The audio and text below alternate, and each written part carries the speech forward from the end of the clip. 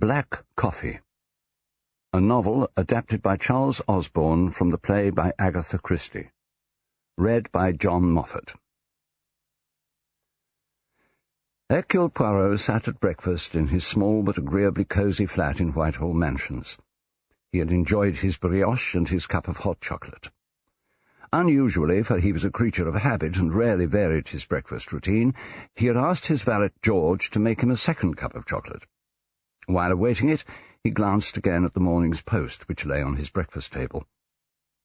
Meticulously tidy as always, he had placed the discarded envelopes in one neat pile.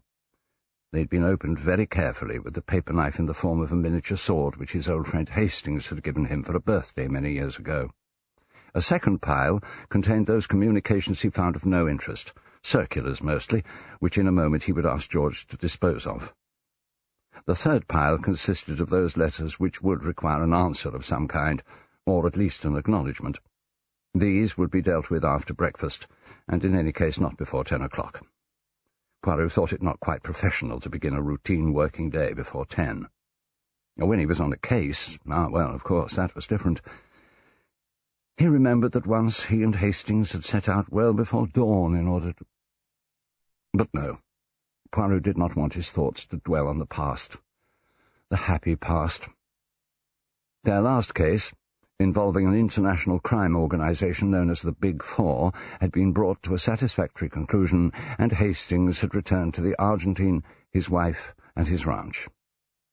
Although his old friend was temporarily back in London on business connected with the ranch, it was highly unlikely that Poirot and he would find themselves working together again to solve a crime. Was that why Hercule Poirot was feeling restless on this fine spring morning in May 1934? Ostensibly retired, he had been lured out of that retirement more than once when an especially interesting problem had been presented to him. He'd enjoyed being on the scent again, with Hastings by his side to act as a kind of sounding board for his ideas and theories. But nothing of professional interest had presented itself to Poirot for several months. Were there no imaginative crimes and criminals any more? Was it all violence and brutality, the kind of sordid murder or robbery which it was beneath his, Poirot's, dignity to investigate? His thoughts were interrupted by the arrival silently at his elbow of George with that second and welcome cup of chocolate.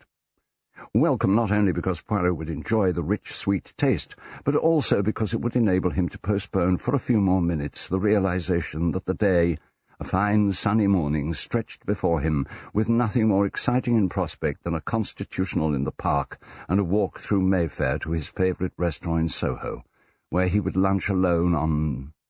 what now? Perhaps a little pâté to begin, and then the sole bonne femme, followed by...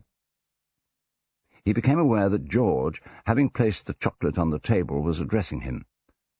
The impeccable and imperturbable George, an intensely English, rather wooden-faced individual, had been with Poirot for some time now, and was all that he wished in the way of a valet. Completely incurious, and extraordinarily reluctant to express a personal opinion on any subject, George was a mine of information about the English aristocracy, and as fanatically neat as the great detective himself.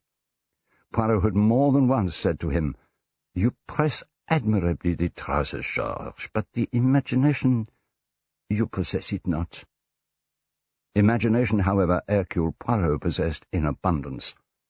The ability to press a pair of trousers properly was, in his opinion, a rare accomplishment. Yes, he was indeed fortunate in having George to look after him. "And so I took the liberty, sir, of promising that you would return the call this morning," George was saying. "Oh, I do beg your pardon, my dear George," replied Poirot. "My attention was wandering. Someone has telephoned, you say?"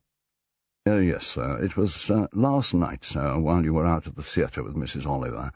I had retired to bed before you arrived home and thought it unnecessary to leave a message for you at that late hour." "Who was it who called?" "The gentleman said he was Sir Claud Amory, sir. He left his telephone number, which would appear to be somewhere in Surrey.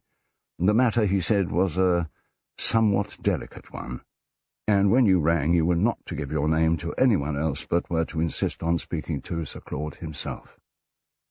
"Thank you, George. Leave the telephone number. on my desk," said Poirot. "I shall ring Sir Claude after I have perused this morning's Times. It is still a trifle early in the morning for telephoning, even on somewhat delicate matters." George bowed and departed, while Poirot slowly finished his cup of chocolate and then repaired to the balcony with that morning's newspaper. A few minutes later, the Times had been laid aside. The international news was, as usual, depressing. That terrible Hitler had turned the German courts into branches of the Nazi Party. The fascists had seized power in Bulgaria, and worst of all, in Poirot's own country, Belgium, 42 miners were feared dead after an explosion at a mine near Mons. The home news was little better. Despite the misgivings of officials, women competitors at Wimbledon were to be allowed to wear shorts this summer. Nor was there much comfort in the obituaries, for people Poirot's age and younger seemed intent on dying. His newspaper abandoned, Poirot lay back in his comfortable wicker chair, his feet on a small stool. Sir Claud Amory, he thought to himself. The name struck a chord, surely. He'd heard it somewhere. Yes, this Sir Claude was well known in some sphere or other, but what was it? Was he a politician? A barrister? A retired civil servant? Sir Claud Amory. Amory. The balcony faced the morning sun, and Poirot found it warm enough to bask in for a moment or two. Soon it would become too warm for him, for he was no sun-worshipper. "When the sun drives me inside," he mused, "then I will exert myself and consult the who's who. If this Sir Claude is a person of some distinction, he will surely be included in that so admirable volume. If he is not—" The little detective gave an expressive shrug of his shoulders. An inveterate snob, he was already predisposed in Sir Claude's favour by virtue of his title. If he were to be found in Who's Who, a volume in which the details of Poirot's own career could also be discovered, then perhaps this Sir Claude was someone with a valid claim on his, Hercule Poirot's, time and attention. The quickening of curiosity and a sudden cool breeze combined to send Poirot indoors. Entering his library, he went to a shelf of reference books and took down the thick red volume whose title Who's Who was embossed in gold on its spine. Turning the pages, he came to the entry he sought and read aloud, Amory, Sir Claude, Herbert, Night, 1927, born 24th November 1878, married 1907, Helen Graham, deceased 1929, one son, educated Weymouth Grammar School, King's College, London, research physicist, GEC Laboratories, 1905, R.A.E. Farnborough, Radio Department, 1916, Air Ministry Research Establishment, Swanage, 1921, demonstrated a new principle for accelerating particles, the Travelling Wave Linear Accelerator, 1924. Awarded Monroe Medal of Physical Society. Publications, papers in learned journals. Address, Abbotscleeve, near Marketcleeve, Surrey. Telephone, Marketcleeve 314. Club, Athenaeum. Ah, yes, Poirot mused, the famous scientist. He remembered a conversation he had had some months previously with a member of His Majesty's government after Poirot had retrieved some missing documents whose contents could have proved embarrassing to the government. They had talked of security, and the politician had admitted that security measures in general were not sufficiently stringent. For instance, he had said, what Sir Claud Amory is working on now is of such fantastic importance in any future war, but he refuses to work under laboratory conditions where he and his invention could be properly guarded. He insists on working alone at his house in the country. No security at all. Frightening. I wonder, Poirot thought to himself as he replaced Who's Who on the bookshelf, I wonder, can Sir Claude want to engage Hercule Poirot to be a tired old watchdog. The inventions of war, the secret weapons, they are not for me. If Sir Claud—" The telephone in the next room rang, and Poirot could hear George answering it. A moment later the valet appeared. "It's Sir Claud Amory again, sir," he said. Poirot went to the phone. "Allô, it is Hercule Poirot who speaks," he announced into the mouthpiece. "Poirot? We've not met, though we have acquaintances in common.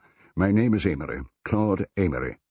"I have heard of you, of course, Sir Claude," Poirot responded. "Now look here, Poirot. I've got a devilishly tricky problem on my hands. Or rather, I might have. I can't be certain. I've been working on a formula to bombard the atom. Now, I won't go into details, but the Ministry of Defence regards it as of the utmost importance. My work is now complete, and I've produced a formula from which a new and deadly explosive can be made. I have reason to suspect that a member of my household is attempting to steal the formula. I can't say any more now, but I should be greatly obliged if you would come down to Abbots Cleeve for the weekend as my house guest. I want you to take the formula back with you to London and hand it over to a certain person at the Ministry. There are good reasons why a Ministry courier can't do the job. I need someone who is ostensibly an unobtrusive, unscientific member of the public, but who is also astute enough." Sir Claude talked on.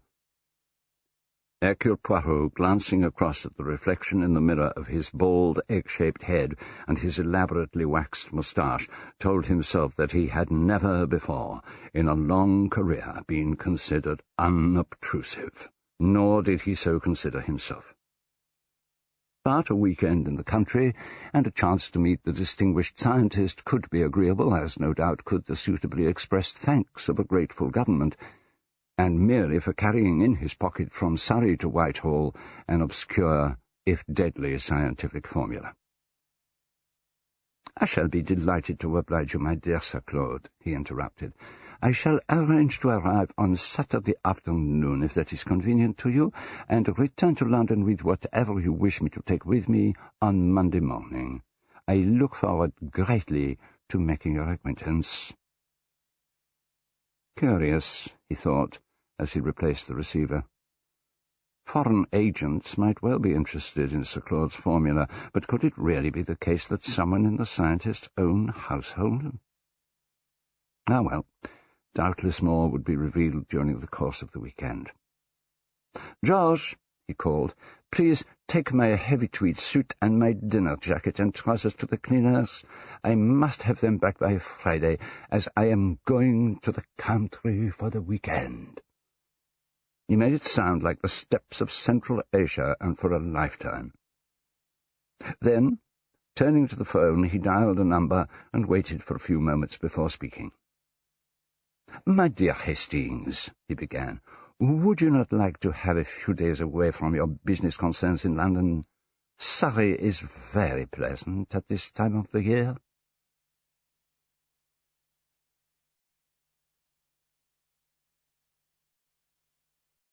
Sir Claud Amory's house, Abbots Cleeve, stood just on the outskirts of the small town, or rather overgrown village, of Market Cleeve, about 25 miles southeast of London.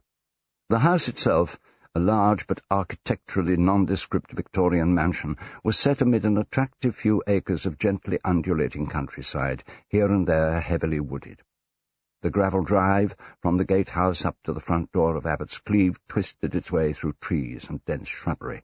A terrace ran along the back of the house, with a lawn sloping down to a somewhat neglected formal garden.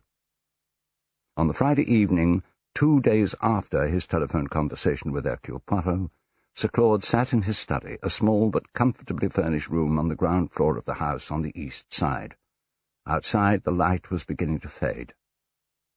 Sir Claude's butler, Treadwell, a tall, lugubrious-looking individual with an impeccably correct manner, had sounded the gong for dinner 2 or 3 minutes earlier, and no doubt the family was now assembling in the dining-room on the other side of the hall.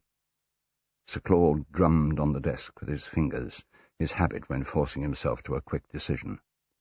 A man in his 50s, of medium height and build, with greying hair brushed straight back from a high forehead and eyes of a piercingly cold blue, he now wore an expression in which anxiety was mixed with puzzlement. There was a discreet knock on the study door, and Treadwell appeared in the doorway. "Excuse me, Sir Claude. I wondered if perhaps you had not heard the gong. Yes, Treadwell, that's all right. Would you tell them I shall be in very shortly? Say I'm caught on the phone. In fact, I am about to make a quick phone call. You may as well begin serving. Treadwell withdrew silently, and Sir Claude, taking a deep breath, pulled the telephone towards himself. Extracting a small address book from a drawer of his desk, he consulted it briefly and then picked up the receiver. He listened for a moment and then spoke. This is Market Cleeve 314.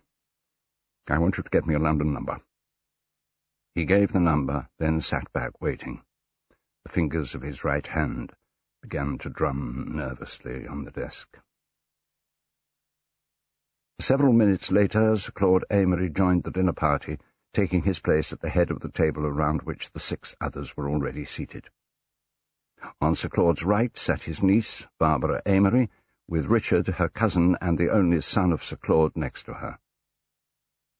On Richard Amory's right was a house guest, Dr. Carelli, an Italian. Continuing round, at the opposite end of the table to Sir Claude, sat Caroline Amory, his sister. A middle-aged spinster, she had run Sir Claude's house for him ever since his wife died some years earlier. Edward Raynor, Sir Claude's secretary, sat on Miss Amory's right, with Lucia, Richard Amory's wife, between him and the head of the household.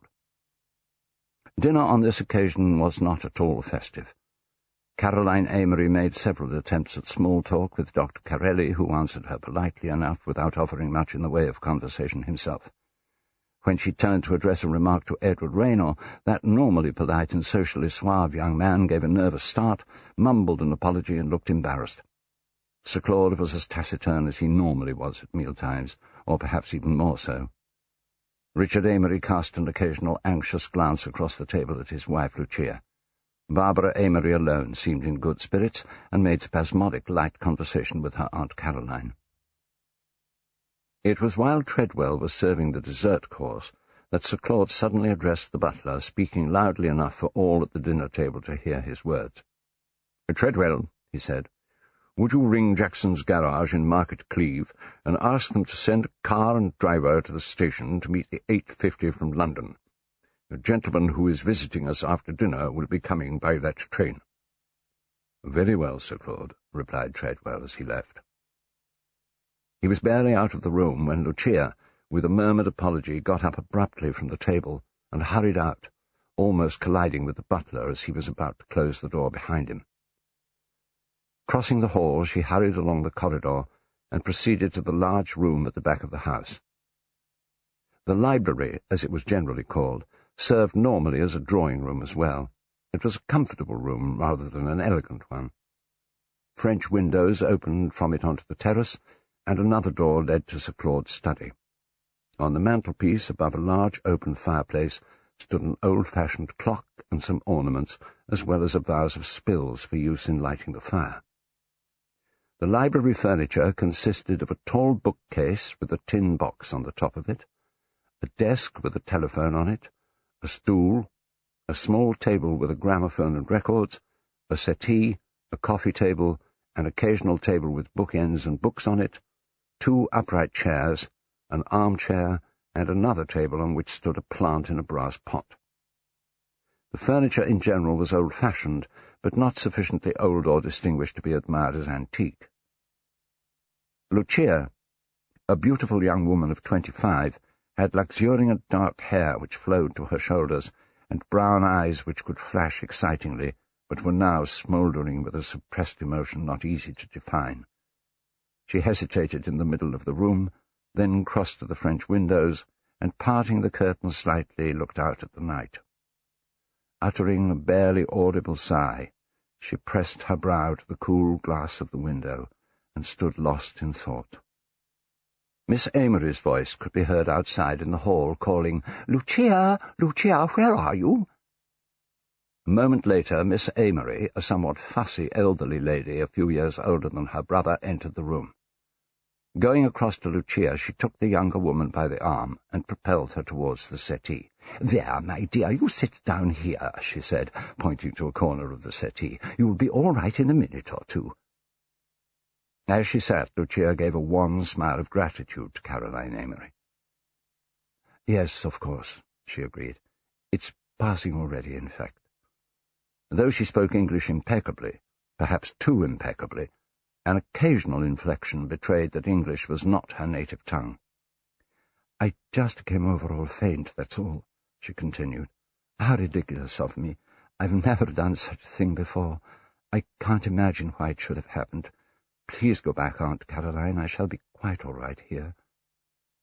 She took a handkerchief from her handbag as Caroline Amory looked on solicitously.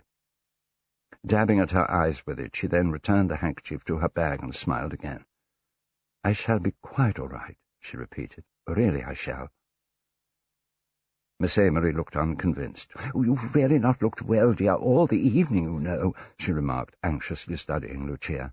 "Haven't I?" "No, indeed," replied Miss Amory. She sat on the settee close to Lucia. "Perhaps you've caught a little chill, dear," she twittered anxiously. "Our English summers can be rather treacherous, you know, not at all like the hot sun in Italy, which is what you're more used to. So delightful, Italy, I always think." "Italy," murmured Lucia with a faraway look in her eyes, as she placed her handbag beside her on the settee. "Italy. I know, my child, you must miss your own country badly. It must seem such a dreadful contrast. I mean, the weather, for one thing, and the different customs, and we must seem such a cold lot. Now, Italians—" "No, never. I never miss Italy," cried Lucia with a vehemence that surprised Miss Amory. "Never." "Oh, come now, child, there's no disgrace in feeling a little homesick, but—" "Never," Lucia repeated. "I hate Italy. I always hated it. It is like a heaven for me to be here in England with all you kind people. Absolute heaven." "Oh, it's really very sweet of you to say that, my dear," said Caroline Amory, "though I'm sure you're only being polite. It's true we've all tried to make you feel happy and at home here, but it would be only natural for you to yearn for Italy sometimes, and then not having any mother—" "Oh, please, please," Lucia interrupted her, "do not speak of my mother." "No, of course not, dear, if you'd rather I didn't. I didn't mean to upset you. Oh, shall I get you some smelling salts? I've got some in my room." "No, thank you," Lucia replied. "Really, I'm perfectly all right now." "It's no trouble at all, you know," Caroline Amory persisted. "I've got some very nice smelling salts, lovely pink colour, and in the most charming little bottle, and very pungent. Sal ammoniac, you know. Or is it spirits of salts? I can never remember. But anyway, it's not the one you clean the bath with." Lucia smiled gently, but made no reply. Miss Amory had risen and apparently could not decide whether to go in search of smelling salts or not. She moved indecisively to the back of the settee and rearranged the cushions. "Yes, I think it must be a sudden chill," she continued. "You were looking the absolute picture of health this morning. Perhaps it was the excitement of seeing this Italian friend of yours, Dr. Corelli. He turned up so suddenly and unexpectedly, didn't he? It must have given you quite a shock." Lucia's husband, Richard, had entered the library while Caroline Amory was speaking. Evidently Miss Amory did not notice him, for she could not understand why her words appeared to have upset Lucia, who leaned back, closed her eyes, and shivered. "Oh, my dear, what is it?" asked Miss Amory. "Are you coming over faint again?" Richard Amory closed the door and approached the two women. A conventionally handsome young Englishman of about 30, with sandy hair, he was of medium height, with a somewhat thick-set, muscular figure. "Do go and finish your dinner, Aunt Caroline," he said to Miss Amory. "Lucia will be all right with me. I'll look after her." Miss Amory still appeared irresolute. "Oh, it's you, Richard. Well, perhaps I'd better go back," she said, taking a reluctant step or two in the direction of the door leading to the hall. "You know how your father does hate a disturbance of any kind, and particularly with a guest here. It's not as though it was someone who was a close friend of the family." She turned back to Lucia. "I was just saying, dear, wasn't I? What a very strange thing it was that Dr. Corelli should turn up in the way he did, with no idea that you were living in this part of the world. You simply ran into him in the village and invited him here. It must have been a great surprise for you, my dear, mustn't it?" "It was," replied Lucia. "The world really is such a very small place. I've always said so," Miss Amory continued. "Your friend is a very good-looking man, Lucia." "Do you think so?" "Foreign-looking, of course," Miss Amory conceded, "but distinctly handsome. And he speaks English very well. Yes, I suppose he does. Miss Amory seemed disinclined to let the topic go. Did you really have no idea, she asked, that he was in this part of the world? None whatsoever, replied Lucia emphatically. Richard Amory had been watching his wife intently. Now he spoke again. What a delightful surprise it must have been for you, Lucia, he said.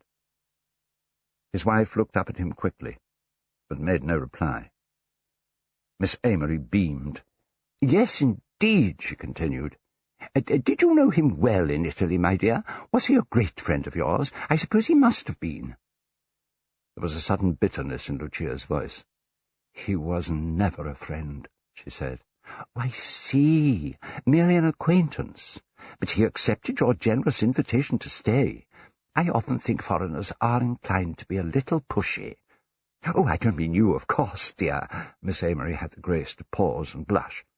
I mean, well, you're half English in any case. She looked archly at her nephew and continued. In fact, she's quite English now, isn't she, Richard?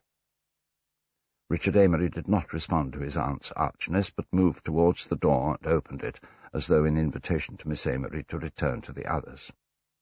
Well, said that lady, as she moved reluctantly to the door, if you're sure I can't do anything more. No, no. Richard's tone was as abrupt as his words as he held the door open for her.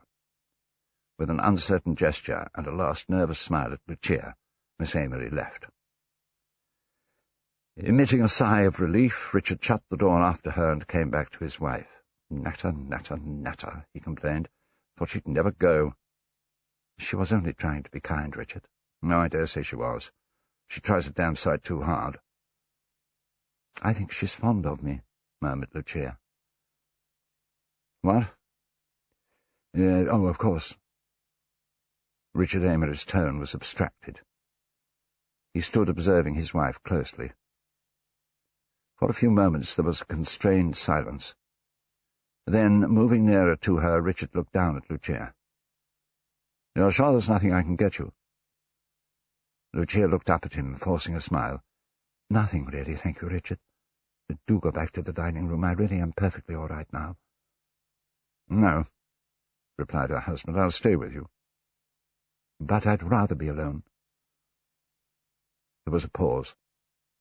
Then Richard spoke again as he moved behind the settee. Cushions all right? Would you like another one under your head? I'm quite comfortable as I am, Lucia protested. It would be nice to have some air, though. Could you open the window? Richard moved to the French windows and fumbled with the catch.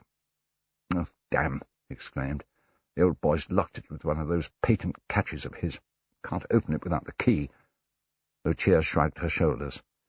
Oh, well, she murmured, it really doesn't matter. Richard came back from the French windows and sat in one of the chairs by the table. He leaned forward, resting his elbows on his thighs. Wonderful fellow, the old man. Always inventing something or other.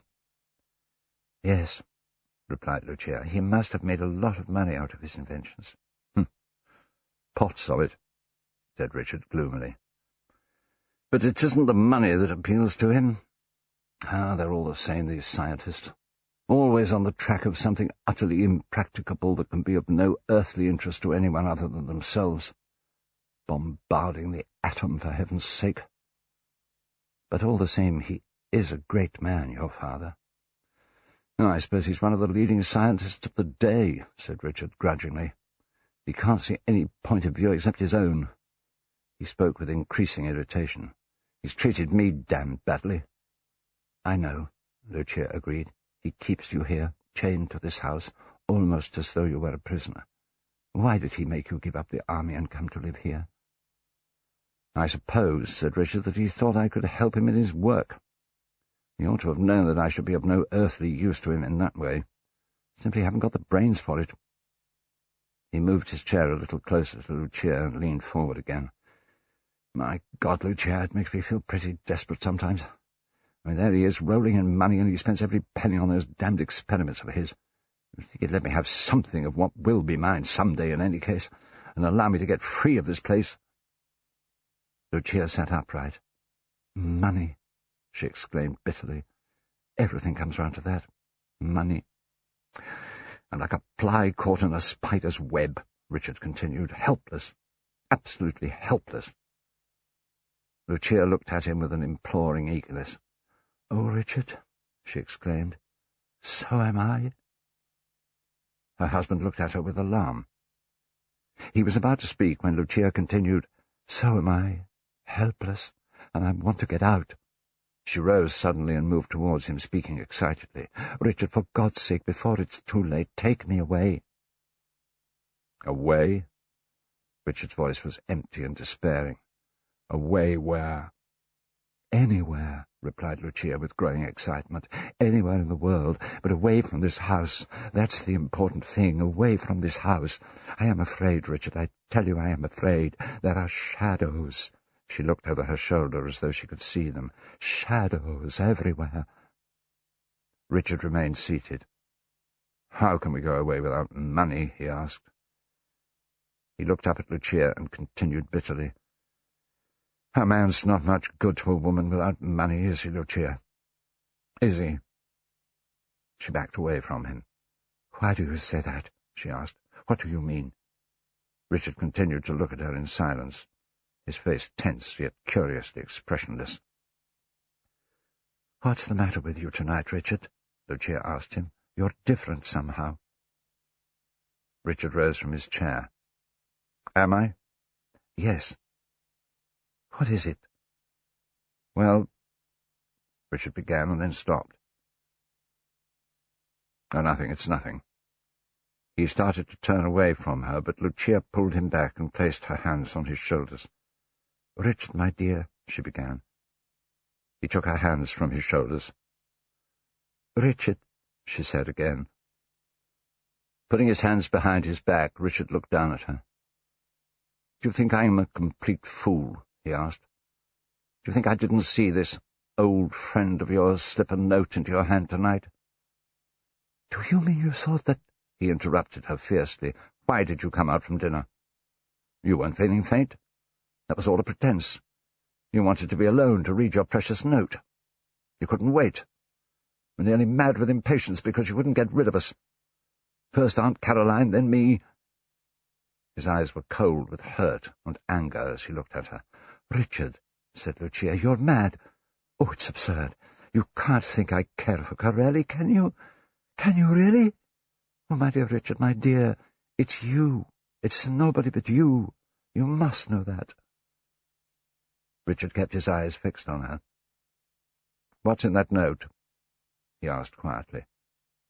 "Nothing. Nothing at all." "Then show it to me." I can't," said Lucia. "I've destroyed it." A frigid smile appeared and disappeared on Richard's face. "No, you haven't," he said. "Show it to me." Lucia was silent for a moment. She looked at him imploringly. Then, "Richard," she asked, "can't you trust me?" "I could take it from you by force," he muttered through clenched teeth as he advanced a step towards her.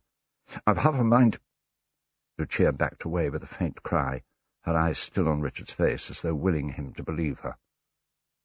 Suddenly he turned away. "No," he said, as though to himself. "I suppose there are some things one can't do." He turned back to face his wife. "And by God, I'll have it out with Corelli." Lucia caught his arm with a cry of alarm. "No, Richard, you mustn't, you mustn't. Don't do that, I beg you, don't do that." "You're afraid for your lover, are you?" sneered Richard. "He's not my lover," Lucia retorted fiercely. Richard took her by the shoulders. "Perhaps he isn't yet," he said. "Perhaps he—" Hearing voices outside in the hall, he stopped speaking. Making an effort to control himself, he moved to the fireplace, took out a cigarette case and lighter, and lit a cigarette. As the door from the hall opened and the voices grew louder, Lucia moved to the chair Richard had recently vacated and sat. Her face was white, her hands clasped together in tension. Miss Amory entered, accompanied by her niece Barbara, an extremely modern young woman of 21. Swinging her handbag, Barbara crossed the room towards her. "Hello, Lucia. You all right now?" she asked. Lucia forced a smile as Barbara Amory approached her. "Yes, thank you, darling," she replied. "I'm perfectly all right, really." Barbara looked down at her cousin's beautiful black-haired wife. "Not broken any glad tidings to Richard, have you?" she asked. "Is that what it's all about?" "Glad tidings? What glad tidings? I don't know what you mean," protested Lucia. Barbara clasped her arms together and made a rocking motion as though cradling a baby. Lucia's reaction to this pantomime was a sad smile and a shake of the head. Miss Amory, however, collapsed in horror onto a chair. "Really, Barbara," she admonished. "Well," said Barbara, "accidents will happen, you know." Her aunt shook her head vigorously. "I cannot think what young girls are coming to nowadays," she announced to no one in particular. "In my young days we did not speak flippantly of motherhood, and I would never have allowed—" She broke off at the sound of the door opening and looked around in time to see Richard leave the room. "There, you've embarrassed Richard," she continued, addressing Barbara, "and I can't say I'm at all surprised." "Well, Aunt Caroline," Barbara replied, "you're a Victorian, you know, born when the old Queen still had a good 20 years of life ahead of her. You're thoroughly representative of your generation, and I dare say I am of mine." "I'm in no doubt as to which I prefer," her aunt began, only to be interrupted by Barbara, who chuckled and said, "I think the Victorians were too marvellous. Fancy telling children that babies were found under gooseberry bushes. I think it's sweet." She fumbled in her handbag, found a cigarette and a lighter, and lit the cigarette. She was about to begin speaking again when Miss Amory silenced her with a gesture. "Oh, do stop being silly, Barbara. I'm really very worried about this poor child here, and I wish you wouldn't make fun of me." Lucia suddenly broke down and began to weep. Trying to wipe the tears from her eyes, she said between sobs, "You are all so good to me. No one was ever kind to me until I came here, until I married Richard. It's been wonderful to be here with you. I can't help it.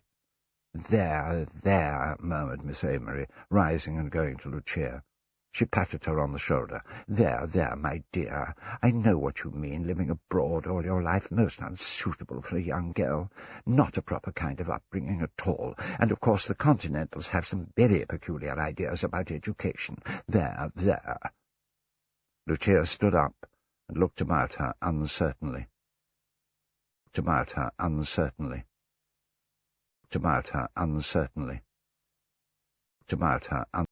She allowed Miss Amory to lead her to the settee and sat at one end while Miss Amory patted cushions around her and then sat next to her. "Of course you're upset, my dear, but you must try to forget about Italy. Although, of course, the dear Italian lakes are quite delightful in the spring, I always think. Very suitable for holidays, but one wouldn't want to live there, naturally. Now, don't cry, my dear." "I think she needs a good stiff drink," suggested Barbara, sitting on the coffee table and peering critically but not unsympathetically into Lucia's face. "This is an awful house, Aunt Caroline. It's years behind the times. You never see the ghost of a cocktail in it. Nothing but sherry or whiskey before dinner and brandy afterwards. Richard can't make a decent Manhattan, and just try asking Edward Rayner for a whiskey sour. Now, what would really pull Lucia around in no time would be a Satan's whisker." Miss Amory turned a shocked countenance upon her niece. "What," she inquired in horrified tones, "might a Satan's whisker be?" "Oh, it's quite simple to make, if you have the ingredients," replied Barbara. "It's merely equal parts of brandy and creme de menthe, but you mustn't forget a shake of red pepper. That's most important. It's absolutely super, and guaranteed to put some pep into you." "Barbara, you know I disapprove of these alcoholic stimulants," Miss Amory exclaimed with a shudder. "My dear father always said—" "I don't know what he said," replied Barbara, "but absolutely everyone in the family knows that dear old great-uncle Algernon had the reputation of being a three-bottle man." At first Miss Amory looked as if she might explode, but then the slight twitch of a smile appeared on her lips, and all she said was, "Gentlemen are different." Barbara was having none of this. "They're not in the least different," she said. "Or at any rate I can't imagine why they should be allowed to be different. They simply got away with it in those days." She produced from her handbag a small mirror, a powder puff, and lipstick. "Well, how do we look?" she asked herself. "Oh, my God!" And she began vigorously to apply lipstick. "Really, Barbara," said her aunt, "I do wish you wouldn't put quite so much of that red stuff on your lips. It's such a very bright colour." "I hope so," replied Barbara, still completing her make-up. After all, it cost 7 and 6pence. 7 shillings and 6pence. What a disgraceful waste of money just for kiss-proof, Aunt Caroline. I beg your pardon? The lipstick, it's called kiss-proof. Her aunt sniffed disapprovingly. I know, of course, she said, that one's lips are inclined to chap if one has been out in a high wind, and that a little grease is advisable. Lanolin, for instance, I always use.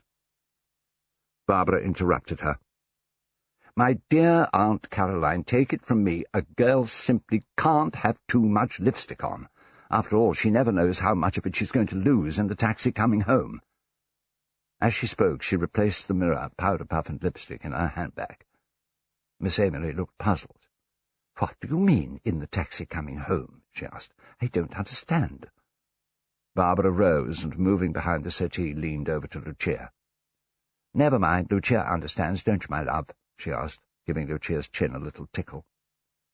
Lucia Amory looked around blankly. I'm so sorry, she said to Barbara. I haven't been listening. What did you say? Focusing her attention on Lucia again, Caroline Amory returned to the subject of that young lady's health. You know, my dear, she said, I really am worried about you. She looked from Lucia to Barbara. She ought to have something, Barbara. What have we got now? Sal volatile, of course, that would be the very thing. Unfortunately, that careless Ellen broke my bottle this morning when she was dusting in my room. Pursing her lips, Barbara considered for a moment. I know, she exclaimed, the hospital stores. Hospital stores? What do you mean?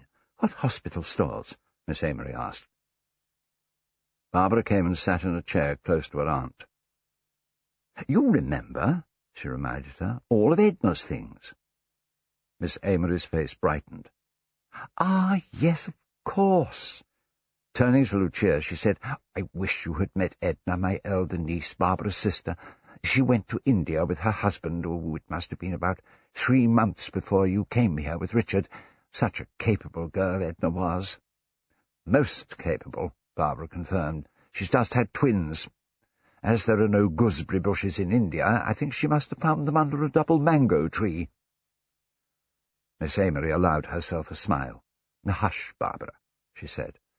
Then, turning back to Lucia, she continued, As I was saying, dear, Edna trained as a dispenser during the war. She worked at our hospital here.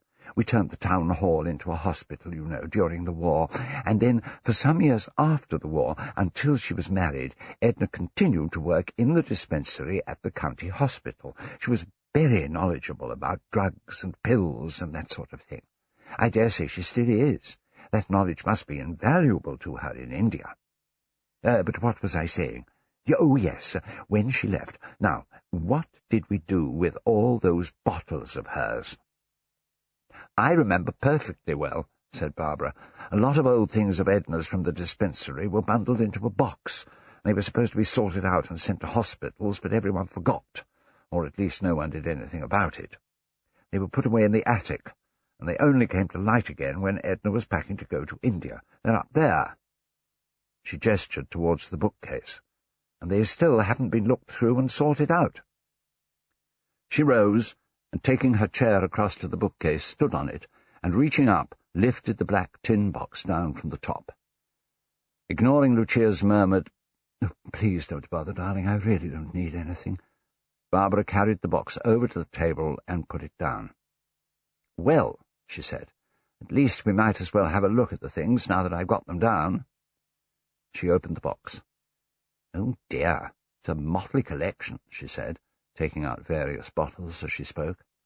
Iodine, Friar's Balsam, something called Tinct Card Co., castor oil, she grimaced. Ah, now we're coming to the hot stuff, she exclaimed, as she took out of the box some small brown tubes. Atropine, morphine, strychnine, she read from the labels. Now be careful, Aunt Caroline. If you arouse my furious temper, I'll poison your coffee with strychnine, and you'll die in the most awful agony. Barbara made a mock-menacing gesture at her aunt, who waved her away with a snort. Well, there's nothing here we could possibly try out on Lucia as a tonic, that's for certain, she laughed as she began to pack the bottles and piles back into the tin box.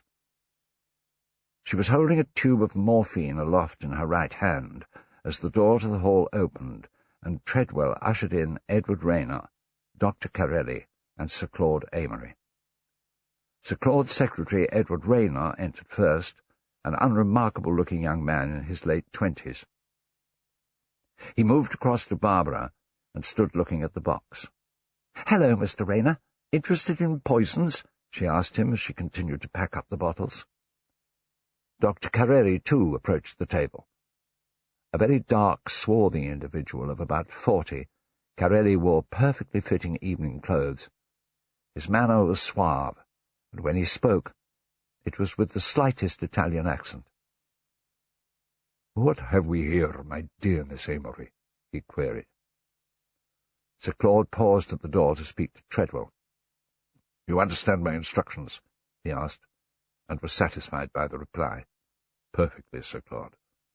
Treadwell left the room, and Sir Claud moved across to his guest. "I hope you will excuse me, Dr. Carelli," he said, "if I go straight to my study. I have several important letters which must go off tonight. Rayner, will you come with me?" The secretary joined his employer, and they went into Sir Claud's study by the connecting door. As the door closed behind them, Barbara suddenly dropped the tube she had been holding.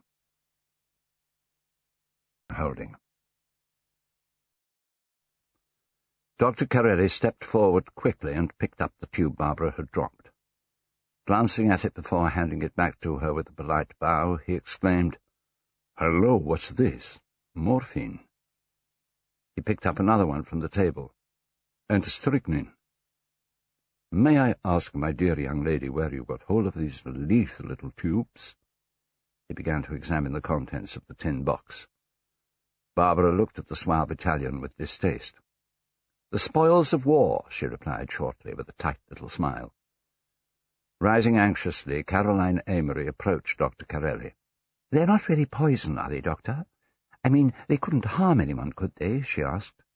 "That box has been in the house for years. Surely it's harmless, isn't it?" "I should say," replied Carelli dryly, "that with the little lot you have here, you could kill roughly 12 strong men. I don't know what you regard as harmful." "Oh, good gracious!" Miss Amory gasped with horror as she moved back to her chair and sat heavily. "Here, for instance," continued Carelli, addressing the assembled company. He picked up a tube and read slowly from the label, "Strychnine, hydrochloride, 1/16 of a grain. 7 or 8 of these little tablets, and you would die a very unpleasant death indeed, an extremely painful way out of the world." He picked up another tube. "Atropine sulfate. Now, atropine poisoning is sometimes very hard to tell from ptomaine poisoning. It is also a very painful death." Replacing the 2 tubes he had handled, he picked up another. "Now here," he continued, now speaking very slowly and deliberately, "here we have hyoscine hydrobromide, 1/100th of a grain. That doesn't sound very potent, does it? Yet I assure you, you would only have to swallow half of the little white tablets in this tube, and—" He made a graphic gesture. "There would be no pain at all, just a swift and completely dreamless sleep, but a sleep from which there would be no awakening." He moved towards Lucia and held out the tube to her as though inviting her to examine it. There was a smile on his face, but not in his eyes. Lucia stared at the tube as though she were fascinated by it. Stretching out her hand, she spoke in a voice that sounded almost as though it were hypnotized. "A swift and completely dreamless sleep," she murmured, reaching for the tube. Instead of giving it to her, Dr. Carelli glanced at Caroline Amory with an almost questioning look. That lady shuddered and looked distressed, but said nothing. With a shrug of the shoulders, Carelli turned away from Lucia, still holding the tube of hyoscine hydrobromide. The door to the hallway opened, and Richard Amory entered. Without speaking, he strolled across to the stool by the desk and sat down. He was followed into the room by Treadwell, who carried a tray containing a jug of coffee with cups and saucers. Placing the tray on the coffee table, Treadwell left the room as Lucia moved to pour out the coffee. Barbara went across to Lucia, took 2 cups of coffee from the tray, and then moved over to Richard to give him one of them, keeping the other for herself. Dr. Corelli, meanwhile, was busy replacing the tubes in the tin box on the centre table. "You know," said Miss Amory to Corelli, "you make my flesh creep, Doctor, with your talk of swift, dreamless sleep and unpleasant deaths. I suppose that being Italian as you are, you know a lot about poisons." "My dear lady," laughed Corelli, "is that not an extremely unjust, what do you say, non sequitur? Why should an Italian know any more about poisons than an Englishman? I have heard it said," he continued playfully, "that poison is a woman's weapon rather than a man's. Perhaps I should ask you— but perhaps, dear lady, it is an Italian woman you were thinking of, Perhaps you were about to mention a certain Borgia. Is that it, eh?" He took a cup of coffee from Lucia at the coffee table and handed it to Miss Amory, returning to take another cup for himself. "Lucrezia Borgia, oh, that dreadful creature. Yes, I suppose that's what I was thinking of," admitted Miss Amory. "I used to have nightmares about her when I was a child, you know. I imagined her as very pale, but tall, and with jet-black hair, just like our own dear Lucia." Dr. Corelli approached Miss Amory with the sugar bowl. She shook her head in refusal, and he took the bowl back to the coffee tray.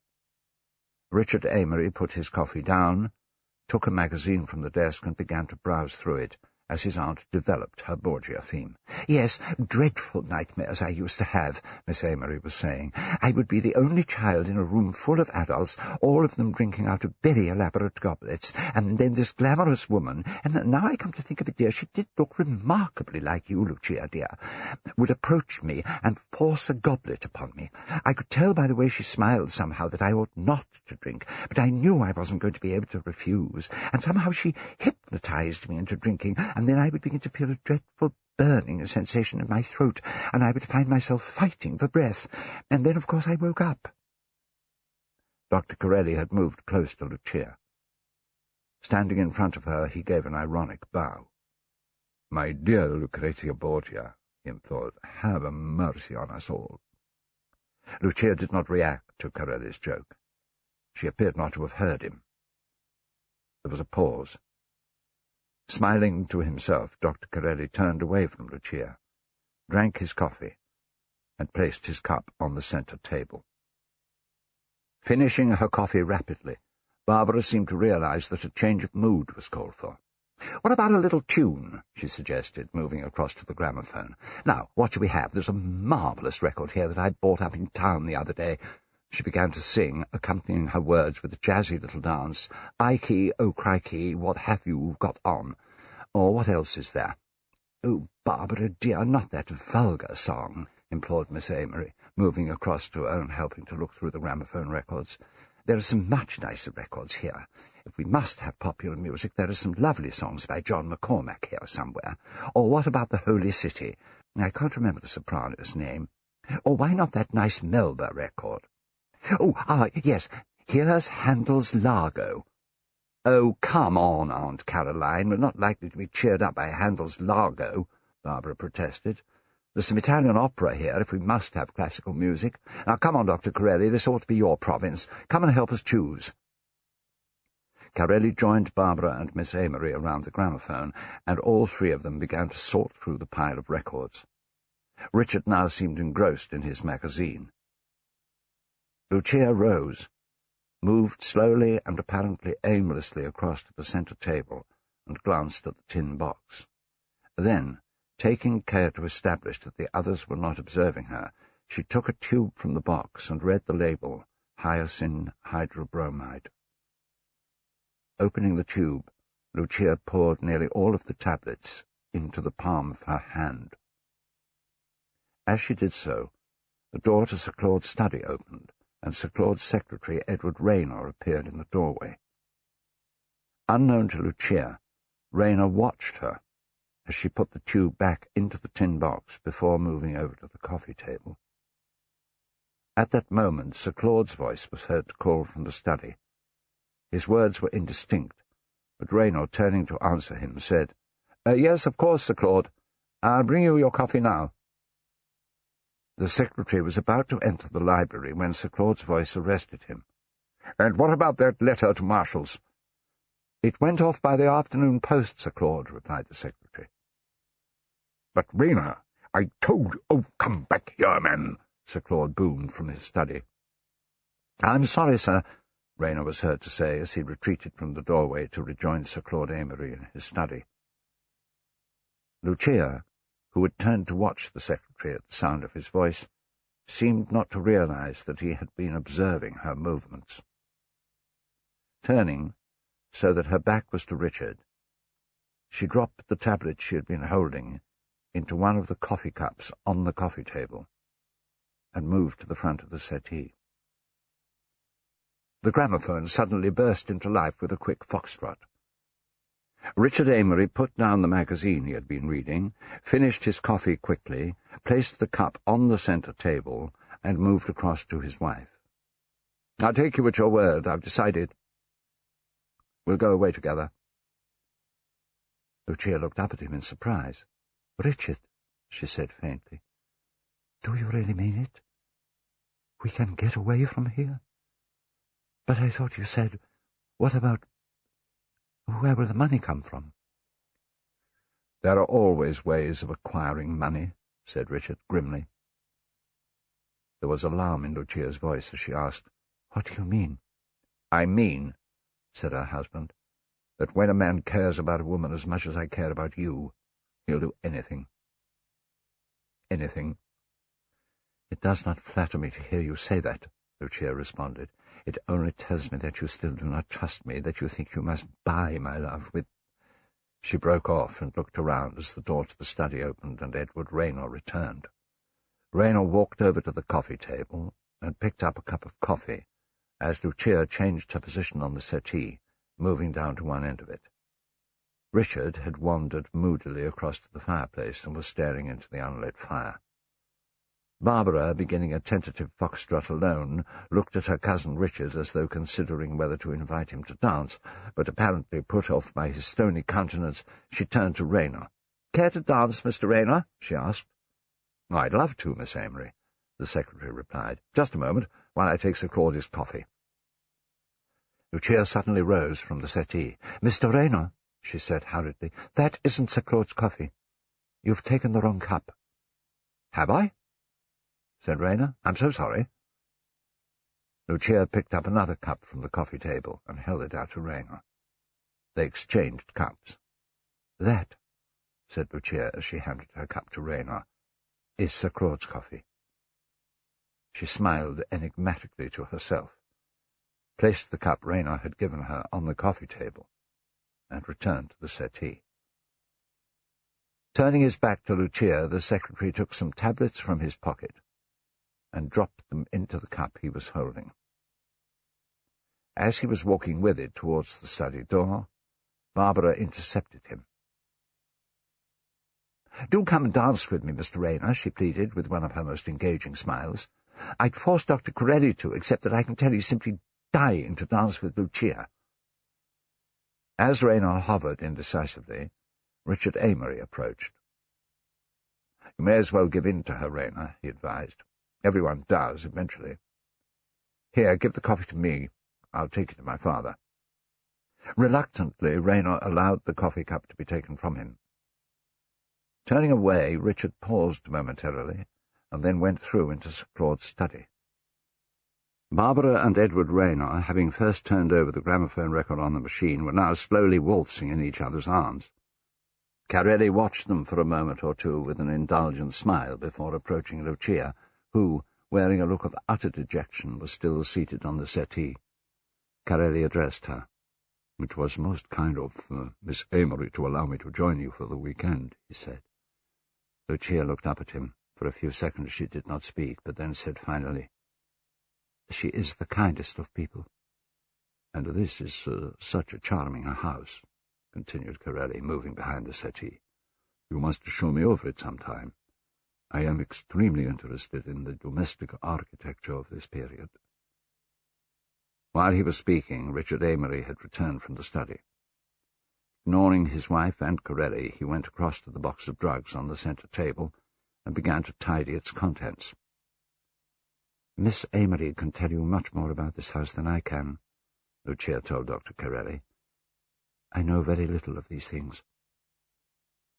Looking around first to confirm that Richard Amory was busying himself with the drugs, that Edward Raynor and Barbara Amory were still waltzing at the far end of the room, and that Caroline Amory appeared to be dozing, Corelli moved to the front of the settee and sat next to Lucia. In low, urgent tones he muttered, "Have you done what I asked?" Her voice even lower, almost a whisper, Lucia said desperately, "Have you no pity?" "Have you done what I told you to do?" Corelli asked more insistently. I Lucia began, but then, faltering, rose, turned abruptly, and walked swiftly to the door which led into the hall. Turning the handle, she discovered that the door would not open. "There's something wrong with this door," she exclaimed, turning to face the others. "I can't get it open." "What's that?" called Barbara, still waltzing with Raynor. "I can't get this door open," Lucia repeated. Barbara and Raynor stopped dancing and went across to Lucia at the door. Richard Amory moved to the gramophone to switch it off before joining them. They took it in turns to attempt to get the door open, but without success, observed by Miss Amory, who was awake but still seated, and by Dr. Corelli, who stood by the bookcase. Unnoticed by any of the company, Sir Claud emerged from his study, coffee-cup in hand, and stood for a moment or two observing the group clustered around the door to the hall. "What an extraordinary thing!" Raynor exclaimed, abandoning his attempt to open the door and turning to face the others. "Seems to have got stuck somehow." Sir Claude's voice rang across the room, startling them all. "Oh, no, it's not stuck. It's locked. Locked from the outside." His sister rose and approached Sir Claude. She was about to speak, but he forestalled her. "It was locked by my orders, Caroline," he told her. With all eyes upon him, Sir Claude walked across to the coffee table, took a lump of sugar from the bowl, and dropped it into his cup. "I have something to say to you all," he announced to the assembled company. "Richard, would you be so kind as to ring for Treadwell?" His son looked as though he were about to make some reply.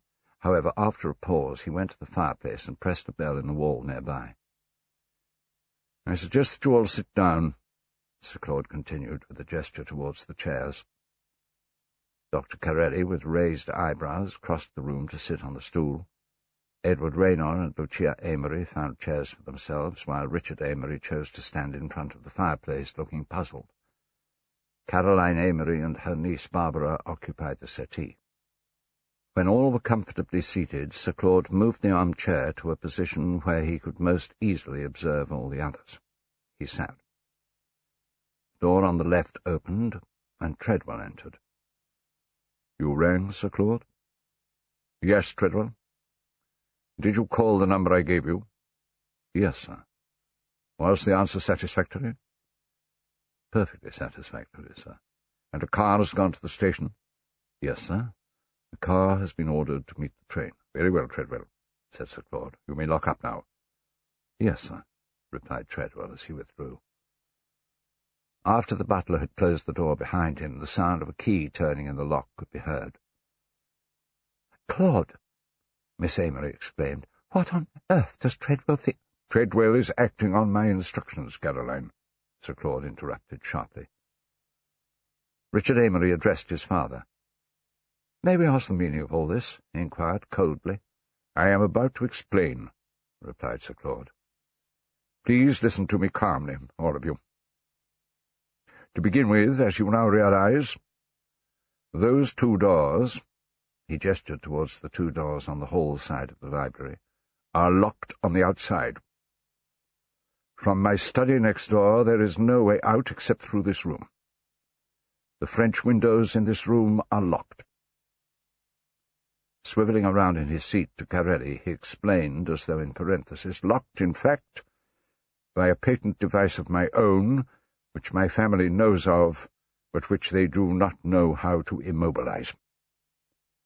Again addressing everyone, Sir Claude continued, "This place is a rat trap." He looked at his watch. "It is now 10 minutes to 9. At a few minutes past 9, the rat-catcher will arrive." "The rat-catcher?" Richard Amory's face was a study in perplexity. "What rat-catcher?" "A detective," explained the famous scientist dryly, as he sipped his coffee. Consternation greeted Sir Claude's announcement. Lucia uttered a low cry, and her husband stared at her intently. Miss Amory gave a shriek. Barbara exclaimed, "Crikey!" and Edward Raynor contributed an ineffectual, "Oh, I say, Sir Claude." Only Dr. Carelli seemed unaffected. Sir Claude settled in his armchair, holding his coffee cup in his right hand and the saucer in his left. "I seem to have achieved my little effect," he observed with satisfaction. Finishing his coffee, he set the cup and saucer down on the table with a grimace. "The coffee is unusually bitter this evening," he complained. His sister's countenance registered a certain annoyance at the aspersion cast on the coffee, which she took as a direct criticism of her housekeeping. She was about to say something when Richard Amory spoke. "What detective?" he asked his father. "His name is Hercule Poirot," replied Sir Claude. "He is a Belgian." "But why?" Richard persisted. "Why did you send for him?" "A leading question," said his father, with an unpleasantly grim smile. "Now we come to the point. For some time past, as most of you know, I have been engaged in atomic research. I have made a discovery of a new explosive. Its force is such that everything hitherto attempted in that line will be mere child's play beside it. Most of this you know already." Carelli got to his feet quickly. "I did not know," he exclaimed eagerly. "I am much interested to hear of this." "Indeed, Dr. Carelli." Sir Claude invested the conventionally meaningless phrase with a curious significance, and Carelli, in some embarrassment, resumed his seat. "As I was saying," Sir Claude continued, "the force of Amorite, as I call it, is such that where we have hitherto killed by thousands, we can now kill by hundreds of thousands." "How horrible!" exclaimed Lucia with a shudder. "My dear Lucia," her father-in-law smiled thinly at her as he spoke, "the truth is never horrible, only interesting." "But why," asked Richard, "are you telling us all this?" "Because I have had occasion for some time to believe that a member of this household was attempting to steal the Amorite formula. I had asked Monsieur Poirot to join us tomorrow for the weekend, so that he could take the formula back to London with him on Monday and deliver it personally to an official at the Ministry of Defence." "But, Claude, that's absurd. Indeed, it's highly offensive to all of us," Caroline Amory expostulated. "You can't seriously suspect—" "I have not finished, Caroline," her brother interrupted. "And I assure you there is nothing absurd about what I am saying. I repeat, I had invited Hercule Poirot to join us tomorrow, but I have had to change my plans and ask Monsieur Poirot to hurry down here from London this evening. I have taken this step because—" Sir Claude paused. When he resumed speaking, it was more slowly, and with a much more deliberate emphasis. "Because," he repeated, as his glance swept around the assembled company, "the formula, written on an ordinary sheet of notepaper and enclosed in a long envelope, was stolen from the safe in my study some time before dinner this evening. It was stolen by someone in this room." A chorus of shocked exclamations greeted the eminent scientist's announcement. Then everyone began to speak at once. "Stolen formula?" Caroline Amory began. "What, from the safe? Impossible!" Edward Raynor exclaimed. The babble of voices did not include that of Dr. Carelli, who remained seated with a thoughtful expression on his face. The others, however, were silenced only when Sir Claude raised his voice and continued. "I am in the habit of being certain of my facts," he assured his hearers. "At 20 minutes past 7 exactly, I placed the formula in the safe. As I left the study, Raynor here entered it." Blushing either from embarrassment or from anger, the secretary began. "Sir Claude, really, I must protest." Sir Claude raised a hand to silence him. "Raynor remained in the study," he went on, "and was still there working when Dr. Corelli appeared at the door. After greeting him, Raynor left Corelli alone in the study while he went to let Lucia know—" "I protest, Corelli began, but again Sir Claude raised his hand for silence and continued his narrative. "Raynor, however," he said, "did not get further than the door of this room, where he met my sister Caroline with Barbara. The three of them remained in this room, and Dr. Corelli joined them. Caroline and Barbara were the only two members of the party who did not enter the study." Barbara glanced at her aunt and then addressed Sir Claude. "I'm afraid your information about our movements isn't quite correct, Uncle Claude," she said. "I can't be excluded from your list of suspects. Do you remember, Aunt Caroline? You sent me into the study to look for a knitting needle you said you'd mislaid. You wondered if it might be in there." Ignoring his niece's interruption, the scientist continued. "Richard came down next. He strolled into the study by himself and remained there for some minutes." "My God!" Richard exclaimed. "Really, Father, you surely don't suspect that I'd steal your wretched formula, do you?" Looking directly at his son, Sir Claude replied meaningfully, "That piece of paper was worth a great deal of money." "I see." His son regarded him steadily. "And I'm in debt. That's what you mean, isn't it?" Sir Claude made no reply to him. His gaze sweeping over the others, he continued, "As I was saying, Richard remained in the study for some minutes. He reappeared in this room just as Lucia came in. When dinner was announced a few minutes later, Lucia was no longer with us. I found her in the study, standing by the safe." "Father!" exclaimed Richard, moving to his wife and putting an arm protectively about her. "I repeat, standing by the safe," Sir Claude insisted. "She seemed very much agitated, and when I asked what was the matter, she told me she felt unwell. I suggested that a glass of wine might be good for her. She assured me, however, that she was quite all right again, and then left me to join the others. Instead of following Lucia immediately to the dining room, I remained behind in my study. I don't know why, but some instinct urged me to look in the safe. The envelope with the formula in it had disappeared." There was a pause. No one spoke. The immense seriousness of the situation appeared to be dawning on everyone. Then Richard asked, "How have you assembled this information about our movements, Father?" "By taking thought, of course," Sir Claude replied, "by observation and deduction, by the evidence of my own eyes, and by what I learned from questioning Treadwell." "I notice you don't include Treadwell or any of the other servants among your suspects, Claude," Caroline Amory observed tartly. "Only your family." "My family and our guest," her brother corrected her. "That is so, Caroline. I have established to my own satisfaction that neither Treadwell nor any of the domestics were in the study between the time I placed the formula in the safe and the time I opened the safe again to find it missing."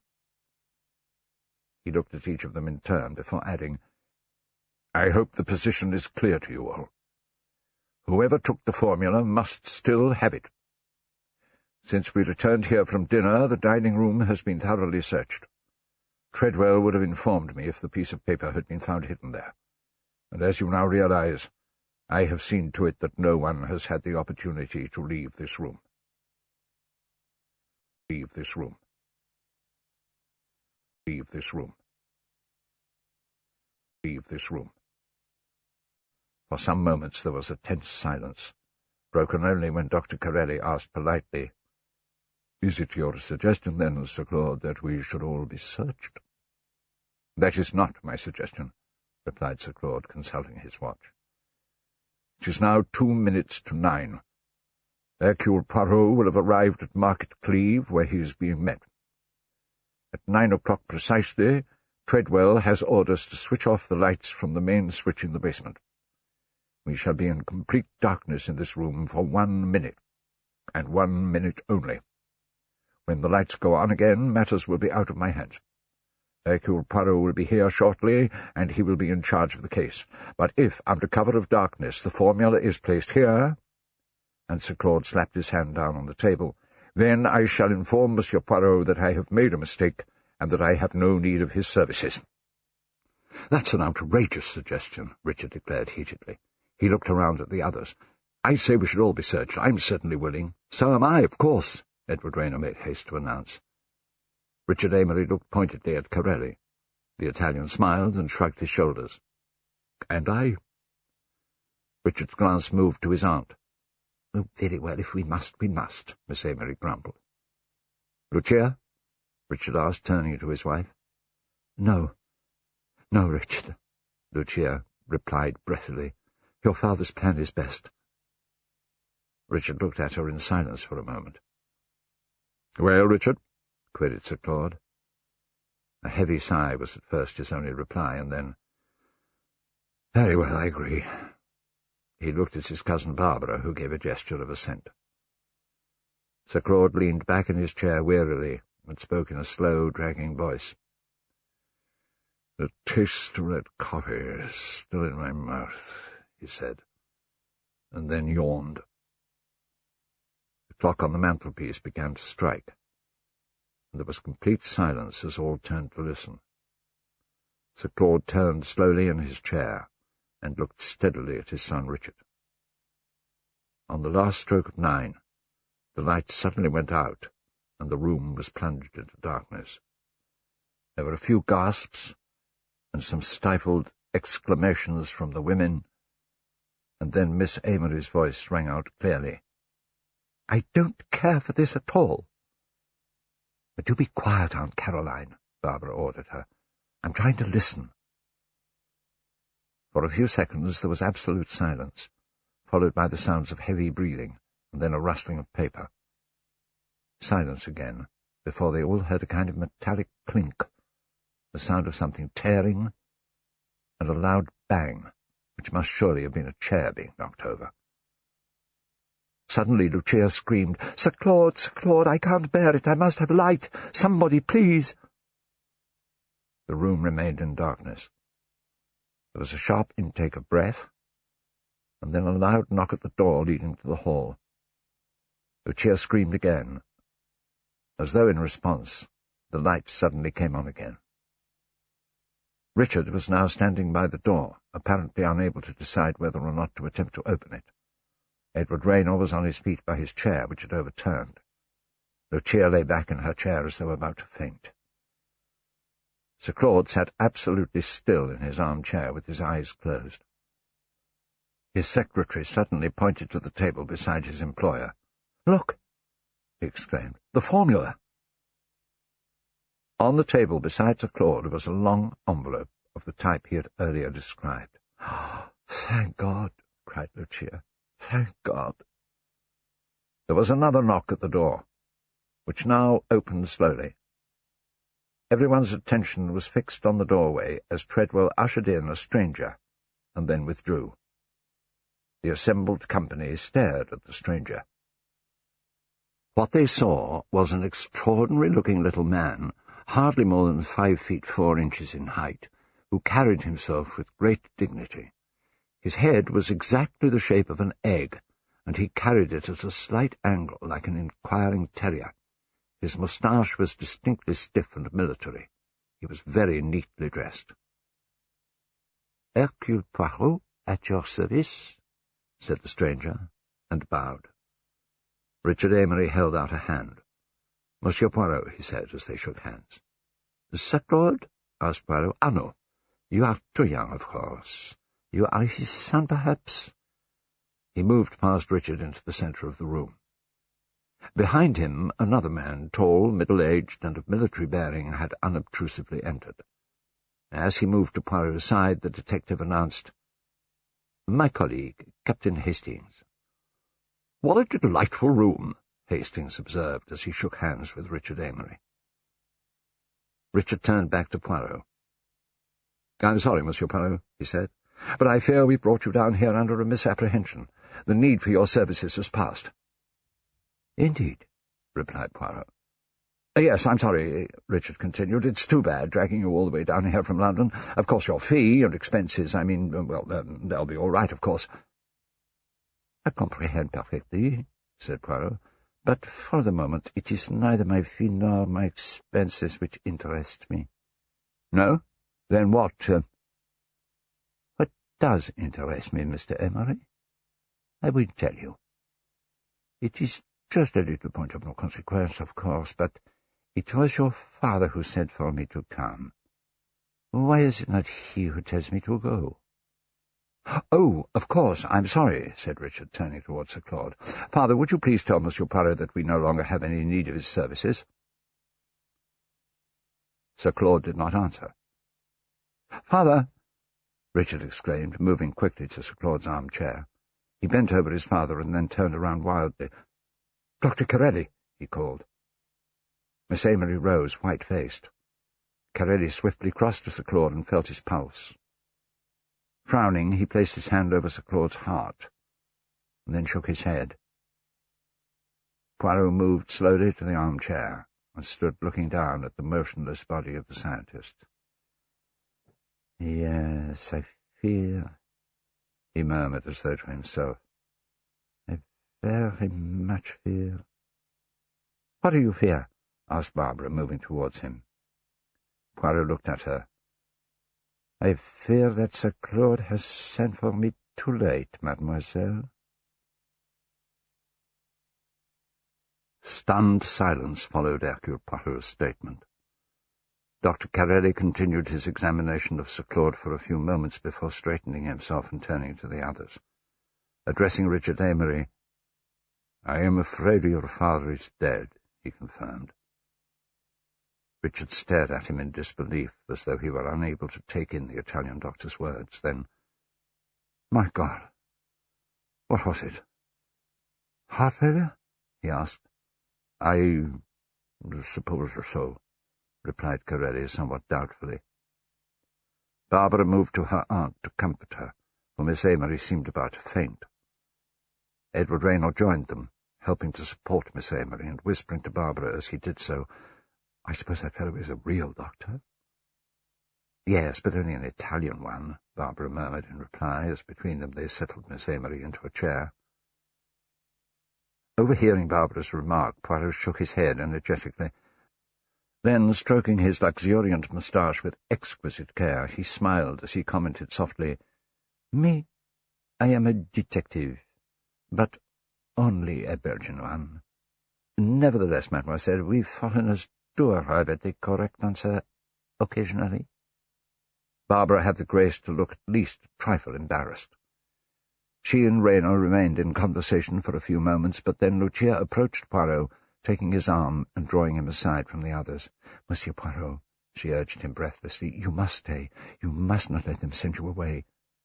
Poirot regarded her steadily. His face remained quite impassive as he asked her, "Is it that you wish me to stay, madame?" "Yes, yes," replied Lucia, glancing anxiously towards the body of Sir Claude, still seated in its upright position in the armchair. "There's something wrong about all this. My father-in-law's heart was perfectly all right. Perfectly, I tell you. Please, Monsieur Poirot, you must find out what has happened." Dr. Corelli and Richard Amory continued to hover near the body of Sir Claude. Richard, in an agony of indecision, appeared to be almost petrified into immobility. "I would suggest, Mr. Amory," Dr. Corelli urged him, "that you send for your father's own physician. I assume he had one?" Richard roused himself with an effort. "What? Oh, yes," he responded. "Yes, Dr. Graham, young Kenneth Graham. He has a practice in the village. In fact, he's rather keen on my cousin Barbara. I'm sorry, that's irrelevant, isn't it?" Glancing across the room at Barbara, he called to her. "What's Kenneth Graham's phone number?" "Market Key 5, Barbara told him. Richard moved to the phone, lifted the receiver, and asked for the number. While he was waiting to be connected, Edward Raynor, recalling his secretarial duties, asked Richard, "Do you think I should order the car for Monsieur Poirot?" Poirot spread out his hands apologetically. He was about to speak when Lucia forestalled him. "Monsieur Poirot is remaining at my request," she announced to the company in general. Still holding the telephone receiver to his ear, Richard turned, startled. "What do you mean?" he asked his wife, tersely. Yes, Richard, he must stay," Lucia insisted. Her voice sounded almost hysterical. Miss Amory looked up in consternation. Barbara and Edward Rayner exchanged worried glances. Dr. Carelli stood looking down thoughtfully at the lifeless body of the great scientist, while Hastings, who had been absent-mindedly examining the books on the library shelves, turned to survey the gathering. Richard was about to respond to Lucia's outburst when his attention was claimed by the telephone he was holding. "Oh, what?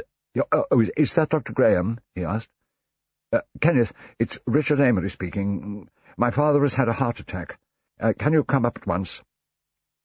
"Oh, well, actually, I'm afraid there's nothing to be done." "Yes, he's dead." "No. I'm afraid so. Thank you." Replacing the receiver, he crossed the room to his wife, and in a low, agitated voice muttered, "Lucia, are you mad? What have you done? Don't you realize we must get rid of this detective?"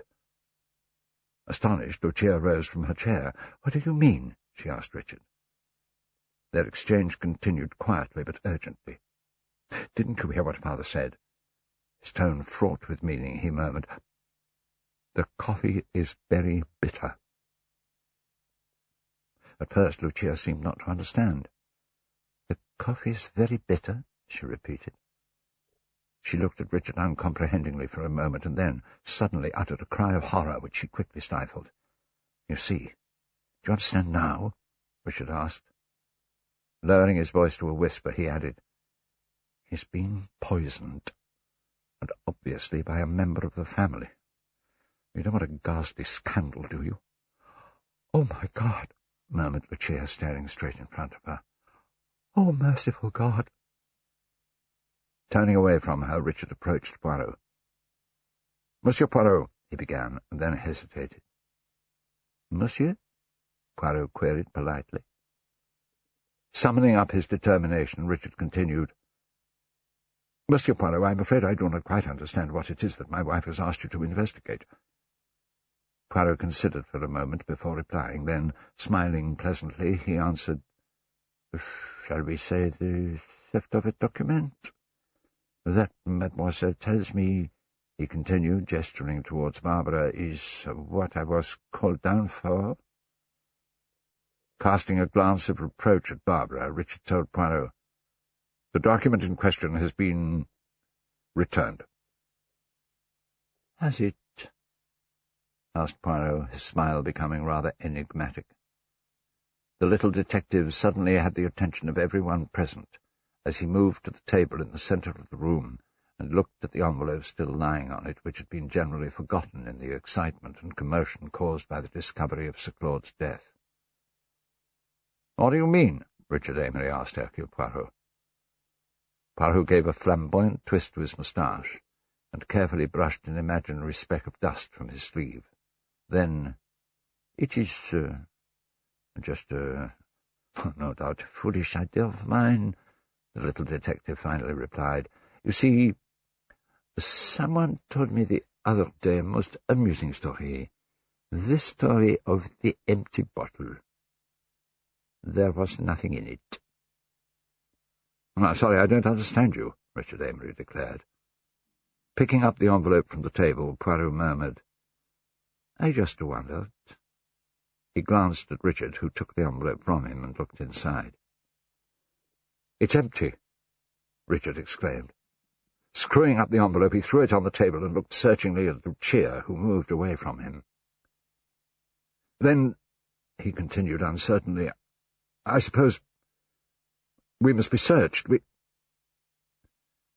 Richard's voice trailed away, and he looked around the room as though seeking guidance.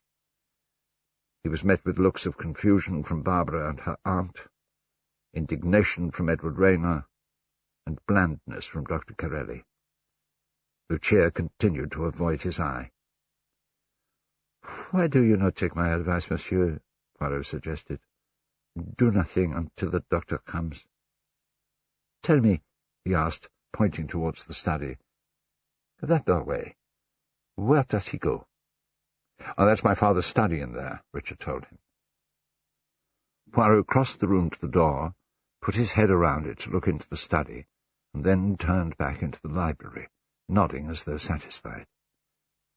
I see, he murmured. Then, addressing Richard, he added, Eh bien, monsieur, I see no need why any of you should remain in this room if you would prefer not to. There was a general stir of relief. Dr. Curate was the first to move. It is understood, of course, Poirot announced, looking at the Italian doctor, that no one should leave the house.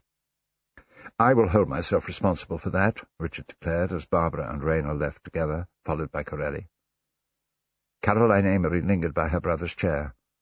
Poor dear Claude, she murmured to herself. Poor dear Claude. Poirot approached her. You must have courage, mademoiselle, he told her. This shock to you has been great, I know. Miss Amory looked at him with tears in her eyes. I'm so glad that I ordered the cook to prepare fried sole tonight, she said. It was one of my brother's favourite dishes. With a brave attempt to look serious and to match the solemnity of her delivery, Poirot answered, Yes, that must be a great comfort to you, I'm sure. He shepherded Miss Amory out of the room. Richard followed his aunt out, and after a moment's hesitation Lucia made a brisk exit.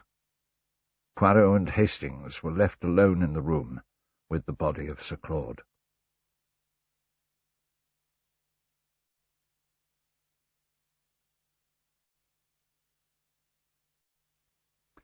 As soon as the room was empty, Hastings addressed Poirot eagerly. "Well, what do you think?" he asked. "Shut the door, please, Hastings," was the only reply he received. As his friend complied, Poirot shook his head slowly and looked around the room. He moved about, casting an eye over the furniture and occasionally looking down at the floor. Suddenly he stooped down to examine the overturned chair, the chair in which the secretary, Edward Rayner, had been sitting when the lights had gone out. From beneath the chair, Poirot picked up a small object. "What have you found?" Hastings asked him. "A key," Poirot replied. "It looks to me as though it might be the key to a safe. I observed this—" He broke off, and Poirot slowly shook his head doubtfully. No, mon ami. Give me the key, please," he requested, frowning to himself as though perplexed. He took the key from Hastings and compared it with one of the keys on the bunch. Then, putting them back in the dead scientist's pocket, he held up the single key. "This," he told Hastings, "is a duplicate. It is indeed clumsily made, but no doubt it served its purpose." In great excitement, Hastings exclaimed, "Then that means—" He was stopped by a warning gesture from Poirot. The sound of a key being turned in the lock of the door which led to the front hall and the staircase to the upper floors of the house was heard. As the two men turned, it opened slowly, and Treadwell, the butler, stood in the doorway. "I beg your pardon, sir," said Treadwell as he came into the room and shut the door behind him. "The master told me to lock this door as well as the other one leading from this room until you arrived. The master—" He stopped on seeing the motionless figure of Sir Claude in the chair. "I am afraid your master is dead," Poirot told him. "May I ask your name?" "Treadwell, sir." The servant moved to the front of the desk, looking at the body of his master. "Oh, dear. Poor Sir Claude," he murmured. Turning to Poirot, he added, "Do please forgive me, sir, but it's such a shock. May I ask what happened? Is it murder?" "Why should you ask that?" said Poirot. Lowering his voice, the butler replied, "There have been strange things happening this evening, sir." "Oh?" exclaimed Poirot, as he exchanged glances with Hastings. "Tell me about these strange things." "Well, I hardly know where to begin, sir," Treadwell replied. I think I first felt that something was wrong when the Italian gentleman came to tea." "The Italian gentleman?" "Dr. Corelli, sir."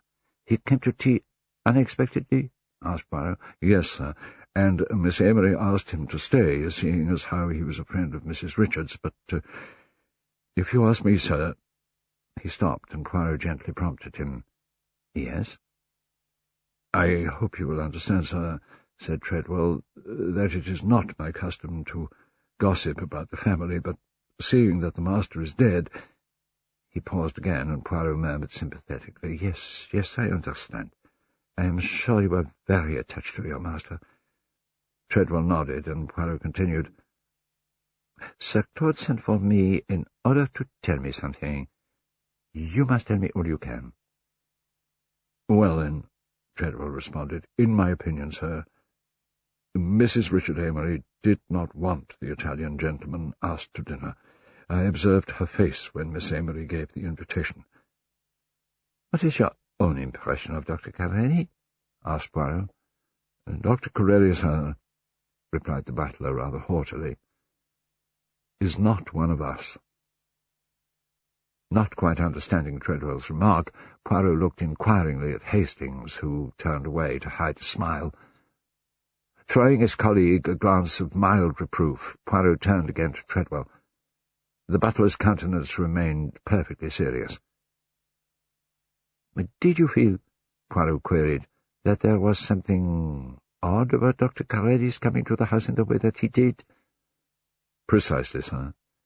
It wasn't natural, somehow. And it was after he arrived that the trouble began, with the master telling me earlier this evening to send for you and giving orders about the doors being locked. Mrs. Richard, too, hasn't been herself all the evening. She had to leave the dinner table. Mr. Richard, he was very upset about it." "Ah," said Poirot. "She had to leave the table. Did she come into this room?" "Yes, sir," Treadwell replied. Poirot looked around the room. His eye alighted on the handbag which Lucia had left on the table. "One of the ladies has left her bag, I see," he observed as he picked it up. Moving closer to him to look at the handbag, Treadwell told Poirot, "That is Mrs. Richards, sir." "Yes," Hastings confirmed. "I noticed her laying it down there just before she left the room." "Just before she left the room, eh?" said Poirot. "How curious." He put the bag down on the settee, frowned perplexedly, and stood apparently lost in thought. "About locking the doors, sir," Treadwell continued after a brief pause, "the master told me—" Suddenly starting out of his reverie, Poirot interrupted the butler. Yes, I must hear all about that. Now, let us go through here," he suggested, indicating the door to the front of the house. Treadwell went to the door, followed by Poirot. Hastings, however, declared rather importantly, "I think I'll stay here." Poirot turned and regarded Hastings quizzically. No, please come with us," he requested his colleague. "But don't you think it better—" Hastings began, when Poirot interrupted him, now speaking solemnly and meaningfully. "I need your cooperation, my friend," he said. "Oh, well, of course, in that case—" The three men left the room together, closing the door behind them. No more than a few seconds later, the door leading to the hallway was opened cautiously, and Lucia entered surreptitiously. After a hurried glance around the room, as though to assure herself that there was no one there, she approached the round table in the centre of the room and picked up Sir Claude's coffee-cup.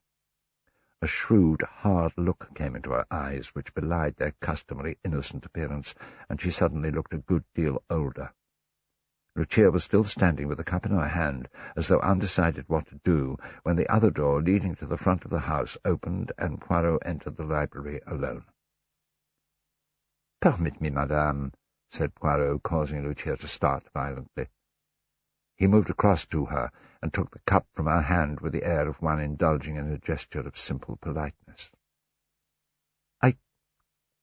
I came back for my bag," Lucia gasped. "Ah, yes," said Poirot. "Now let me see, where did I observe a lady's handbag? Ah, yes, over here." He went to the settee, picked up the bag, and handed it to Lucia. "Thank you so much," she said, glancing around distractedly as she spoke. "Not at all, madame." After a brief, nervous smile at Poirot, Lucia quickly left the room. When she had gone, Poirot stood quite still for a moment or two, and then picked up the coffee cup. After smelling it cautiously, he took from his pocket a test tube, poured some of the dregs from Sir Claude's cup into it, and sealed the tube. Replacing it in his pocket, he then proceeded to look around the room, counting the cups aloud. 1, 2, 3, 4, 5, 6. Yes, 6 coffee cups. A perplexed frown was beginning to gather between Poirot's brows, when suddenly his eyes shone with that green light that always betokened inward excitement. Moving swiftly to the door through which he had recently entered, he opened it and slammed it noisily shut again, and then darted to the French windows, concealing himself behind the curtains. After a few moments, the other door, the one to the hallway, opened, and Lucia entered again, this time even more cautiously than before, appearing to be very much on her guard. Looking about her in an attempt to keep both doors in her sight, she snatched up the coffee cup from which Sir Claude had drunk and surveyed the entire room.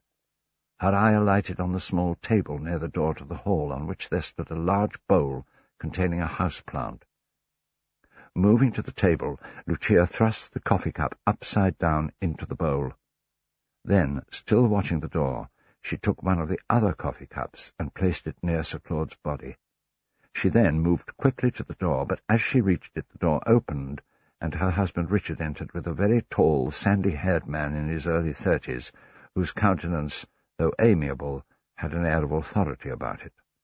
The newcomer was carrying a Gladstone bag. "Lucia!" Richard exclaimed, startled. "What are you doing here?" I came to get my handbag," Lucia explained. "Hello, Dr. Graham. Excuse me, please," she added, hurrying past them. As Richard watched her go, Poirot emerged from behind the curtains, approaching the two men as though he had just entered the room by the other door. "Ah, here is Monsieur Poirot. Let me introduce you. Poirot, this is Dr. Graham, Kenneth Graham." Poirot and the doctor bowed to each other, and Dr. Graham went immediately to the body of the dead scientist to examine it, watched by Richard. Hercule Poirot, to whom they paid no further attention, moved about the room, counting the coffee cups again with a smile. 1, 2, 3, 4, 5, he murmured. 5 indeed. A light of pure enjoyment lit up Poirot's face, and he smiled in his most inscrutable fashion. Taking the test tube out of his pocket, he looked at it, and slowly shook his head. Meanwhile, Dr. Graham had concluded a cursory examination of Sir Claud Amory's body. "I am afraid," he said to Richard, "that I shan't be able to sign a death certificate. Sir Claud was in a perfectly healthy condition. It seems extremely unlikely to me that he could have suffered a sudden heart attack. I fear we shall have to find out what he had eaten or drunk in his last hours." "Good heavens, man, is that really necessary?" asked Richard, with a note of alarm in his voice.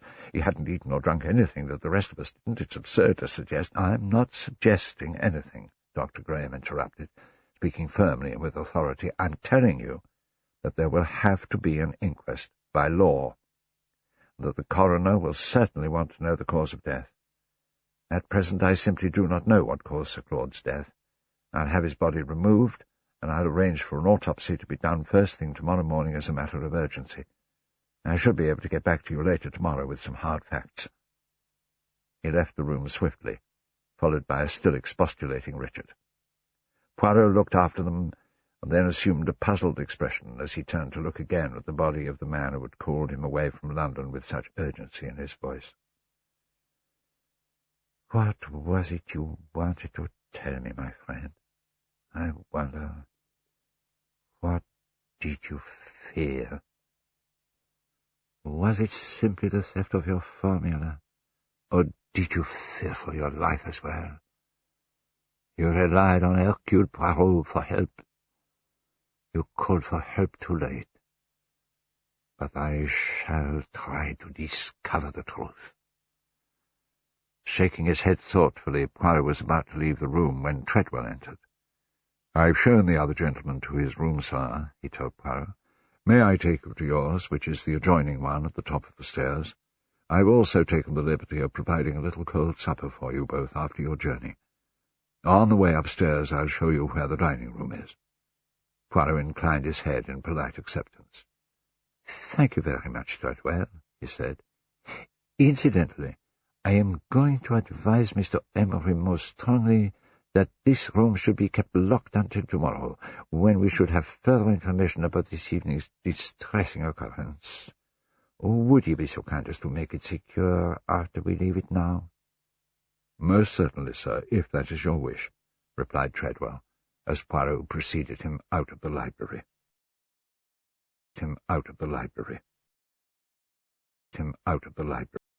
When Hastings came down to breakfast late the following morning, after having slept long and well, he found himself eating alone. From Treadwell he learned that Edward Raynor had breakfasted much earlier and had gone back to his room to put some of Sir Claud's papers in order, that Mr. and Mrs. Amory had had breakfast in their suite of rooms and had not yet appeared, and that Barbara Amory had taken a cup of coffee out into the garden where she was presumably still sunning herself. Miss Caroline Amory had ordered breakfast in her room, pleading a slight headache, and Treadwell had not seen her subsequently. "Have you caught sight of Monsieur Poirot at all this morning, Treadwell?" Hastings asked, and was told that his friend had risen early and had decided to take a walk to the village. "I understood Monsieur Poirot to say that he had some business to conduct there," Treadwell added. After finishing a lavish breakfast of bacon, sausage and eggs, toast and coffee, Hastings returned to his comfortable room on the first floor, which offered a splendid view of part of the garden and, for a few minutes, which Hastings found rewarding, of the sunbathing Barbara Amory as well. It was not until Barbara had come indoors that Hastings settled down in an armchair with that morning's Times, which had, of course, gone to press too early to contain any mention of Sir Claud Amory's death the previous evening. Hastings turned to the editorial page and began to read. A good half-hour later he awakened from a light slumber to find Hercule Poirot standing over him. "Ah, mon cher, you are hard at work on the case, I see," Poirot chuckled. "Well, as a matter of fact, Poirot, I was thinking about last night's event for quite some time," Hastings asserted. I must have dozed off." "And why not, my friend?" Poirot assured him. "Me, I have been thinking about the death of Sir Claud as well, and of course the theft of his so important formula. I have, in fact, already taken some action, and I am expecting at any minute a telephone message to tell me if a certain suspicion of mine is correct or not." "What or whom do you suspect, Poirot?" Hastings asked eagerly. Poirot looked out of the window before replying. "No, I do not think I can reveal it to you at this stage of the game, my friend," he replied mischievously. "Let us say that, as the magicians on the stage like to assure us, the quickness of the hand deceives the eye." "Really, Poirot," Hastings exclaimed, "you can be extremely irritating at times. I do think you ought to at least let me know whom you suspect of having stolen the formula. After all, I might be able to help you by—" Poirot stopped his colleague with an airy gesture of his hand. The little detective was now wearing his most innocent expression and gazing out of the window meditatively into the far distance. "You are puzzled, Hastings?" he asked. "You are wondering to yourself why I do not launch myself in pursuit of a suspect?" "Well, something of the kind," Hastings admitted. "It is no doubt what you would do if you were in my place," observed Poirot complacently. "I understand that. But I am not of those who enjoy rushing about seeking a needle in a haystack, as you English say. For the moment I am content to wait.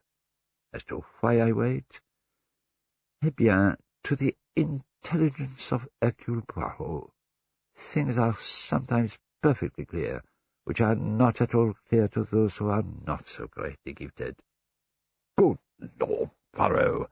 Hastings exclaimed. "Do you know, I'd give a considerable sum of money to see you make a thorough ass of yourself, just for once. You're so confoundedly conceited."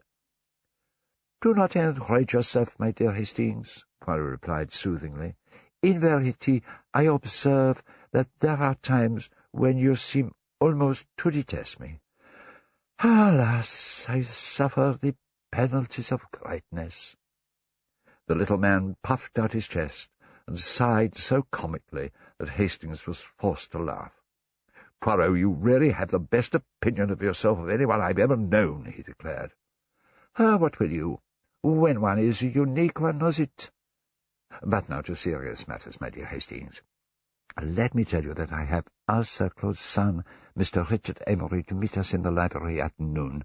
I say ask, Hastings, for I need you to be there, my friend, to observe closely." "As always, I shall be delighted to assist you, Poirot," his friend assured him. At noon, Poirot, Hastings, and Richard Amory met in the library, from which the body of Sir Claud had been removed late the previous evening. While Hastings listened and observed from a comfortable position on the settee, the detective asked Richard Amory to recount in detail the events of the evening prior to his, Poirot's, arrival.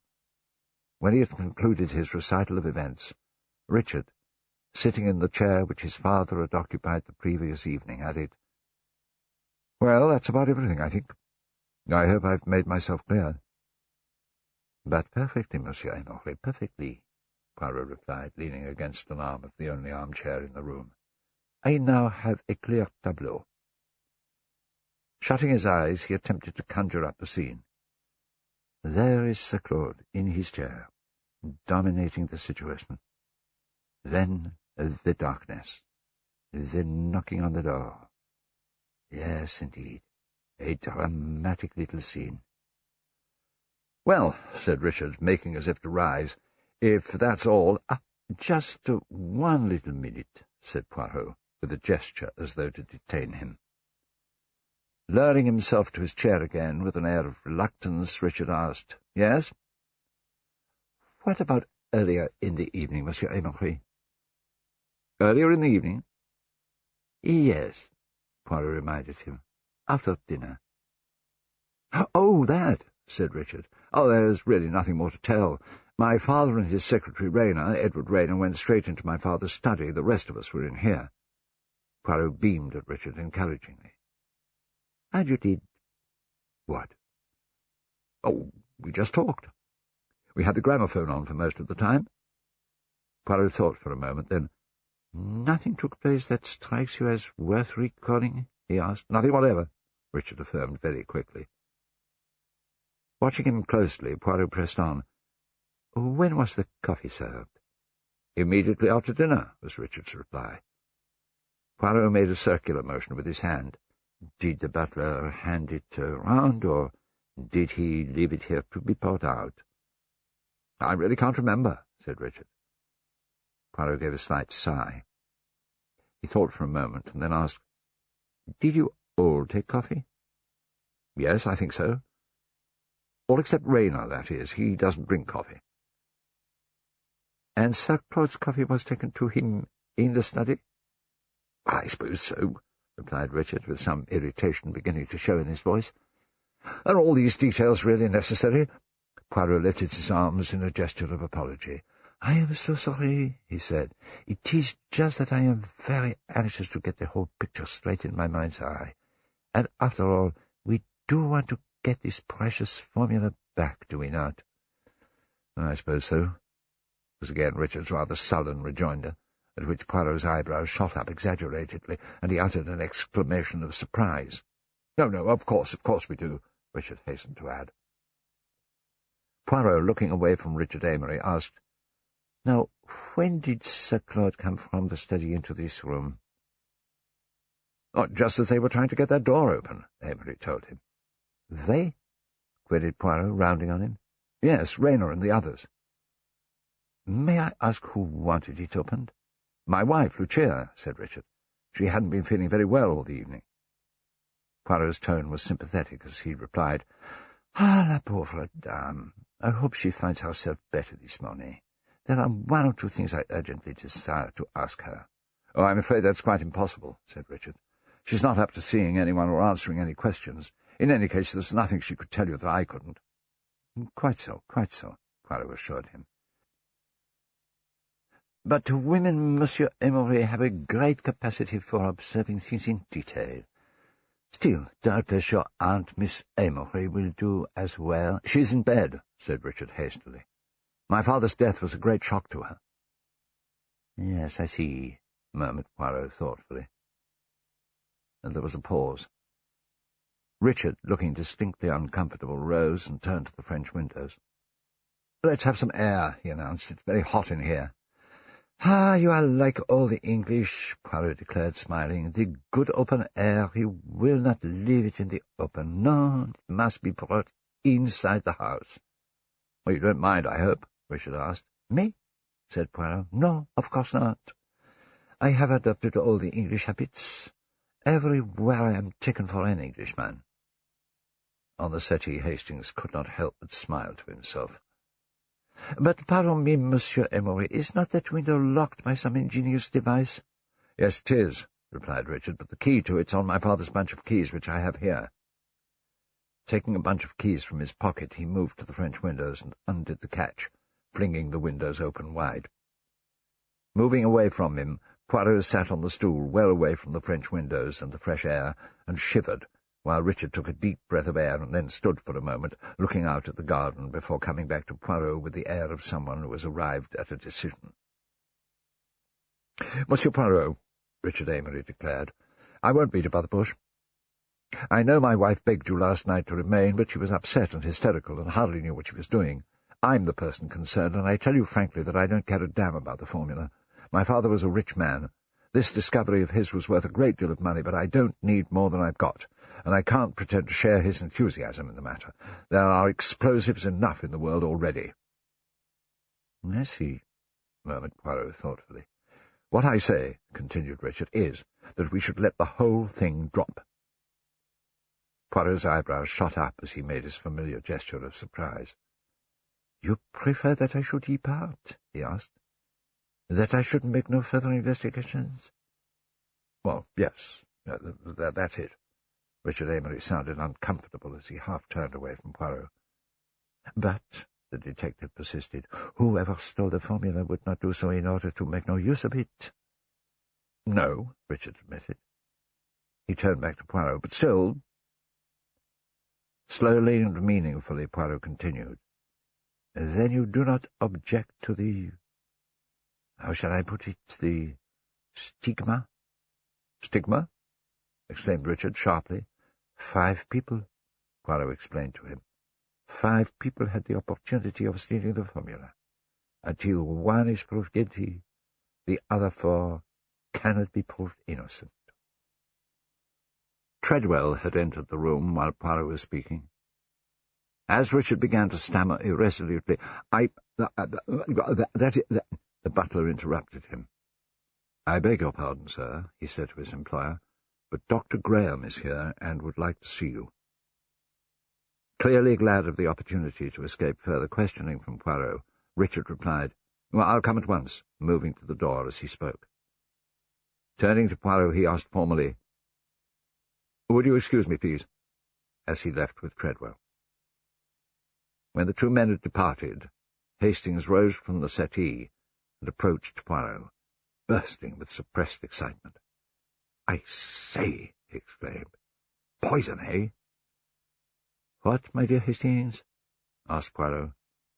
"Poison, surely," Hastings repeated, nodding his head vigorously.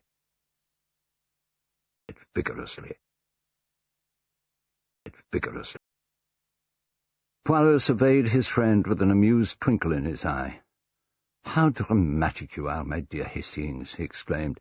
"With what swiftness and brilliance you leap to conclusions." "Now then, Poirot," Hastings protested, "you can't put me off that way. You're not going to pretend that you think the old fellow died of heart disease. What happened last night positively leaps to the eye. But I must say Richard Amory can't be a very bright sort of chap. I mean, the possibility of poison doesn't seem to have occurred to him." "You think not, my friend?" asked Poirot. "Why, I spotted it last night when Dr. Graham announced that he couldn't issue a death certificate and said that there'd have to be an autopsy." Poirot gave a slight sigh. Yes, he murmured placatingly. "It is the result of the autopsy that Dr. Graham comes to announce this morning. We shall know whether you are right or not in a very few minutes." Poirot seemed to be about to say something further, but then checked himself.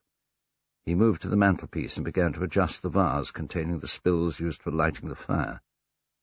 Hastings watched him affectionately. "I say, Poirot," he laughed, "what a fellow you are for neatness." "Is not the effect more pleasing now?" asked Poirot as he surveyed the mantelpiece with his head on one side. Hastings snorted. "Can't say it worried me greatly before." "Beware," said Poirot, shaking an admonishing finger at him. "This symmetry, it is everything.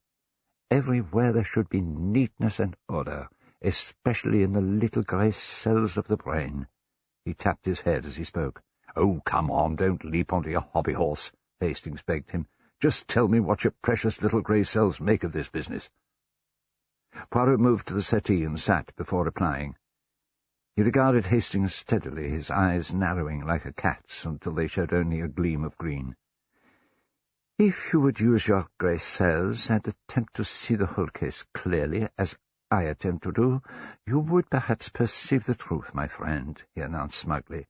"However," he continued in a tone which suggested that he considered he was behaving with great magnanimity, "before Dr. Graham arrives, let us first hear the ideas of my friend Hastings." "Well," Hastings began eagerly, "the key being found under the secretary's chair is suspicious." "You think so, do you, Hastings?" "Of course," his friend replied. "Highly suspicious. But on the whole I plump for the Italian." "Ah," Poirot murmured, "the mysterious Dr. Carelli." "Mysterious, exactly," Hastings continued. "That's precisely the right word for him. What's he doing down here in the country? Well, I'll tell you. He was after Sir Claud Amory's formula. He's almost certainly the emissary of a foreign government. You know the kind of thing I mean." "I do indeed, Hastings," Poirot responded with a smile.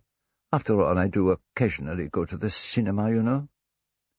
"And if it turns out that Sir Claude was indeed poisoned," Hastings was now well into his stride, "it makes Dr. Corelli more than ever the prime suspect.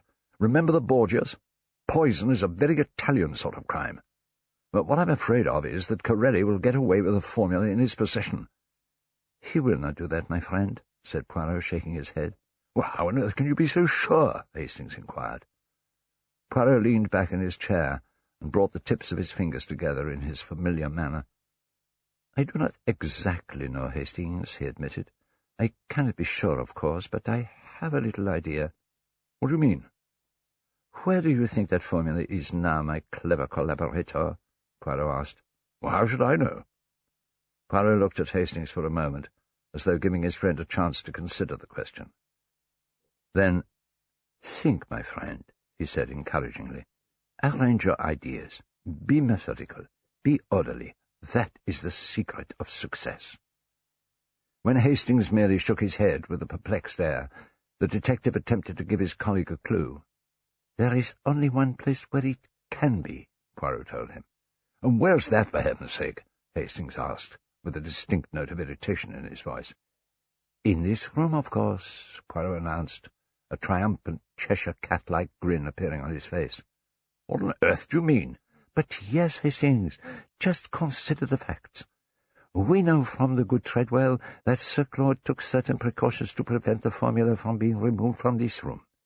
When he sprang his little surprise and announced our imminent arrival, it is quite certain, therefore, that the thief still had the formula on his person. What must he do?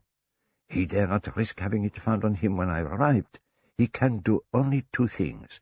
He can return it in the manner suggested by Sir Claude, or else he can hide it somewhere, under cover of that 1 minute of total darkness. Since he did not do the first, he must have done the second. Voila! It is obvious to me that the formula is hidden in this room." "By God, Poirot!" Hastings exclaimed in great excitement. "I believe you're right. Let's look for it." He rose quickly and moved to the desk. "By all means, if it amuses you," Poirot responded, "but there is someone who will be able to find it more easily than you can." "Oh? And who is that?" asked Hastings. Poirot twirled his moustache with enormous energy. "Why, the person who hid it, parbleu!" he exclaimed, accompanying his words with the kind of gesture more suitably employed by a magician pulling a rabbit out of a hat. "You mean that—" "I mean," Poirot explained patiently to his colleague, "that sooner or later the thief will try to recapture his booty. One or the other of us, therefore, must constantly remain on guard." Hearing the door being opened slowly and cautiously, he broke off and beckoned Hastings to join him by the gramophone, out of the immediate sight of anyone entering the room. The door opened, and Barbara Amory entered the room cautiously. Taking a chair from near the wall, she placed it in front of the bookcase, climbed on it, and reached for the tin box containing the drugs. At that moment Hastings suddenly sneezed, and Barbara, with a start, dropped the box. "Oh!" she exclaimed in some confusion. I didn't know there was anyone here." Hastings rushed forward and retrieved the box, which Poirot then took from him. "Permit me, mademoiselle," said the detective. "I am sure that it is too heavy for you." He moved to the table and placed the tin box upon it. "It is a little collection of yours?" he asked. "The birds' eggs, the seashells, perhaps?" "No, I'm afraid it's much more prosaic, Monsieur Poirot," replied Barbara with a nervous laugh. "Nothing but pills and powders." "But surely," said Poirot, "one so young, so full of health and vigour, has no need of these bagatelles." "Oh, it's not for me," Barbara assured him. "It's for Lucia. She's got such an awful headache this morning." "Ah, la pauvre dame," murmured Poirot, his voice dripping with sympathy. "She sent you for these pills, then?" "Yes," replied Barbara. "I gave her a couple of aspirin, but she wanted some real dope. I said I'd bring up the whole outfit. That is, if no one were here." Poirot, leaning his hands on the box, spoke thoughtfully. "If no one were here. And why would that matter, mademoiselle?" "Well, you know what it is in a place like this," Barbara explained. "Fuss, fuss, fuss. I mean, Aunt Caroline, for instance, like a clucky old hen, and Richard's a damned nuisance and completely useless into the bargain, as men always are when you're ill." Poirot nodded in comprehension. I understand," he told Barbara, bowing his head as a sign that he accepted her explanation. He rubbed his fingers along the lid of the case containing the drugs and then looked quickly at his hands. Pausing for a moment, he cleared his throat with a slightly affected sound and then went on, "Do you know, mademoiselle, that you are very fortunate in your domestic servants?" "What do you mean?" asked Barbara. Poirot showed her the tin box. "See," he pointed out.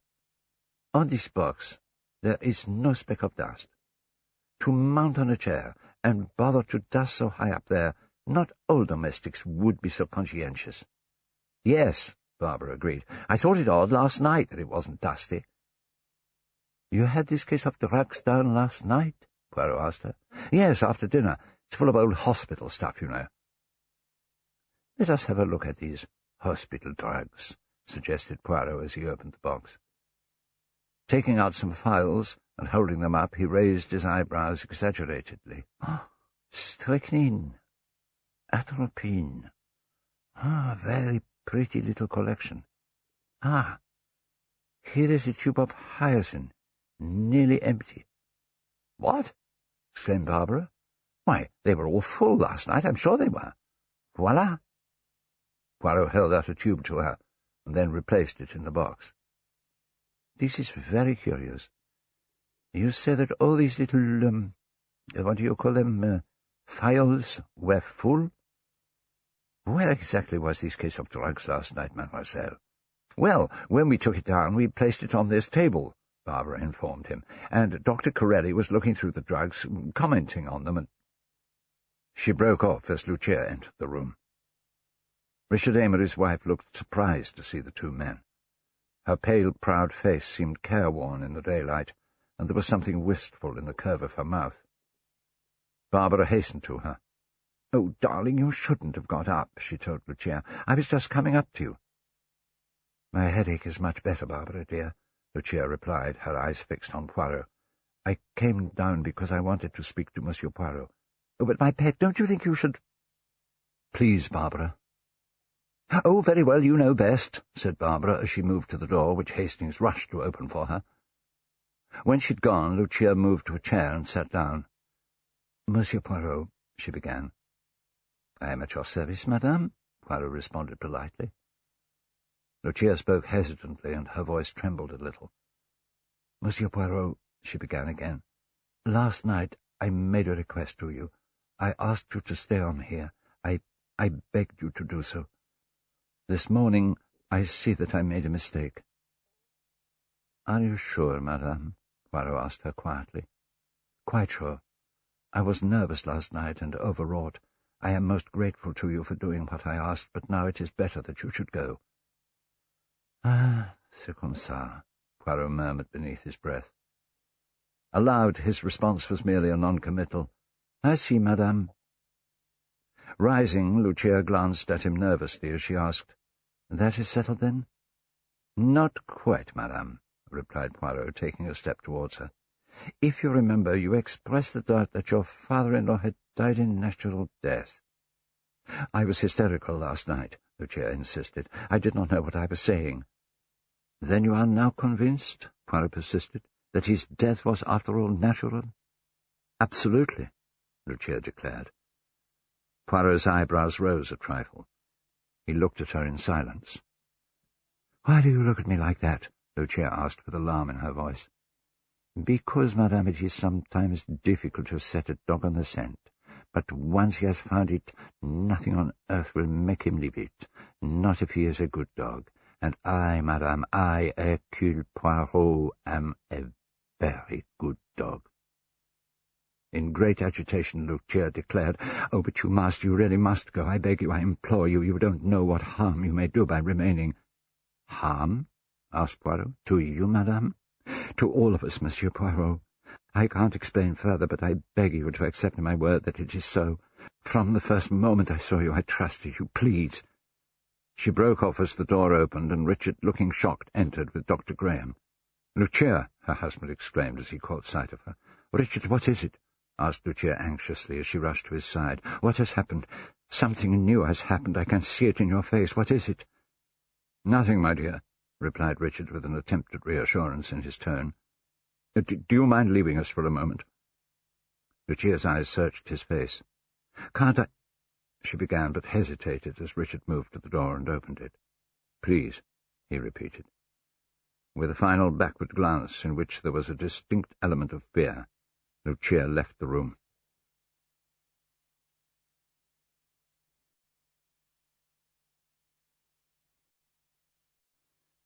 Putting his Gladstone bag on the coffee table, Dr. Graham crossed to the settee and sat down. "I'm afraid this is a bad business, Monsieur Poirot," he announced to the detective. "A bad business, you say? You have discovered what caused the death of Sir Claud?" asked Poirot. "His death was due to poisoning by a powerful vegetable alkaloid," Graham declared. "Such as hyoscine, perhaps?" Poirot suggested, picking up the tin box of drugs from the table. "Why, yes, exactly." Dr. Graham sounded surprised at the detective's accurate surmise. Poirot took the case to the other side of the room, placing it on the gramophone table, and Hastings followed him there. Meanwhile, Richard Amory joined the doctor on the settee. "What does this mean, actually?" Richard asked Dr. Graham. "For one thing, it means the involvement of the police," was Graham's prompt reply. "Oh, my God!" exclaimed Richard. "This is terrible. Can't you possibly hush it up?" Dr. Graham looked at Richard Amory steadily before he spoke slowly and deliberately. "My dear Richard," he said, "believe me, nobody could be more pained and grieved at this horrible calamity than I am, especially since, under the circumstances, it does not seem likely that the poison could have been self-administered." Richard paused for several seconds before he spoke. "Are you saying it was murder?" he asked in an unsteady voice. Dr. Graham did not speak, but nodded solemnly. "Murder!" exclaimed Richard. "What on earth are we going to do?" Adopting a brisker, more businesslike manner, Graham explained the procedure to be followed. "I have notified the coroner. The inquest will be held tomorrow at the King's Arms." "And you mean the police will have to be involved? There's no way out of it?" "There is not." "Surely you must realize that, Richard," said Dr. Graham. Richard's tone was frantic as he began to explain. "But why didn't you warn me? Now, come on, Richard, take a hold of yourself. I'm sure you understand that I have only taken such steps as I thought absolutely necessary," Graham interrupted him. "After all, no time should be lost in matters of this kind." "My God!" exclaimed Richard. Dr. Graham addressed Amory in a kindlier tone. "Richard, I know, I do understand. This has been a terrible shock to you, but there are things I must ask you about. Do you feel equal to answering a few questions?" Richard made a visible effort to pull himself together. "What do you want to know?" he asked. "First of all," said Graham, "what food and drink did your father have at dinner last night?" "Oh, let's see, we all had the same. Soup, fried sole, cutlets, and we finished off with a fruit salad." "Now, what about drink?" continued Dr. Graham. Richard considered for a moment before replying. "My father and my aunt drank Burgundy, and so did Rayner, I think. I stuck with whiskey and soda, and Dr. Corelli drank white wine throughout the meal." "Ah, yes, the mysterious Dr. Corelli," Graham murmured. "You'll excuse me, Richard, but how much precisely do you know about this man?" Interested to hear Richard Amory's reply to this, Hastings moved closer to the two men. In answer to Dr. Graham, Richard declared, "I know nothing about him. I've never met him or even heard of him until yesterday." "But he is a friend of your wife?" asked the doctor. "Well, apparently he is." "Does she know him intimately?" "Oh, no, he's a mere acquaintance, I gather." Graham made a little clicking sound with his tongue and shook his head. "You've not allowed him to leave the house, I hope?" he asked. No, Richard assured him. "I pointed out to him last night that until this matter was cleared up, the business of the formula being stolen, it would be best for him to remain here at the house. In fact, I sent down to the inn where he had a room and had his things brought up here." "Didn't he make any protest at all?" Graham asked in some surprise. "Oh, no, in fact, he agreed quite eagerly." Was Graham's only response to this. Then, looking about him, he asked, "Well, now, what about this room?" Poirot approached the two men. "The doors were locked last night by Treadwell the butler," he assured Dr. Graham, "and the keys were given to me. Everything is exactly as it was, except that we have moved the chairs, as you see." Dr. Graham looked at the coffee cup on the table. Pointing to it, he asked, "Is that the cup?" He went across to the table, picked up the cup, and sniffed at it. "Richard," he asked, "is this the cup your father drank from? I'd better take it. It'll have to be analysed." Carrying the cup over to the coffee table, he opened his bag. Richard sprang to his feet. "Well, surely you don't think—" he began, but then broke off. "It seems highly unlikely," Graham told him, "that the poison could have been administered at dinner. The most likely explanation is that the hyoscine was added to Sir Claud's coffee."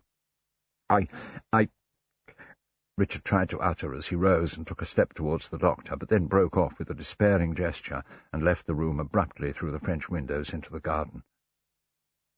Dr. Graham took a small cardboard box of cotton wool from his bag and carefully packed the cup in it, talking to Poirot as he did so.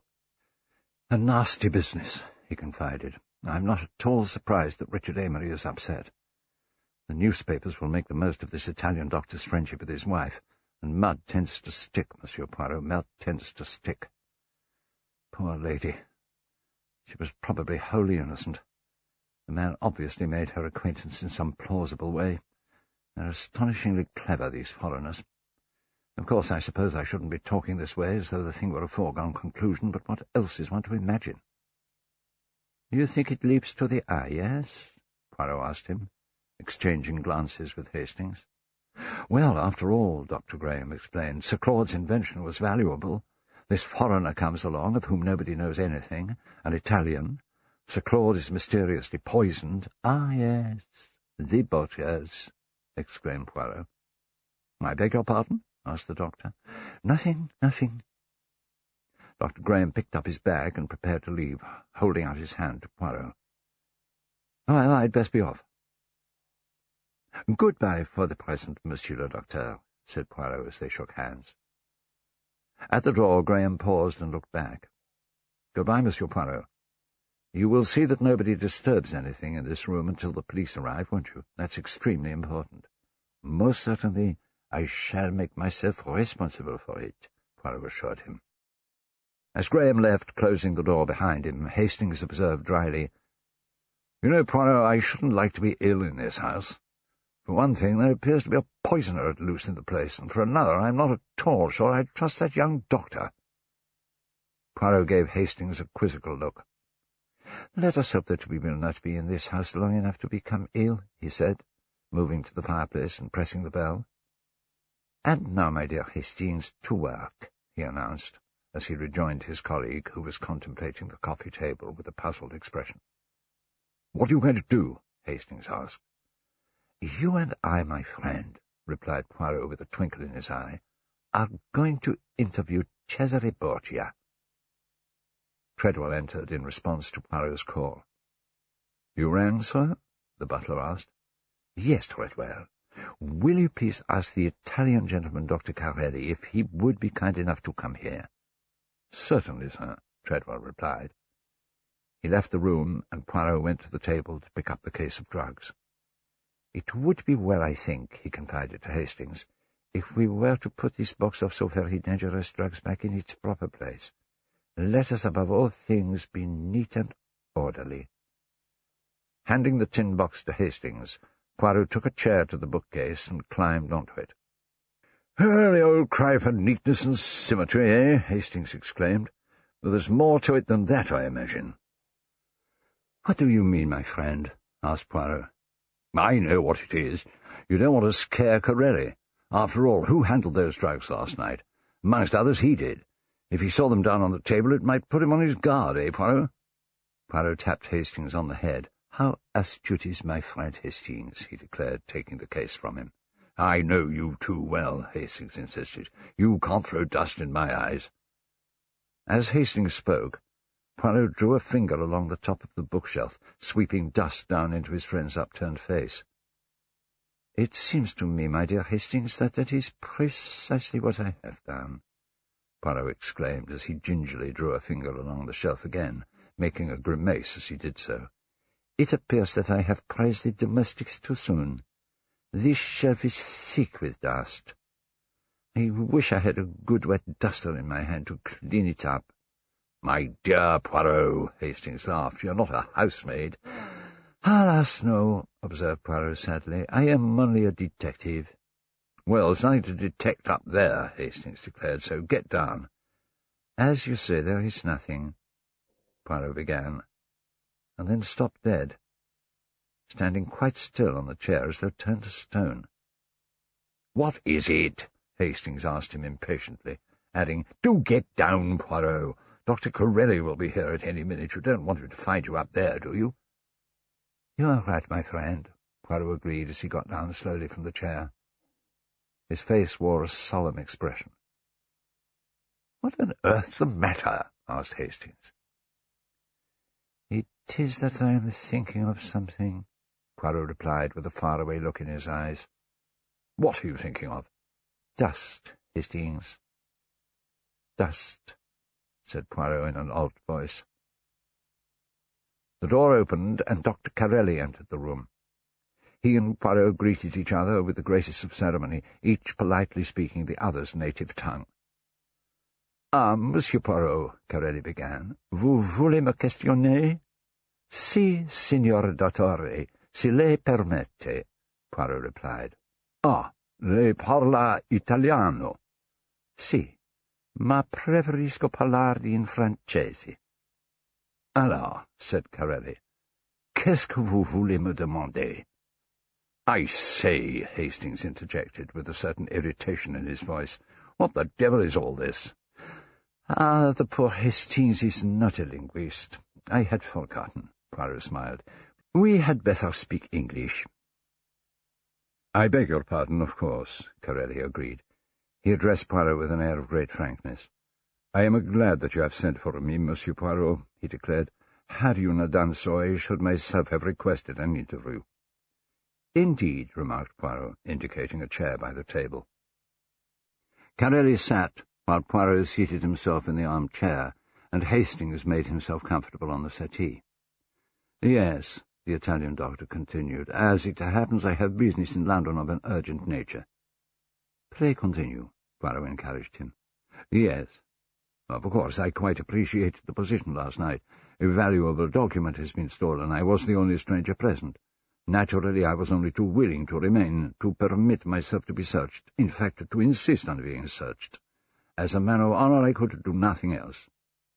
"Quite so," Poirot agreed. "But today—" "Today is different," replied Corelli. "I have, as I say, urgent business in London." "And you wish to take your departure?" "Exactly." "It seems most reasonable," Poirot declared. "Do you not think so, Hastings?" Hastings made no reply, but looked as though he did not think it at all reasonable. "Perhaps a word from you, Monsieur Poirot, to Mr. Amory would be in order," Curate suggested. "I should like to avoid any unpleasantness." "My good officers are at your disposal, Monsieur le Docteur," Poirot assured him. "And now, perhaps you can assist me with one or two details." "I should be only too happy to do so," Curate replied. Poirot considered for a moment before asking, "Is Madame Richard Amory an old friend of yours?" "A very old friend," said Curate. He sighed. "It was a delightful surprise, running across her so unexpectedly in this out-of-the-way spot." "Unexpectedly, you say?" Poirot asked. "Quite unexpectedly," Curate replied, with a quick glance at the detective. "Quite unexpectedly," Poirot repeated. "Fancy that." A certain tension had crept into the atmosphere. Curate looked at Poirot sharply, but said nothing. "You are interested in the latest discoveries of science?" Poirot asked him. "Certainly. I am a doctor." "Ah, but that does not quite follow, surely," Poirot observed. "A new vaccine, a new ray, a new germ, all this, yes, but a new explosive? Surely that is not quite the province of a doctor of medicine." "Science should be of interest to all of us," Curate insisted. "It represents the triumph of man over nature. Man wrings secrets from nature in spite of her bitter opposition." Poirot nodded his head in agreement. "It is indeed admirable what you say there. It is poetic, but, as my friend Hastings reminded me just now, I am only a detective. I appreciate things from a more practical standpoint. This discovery of Sir Claud's, it was worth a great amount of money, eh?" "Possibly." Caralet's tone was dismissive. "I have not given that side of the matter much thought."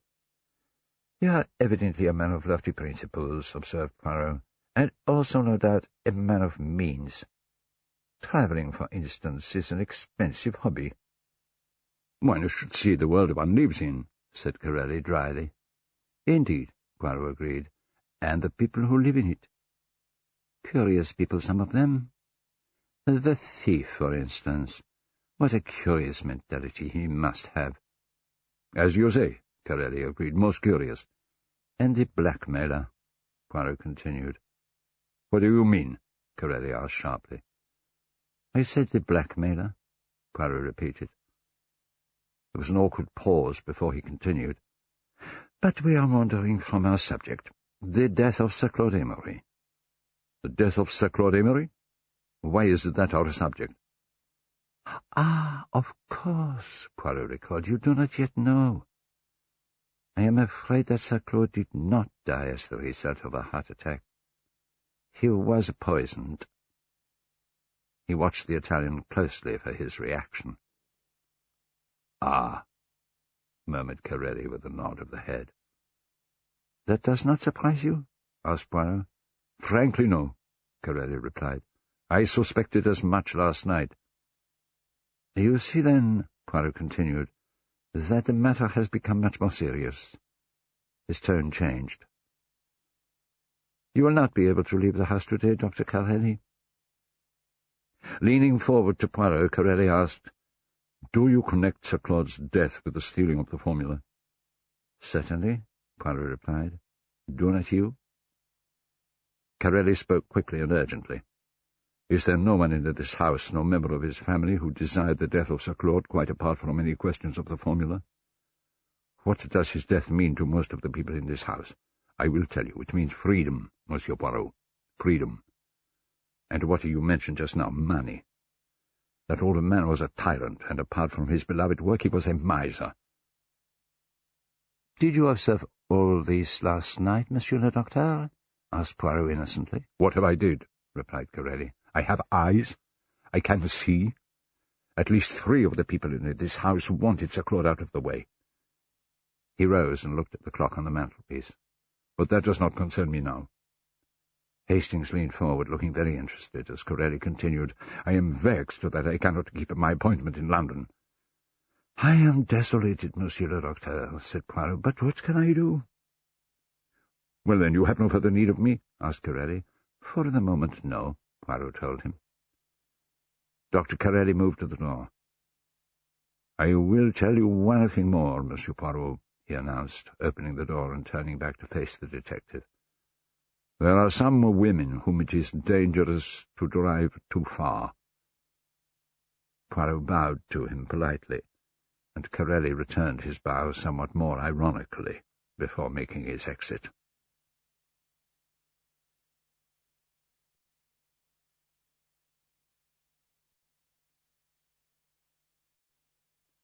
When Corelli had left the room, Hastings stared after him for a few moments. "I say, Poirot," he asked finally, "what do you think he meant by that?" Poirot shrugged his shoulders. "It was a remark of no consequence," he declared. "But, Poirot," Hastings persisted, "I'm sure Corelli was trying to tell you something." "Ring the bell once more, Hastings," was the little detective's only response. Hastings did as he was bidden, but could not refrain from a further inquiry. "What are you going to do now?" Poirot's reply was in his most enigmatic vein. "You will see, my dear Hastings. Patience is a great virtue." Treadwell entered the room again with his usual respectful inquiry of, "Yes, sir?" Poirot beamed at him genially. "Ah, Treadwell, will you present my compliments to Miss Caroline Amory and ask her if she will be good enough to allow me a few minutes of her time?" "Certainly, sir." "I thank you, Treadwell." When the butler had left, Hastings exclaimed, "But the old soul's in bed. Surely you're not going to make her get up if she isn't feeling well." "My friend Hastings knows everything. So, she is in bed, yes?" "Well, isn't she?" Poirot patted his friend's shoulder affectionately. "That is just what I want to find out." "But surely," Hastings elaborated, "don't you remember? And Richard Amory said so." The detective regarded his friend steadily. "Hastings," he declared, "here is a man killed. And how does his family react? With lies, lies, lies everywhere. Why does Madame Amory want me to go? Why does Monsieur Amory want me to go? Why does he wish to prevent me from seeing his aunt? What can she tell me that he does not want me to hear? I tell you, Hastings, what we have here is drama. Not a simple, sordid crime, but drama. Poignant, human drama." He looked as though he would have expanded on this theme, had not Miss Amory entered at that moment. "Oh, Monsieur Poirot," she addressed him as she closed the door, "Treadwell tells me you wanted to see me." "Ah, yes, mademoiselle," Poirot declared as he went to her. "It is just that I would like to ask you a few questions. Will you not sit down?" He led her to a chair by the table, and she sat, looking at him nervously. "But I understood that you were prostrated, ill," Poirot continued as he sat on the other side of the table and regarded her with an expression of anxious solicitude. "Oh, it's all been a terrible shock, of course," Caroline Amory sighed. "Really terrible. But what I always say is, somebody must keep their head. The servants, you know, are in a turmoil.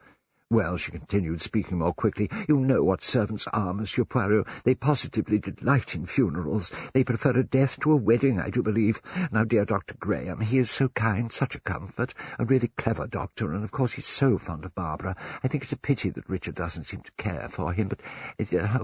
what was I saying? Oh, yes, Dr. Graham, so young, and he quite cured my neuritis last year, not that I'm often ill. Now, this rising generation doesn't seem to be at all strong. I mean, there was poor Lucia last night having to come out from a dinner feeling faint, and of course, poor child, she's a mass of nerves, and what else can you expect with Italian blood in her veins? Though she was not so bad, I remember, when her diamond necklace was stolen." Miss Amory paused for breath.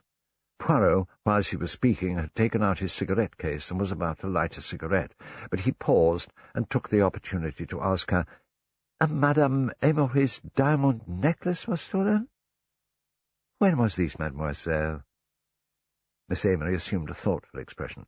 "Let me see, it must have been Yes, it was 2 months ago, just about the same time that Richard had such a quarrel with his father. Poirot looked at the cigarette in his hand. You permit that I smoke, mademoiselle? He asked, and on receiving a smile and a gracious nod of assent, he took a box of matches from his pocket, lit his cigarette, and looked at Miss Amory encouragingly. When that lady made no effort to resume speaking, Poirot prompted her. "I think you are saying that Monsieur Amory quarrelled with his father," he suggested. "Oh, it was nothing serious," Miss Amory told him. "It was only over Richard's debts. Of course, all young men have debts, although indeed Claude himself was never like that. He was always so studious, even when he was a lad. Later, of course, his experiments always used up a lot of money. I used to tell him he was keeping Richard too short of money, you know. But yes, about 2 months ago they had quite a scene, and what with that and Lucia's necklace missing and her refusing to call in the police, it was a very upsetting time, and so absurd, too. Nerves, all nerves."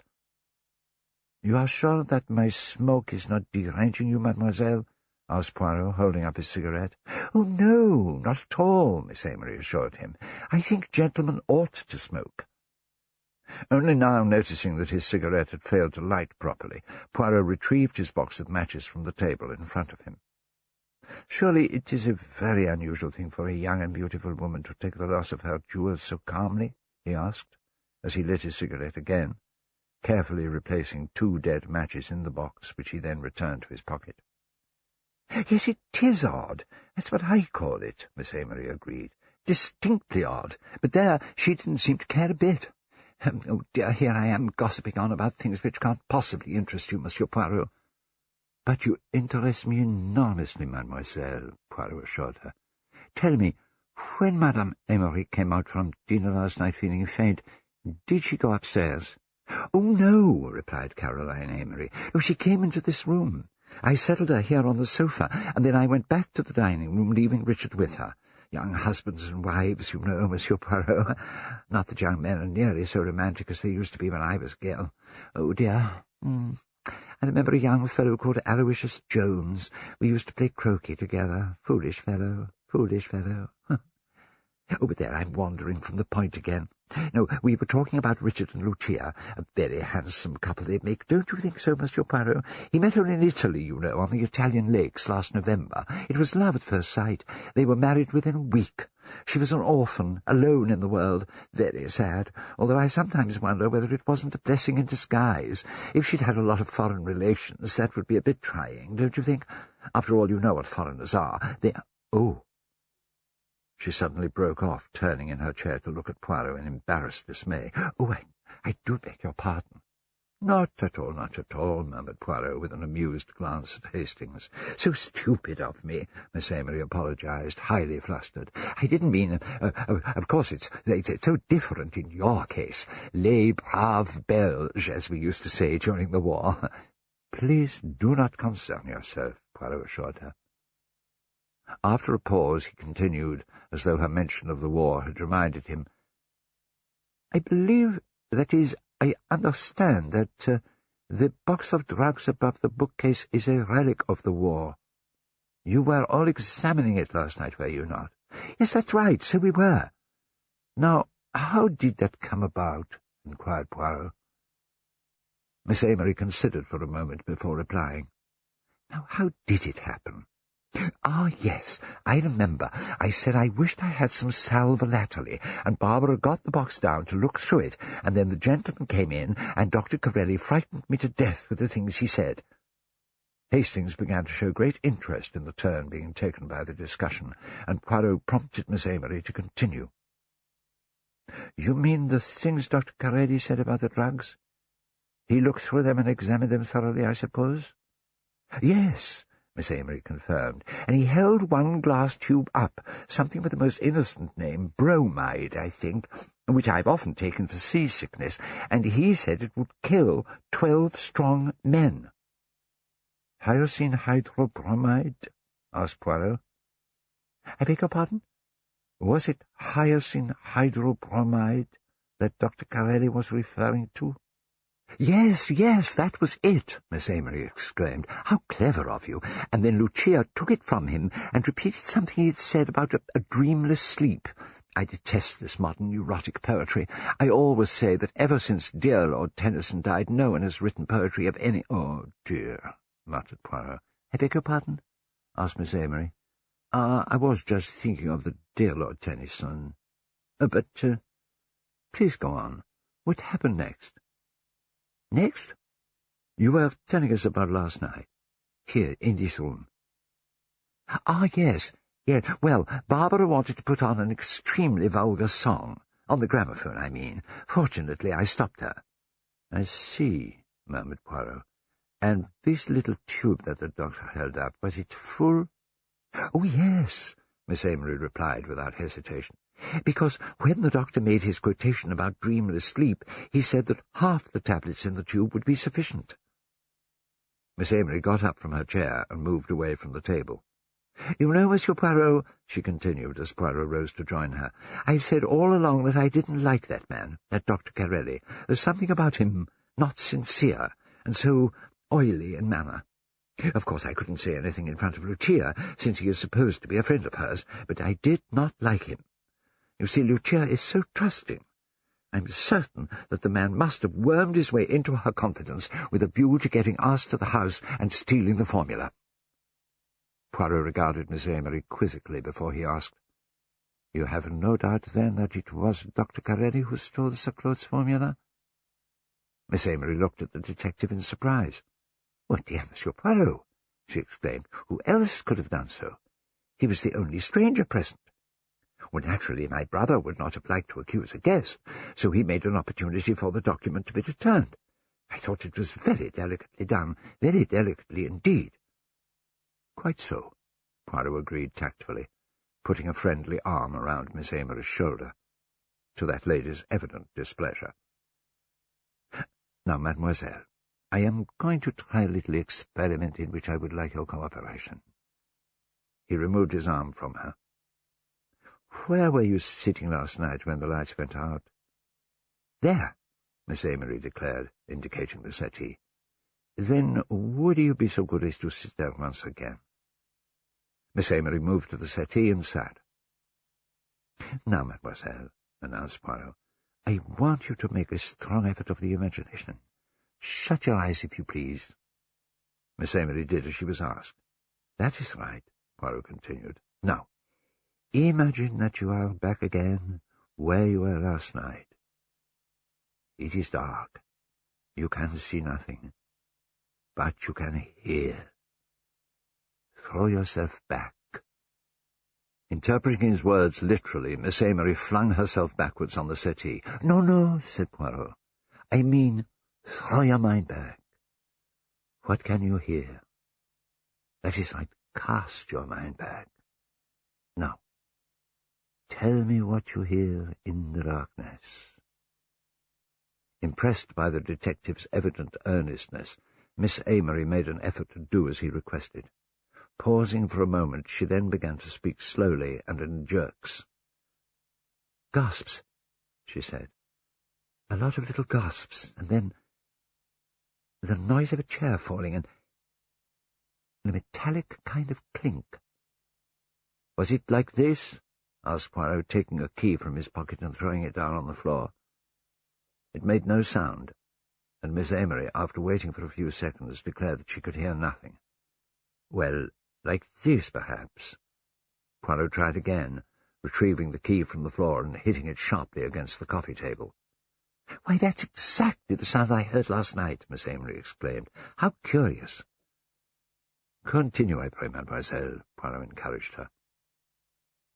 "Well, I heard Lucia scream and call out to Sir Claude, and then the knocking came on the door." "That was all?" "You are sure?" "Yes, I think so." "Oh, wait a minute. No, right at the beginning there was a curious noise, like the tearing of silk. Somebody's dress, I suppose." "Whose dress, do you think?" asked Poirot. "Well, it must have been Lucia's. It wouldn't have been Barbara's, because she was sitting right next to me here." "That is curious," murmured Poirot thoughtfully. "And that really is all," Miss Amory concluded. "May I open my eyes now?" "Oh, yes, certainly, mademoiselle." As she did so, Poirot asked her, Who poured out Sir Claude's coffee? Was it you? No, Miss Amory told him. Lucia poured out the coffee. When was that exactly? It must have been just after we were talking about those dreadful drugs. Did Mrs. Amory take the coffee to Sir Claude herself? Caroline Amory paused for thought. No, she finally decided. No? Asked Poirot. Then who did? I don't know. I'm not sure. Let me see now. Oh, yes, I remember. Sir Claude's coffee cup was on the table beside Lucia's own cup. I remember that because Mr. Raynor was carrying the cup to Sir Claude in the study, and Lucia called him back and said he had taken the wrong cup, which was really very silly because they were both exactly the same, black without sugar. So, Poirot observed, Monsieur Raynor took the coffee to Sir Claude. Yes, or at least... No, that's right. No, Richard took it from him because Barbara wanted to dance with Mr. Raynor. Oh, so Monsieur Amory took the coffee to his father. Yes, that's correct, Miss Amory confirmed. Ah, exclaimed Poirot. Tell me, what had Monsieur Amory been doing just before that? Dancing? Oh, no, Miss Amory replied. He'd been packing away the drugs, putting them all back in the box, tidily, you know. I see. Sir Claude, then, drank his coffee in his study. Why, I suppose he began to do so, Miss Amory remembered, but he came back in here with the cup in his hand. I remember his complaining about the taste, saying that it was bitter. And I assure you, Monsieur Poirot, it was the very best coffee. I mean, a special mixture that I had ordered myself from the Army and Navy stores in London. You know, that wonderful department store in Victoria Street. It's so convenient, not far from the railway station, and She broke off as the door opened, and Edward Raynor entered. "Am I interrupting?" the secretary asked. "I'm so sorry. I wanted to speak to Monsieur Poirot, but I can come back later." No, declared Poirot. "I have finished putting this poor lady upon the rack." Miss Amory rose. "I'm afraid I haven't been able to tell you anything useful," she apologized as she went to the door. Poirot rose and walked ahead of her. "You have told me a great deal, mademoiselle." "More than you realize, perhaps," he assured Miss Amory as he opened the door for her.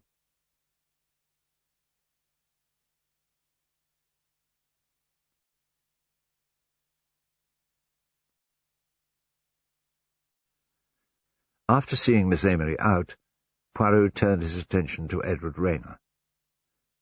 "Now, Monsieur Raynor," he said as he gestured the secretary to a chair, "let me hear what you have to tell me." Raynor sat and regarded Poirot earnestly. "Mr. Amory has just told me the news about Sir Claude. The cause of his death, I mean. This is a most extraordinary business, monsieur." "It has come as a shock to you?" asked Poirot. "Well, certainly, I never suspected such a thing." Approaching him, Poirot handed Raynor the key that he had found, watching the secretary keenly as he did so.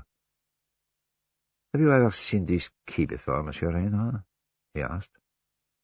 Raynor took the key and turned it about in his hands with a puzzled air. "Well, it looks rather like the key to Sir Claude's safe," he observed. "But I understand from Mr. Amory that Sir Claude's key was in its proper place on his chain." He handed the key back to Poirot. "Yes, this is a key to the safe in Sir Claude's study, but it is a duplicate key," Poirot told him, adding slowly and with emphasis, "a duplicate which was lying on the floor beside the chair you occupied last night." Raynor looked at the detective unflinchingly. "If you think it was I who dropped it, you are mistaken," he declared. Poirot regarded him searchingly for a moment, and then nodded his head as if satisfied. "I believe you," he said. Moving briskly to the settee, he sat down and rubbed his hands together. "Now, let us get to work, Monsieur Raynor. You were Sir Claude's confidential secretary, were you not?" "That is correct." "Then you know a lot about his work." "Yes, I have a certain amount of scientific training, and I occasionally helped him with his experiments." "Do you know anything," asked Poirot, "that can throw light upon this unfortunate affair?" Raynor took a letter from his pocket. "Only this," he replied as he rose, moved across to Poirot and handed him the letter. One of my tasks was to open and sort out all of Sir Claud's correspondence. This came 2 days ago. Poirot took the letter and read it aloud. You are nourishing a viper in your bosom. Bosom? He queried, turning to Hastings before continuing. Beware of Selma Goetz and her brood. Your secret is known. Be on your guard. It is signed Watcher. Very picturesque and dramatic. Hastings, you will enjoy this, Poirot remarked, passing the letter to his friend. What I would like to know, declared Edward Rayner, is this. Who is Selma Goetz? Leaning back and putting his fingertips together, Poirot announced, I think I can satisfy your curiosity, monsieur. Selma Goetz was the most successful international spy ever known. She was also a very beautiful woman. She worked for Italy, for France, for Germany, and eventually, I believe, for Russia. Yes, she was an extraordinary woman, Selma Goetz. Rayner stepped back a pace and spoke sharply. Was? She is dead, Poirot declared. She died in Genoa last November. He retrieved the letter from Hastings, who had been shaking his head over it with a perplexed expression. Then this letter must be a hoax, Rayner exclaimed. I wonder, Poirot murmured. Selma Goetz and her brood, it says. Selma Goetz left a daughter, Monsieur Rayner, a very beautiful girl. Since her mother's death, she has disappeared completely. He put the letter in his pocket. Could it be possible that... Rayner began, then paused. Yes? You were going to say something, monsieur? Poirot prompted him. Moving to the detective, Rayner spoke eagerly. Mrs. Amory's Italian maid. She brought her from Italy with her, a very pretty girl. Vittoria Muzio, her name is. Could she possibly be this daughter of Selma Goetz? Ah, it is an idea, that. Poirot sounded impressed. Well, let me send her to you, Rayner suggested, turning to go. Poirot rose. No, a little minute. Above all, we must not alarm her. Let me speak to Madame Amory first. She will be able to tell me something about this girl. Perhaps you're right, Rayner agreed. I'll tell Mrs. Amory at once. The secretary left the room with the air of a determined man, and Hastings approached Poirot in great excitement. That's it, Poirot. Corelli and the Italian maid in collusion, working for a foreign government. Don't you agree? Deep in thought, Poirot paid his colleague no heed. Poirot, don't you think so? I said it must be Corelli and the maid working together. Ah, yes, that is exactly what you would say, my friend. Hastings looked affronted. Well, what's your idea? He asked Poirot in an injured tone. There are several questions to be answered, my dear Hastings. Why was Madame Amory's necklace stolen 2 months ago? Why did she refuse to call in the police on that occasion? Why— He broke off as Lucia Amory entered the room, carrying her handbag. I understand you wanted to see me, Monsieur Poirot. Is that correct? She asked. Yes, madame. I would like simply to ask you a few questions. He indicated a chair by the table. Won't you sit down? Lucia moved to the chair and sat as Poirot turned to Hastings. My friend, the garden outside that window is very fine, Poirot observed, taking Hastings by the arm and propelling him gently towards the French windows. Hastings looked distinctly reluctant to leave, but Poirot's insistence, though gentle, was firm. Yes, my friend. Observe the beauties of nature. Do not ever lose a chance of observing the beauties of nature. Somewhat unwillingly, Hastings allowed himself to be bundled out of doors. Then, the day being warm and sunny, he decided to make the best of his present situation and explore the Amory's garden. Ambling across the lawn, he made his way towards a hedge, beyond which a formal garden looked extremely inviting. As he walked along the length of the hedge, Hastings became aware of voices quite close by, voices which, as he approached, he recognized as those of Barbara Amory and Dr. Graham, who were, it seemed, enjoying a tete-a-tete on a bench just the other side of the hedge.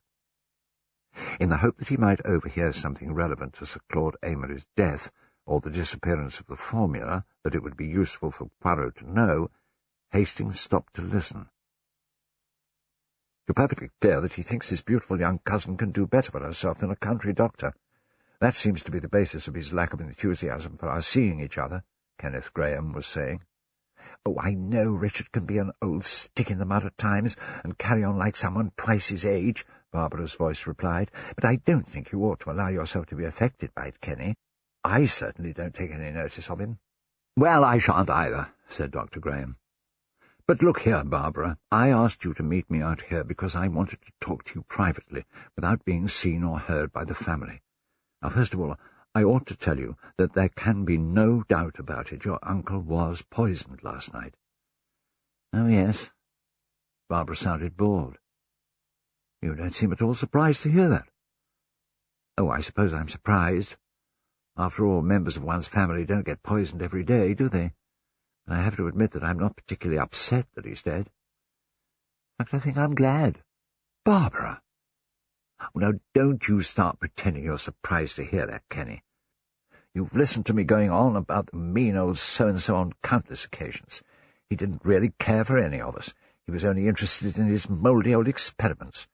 He treated Richard very badly, and he wasn't particularly welcoming to Lucia when Richard brought her back from Italy as his bride, and Lucia's so sweet, and so absolutely right for Richard." "Barbara, darling, I have to ask you this.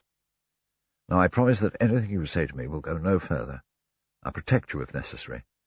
But tell me, do you know something, anything at all, about your uncle's death?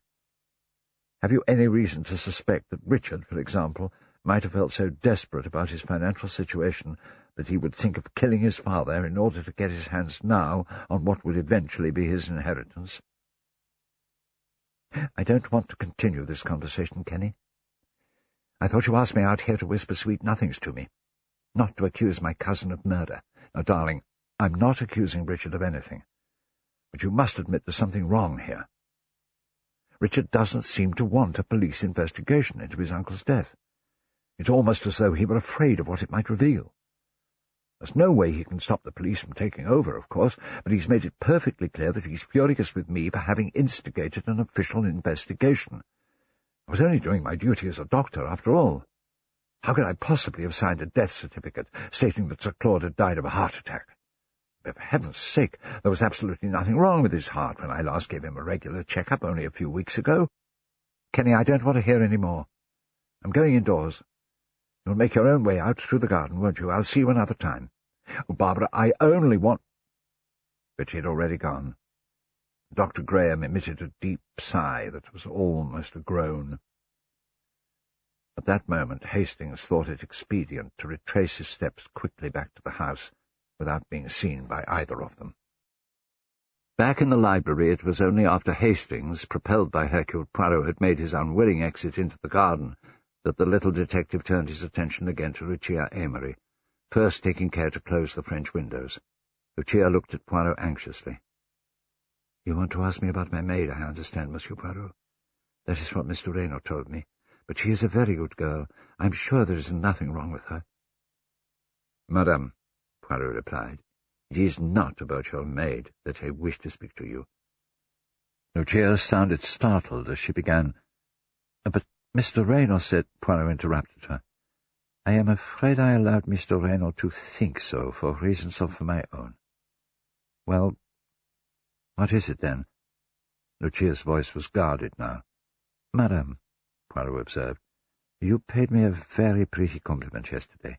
You said, when you first saw me, you said that you trusted me." "Well? Well, madame, I ask you to trust me now." "What do you mean?" Poirot observed her solemnly. "You have youth, beauty, admiration, love, all the things a woman wants and craves.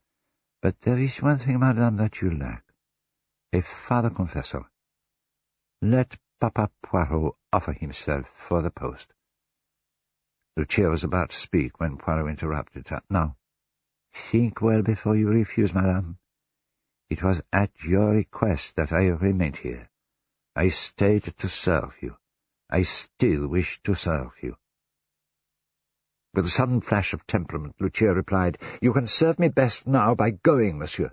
"Madame," Poirot continued imperturbably, "do you know that the police have been called in?"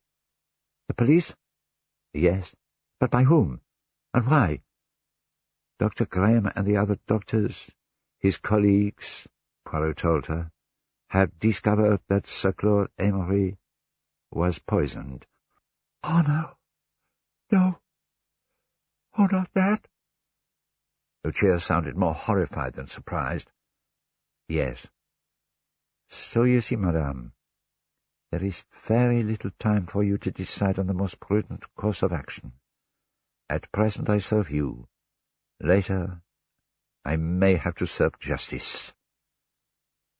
Lucia's eyes searched Poirot's face as though trying to decide whether to confide in him.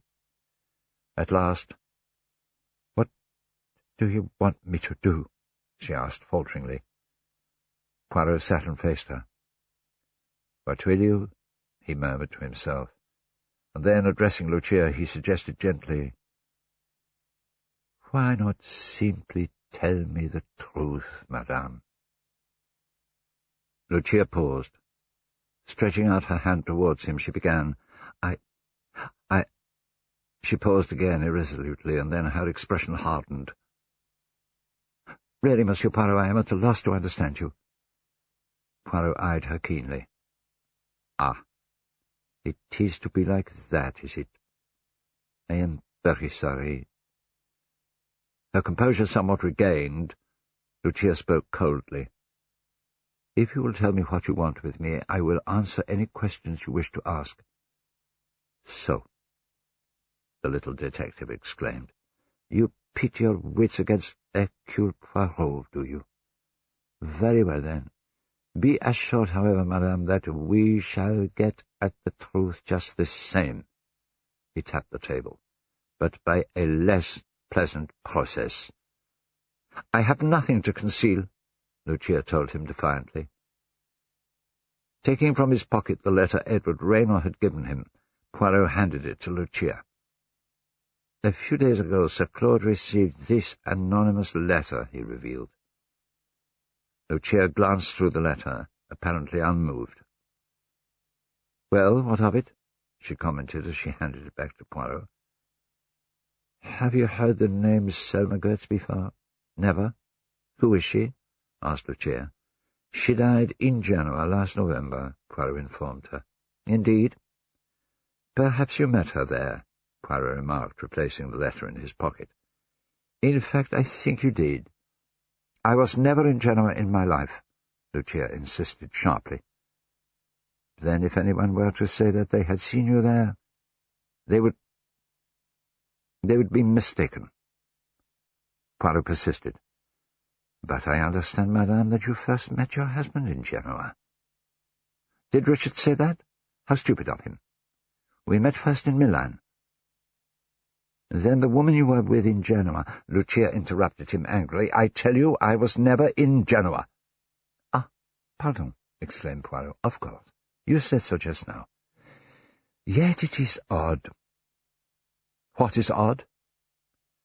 Poirot closed his eyes and leaned back in his chair. His voice came purringly from between his lips. "I will tell you a little story, madame," he announced, taking out a pocket-book. "I have a friend who does the photography for certain London journals.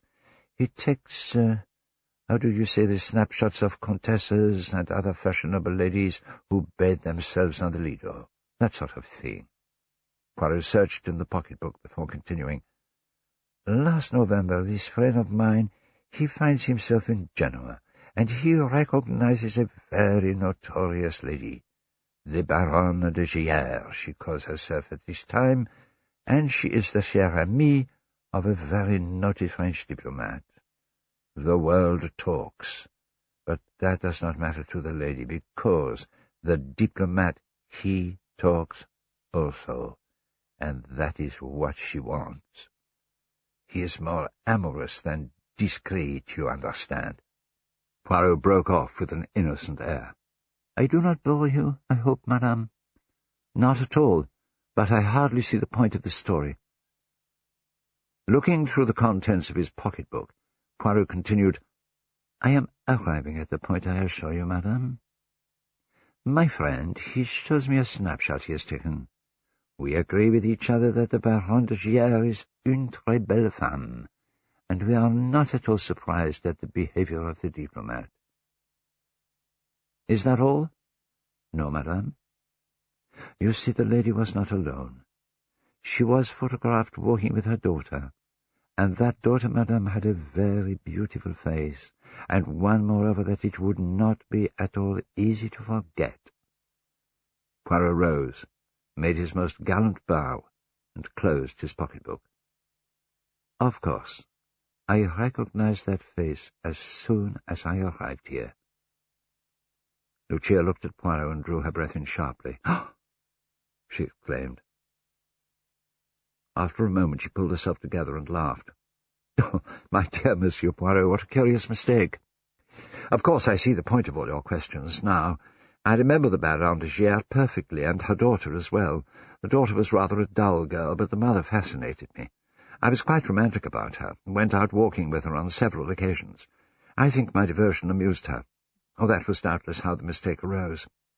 That is how someone thought that I must be the woman's daughter." Lucia sank back in her chair. Poirot nodded slow appreciation, at which Lucia appeared visibly to relax. Then suddenly, leaning over the table towards her, the detective remarked, "But I thought you had never been to Genoa. I thought you had never been to Genoa. I thought you had never been to Genoa." Taken unawares, Lucia gasped. She stared at Poirot as he put his pocket-book back in an inner pocket of his jacket. "You have no photograph," she said. It was half question, half statement. "No," Poirot confessed. "I have no photograph, madame. I knew the name that Selma Goetz passed under in Genoa. The rest, my friend and his photography. All of that was a harmless little invention of mine." Lucia leapt to her feet, her eyes blazing with anger. "You set a trap for me," she exclaimed furiously. Poirot shrugged his shoulders. "Yes, madame," he affirmed. "I fear I had no alternative." "What has all this to do with Sir Claude's death?" Lucia muttered, as though to herself, looking wildly about the room. Poirot affected a tone of indifference as, instead of answering, he posed another question. "Madame," he asked, brushing an imaginary speck of dust from his jacket as he spoke, "is it true that you lost a valuable diamond necklace a little while ago?" Lucia glared at him. "Again I ask," her words emerging as though through clenched teeth, "what has that to do with Sir Claude's death?" Poirot spoke slowly and deliberately. "First, a stolen necklace, then a stolen formula. Both would bring in a very large sum of money." "What do you mean?" Lucia gasped. "I mean, madame, that I would like you to answer this question. How much did Dr. Corelli want this time?" Lucia turned away from Poirot. I will not answer any more questions," she whispered. "Because you are afraid?" asked Poirot, moving to her. Lucia turned to face him again, flinging her head back in a gesture of defiance. "No," she asserted, "I'm not afraid. I simply don't know what you are talking about. Why should Dr. Corelli ask me for money?" "To buy his silence," Poirot replied. "The Amorys are a proud family, and you would not have wanted them to know that you are the daughter of Selma Goetz." Lucia glared at Poirot for a moment without replying, and then, her shoulders sagging, she collapsed onto a stool, resting her head in her hands. At least a minute elapsed before she looked up with a sigh. "Does Richard know?" she murmured. "He does not know yet, madame," Poirot replied slowly. Lucia sounded desperate as she pleaded. "Don't tell him, Monsieur Poirot. Please, don't tell him. He is so proud of his family name, so proud of his honour. I was wicked to have married him, but I was so miserable. I hated that life, that awful life. I was forced to live with my mother. I felt degraded by it, but what could I do? And then, when Mamma died, I was at last free. Free to be honest, free to get away from that life of lies and intrigue. I met Richard. That was the most wonderful thing that ever happened to me. Richard came into my life. I loved him, and he wanted to marry me. How could I tell him who I was? Why should I tell him?"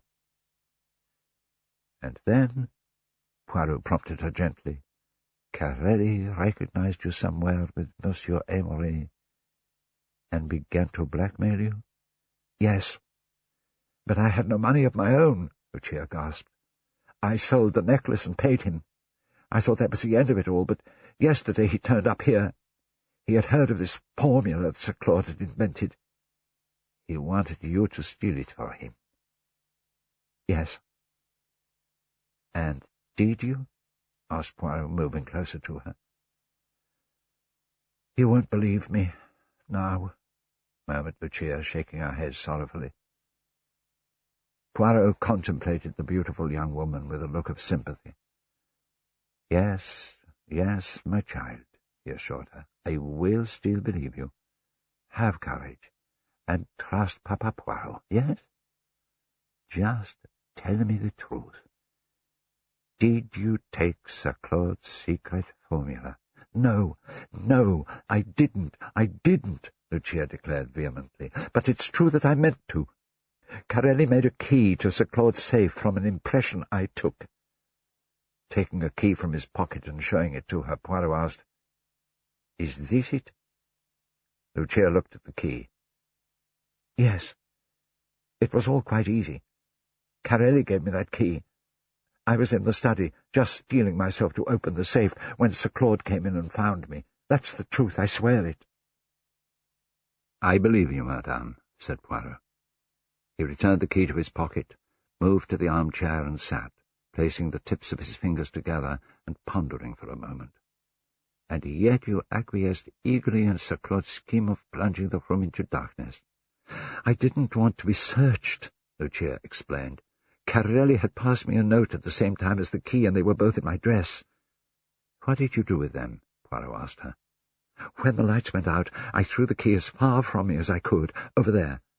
She pointed in the direction of the chair in which Edward Rayner had sat on the previous evening.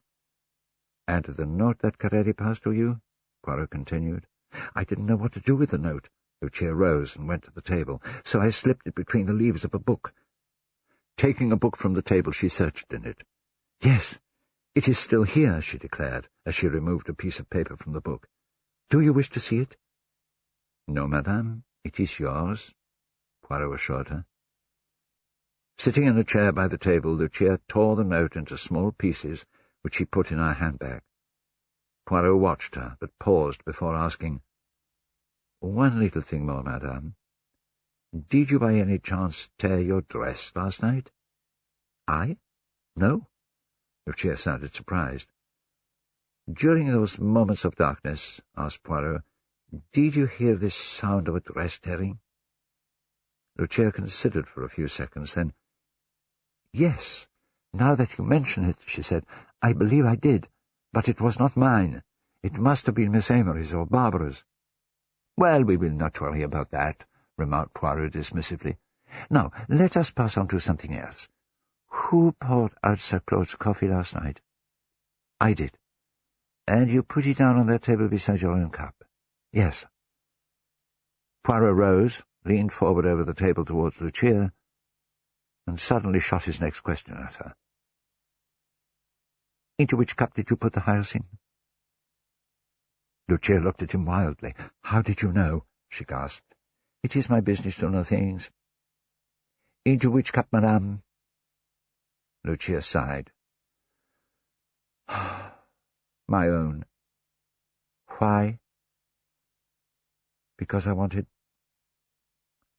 I wanted to die. Richard suspected that there was something between Corelli and me, that we were having an affair. It could not have been further from the truth. I hated Corelli. I hate him now. But as I had failed to obtain the formula for him, I was sure he would expose me to Richard. To kill myself was a way out. The only way. A swift, dreamless sleep, and no awakening. That's what he said. Who said that to you? Dr. Corelli. I begin to see, said Poirot slowly. He pointed to the cup on the table. This is your cup, then? A full cup, untasted? Yes. What made you change your mind about drinking it? Richard came over to me. He said that he would take me away, abroad, that he would get the money to do so somehow. He gave me back hope. Now listen to me carefully, madame, said Poirot gravely. This morning Dr. Graham took away the cup that was beside Sir Claude's chair. Yes? His fellow doctors will have found nothing but the dregs of coffee in it. He paused. Without looking at him, Lucia answered, Of course. That is correct, yes? Poirot persisted. Lucia looked straight ahead of her without replying. Then, looking up at Poirot, she exclaimed, Why are you staring at me like that? You frighten me. I said, Poirot repeated, that they took away the cup that was beside Sir Claude's chair this morning. Let us suppose, instead, that they had taken away the cup that was by his chair last night. He moved to the table near the door and took a coffee cup from the plant bowl. Let us suppose that they had taken this cup. Lucia rose quickly, put her hands up to her face. You know, she gasped. Poirot moved to her. Madame, his voice now was stern, they will test their cup, if they have not already done so, and they will find nothing. But last night I took some of the dregs from the original cup. What would you say if I were to tell you that there was hyacinth in Sir Claude's cup? Lucia looked stricken. She swayed, but then recovered herself. For a moment she said nothing. Then, You are right, she whispered. You are quite right. I killed him. Her voice rang out suddenly. I killed him. I put the hyacinth in his cup. Going to the table, she grasped the full cup of coffee. This one is only coffee. She raised the full cup to her lips, but Poirot sprang forward, interposing his hand between the cup and her lips. They looked at each other intently for a time. Then Lucia burst into sobs. Poirot took the cup from her and placed it on the table. Madame, he exclaimed. Why did you stop me? Lucia murmured. Madame, Poirot told her, the world is very beautiful. Why should you wish to leave it? Oh! Lucia collapsed onto the settee, sobbing bitterly. When Poirot spoke, his voice was warm and gentle. You told me the truth. You put the hyacinth in your own cup. I believe you. But there was hyacinth in the other cup as well. Now speak the truth to me again. Who put the hyacinth in Sir Claude's cup? Lucia stared at Poirot in terror. No, you're wrong. He didn't. I killed him, she cried hysterically. Who didn't? Whom are you shilling, madame? Tell me, Poirot demanded. He didn't, I tell you, Lucia sobbed. There was a knock at the door. That will be the police, declared Poirot. We have very little time. I will make you 2 promises, madame. Promise number 1 is that I will save you. But I killed him, I tell you. Lucia's voice was almost at screaming pitch. Promise number 2, Poirot continued imperturbably, "is that I will save your husband." "Ah!" Lucia gasped, gazing at him in bewilderment. The butler, Treadwell, entered the room. Addressing Poirot, he announced, "Inspector Japp from Scotland Yard." Yard.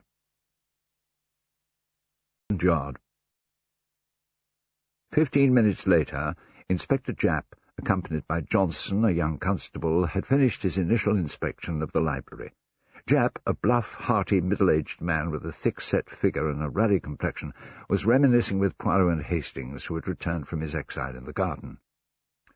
"Yes," Japp told his constable, "Mr. Poirot and I go back a long way.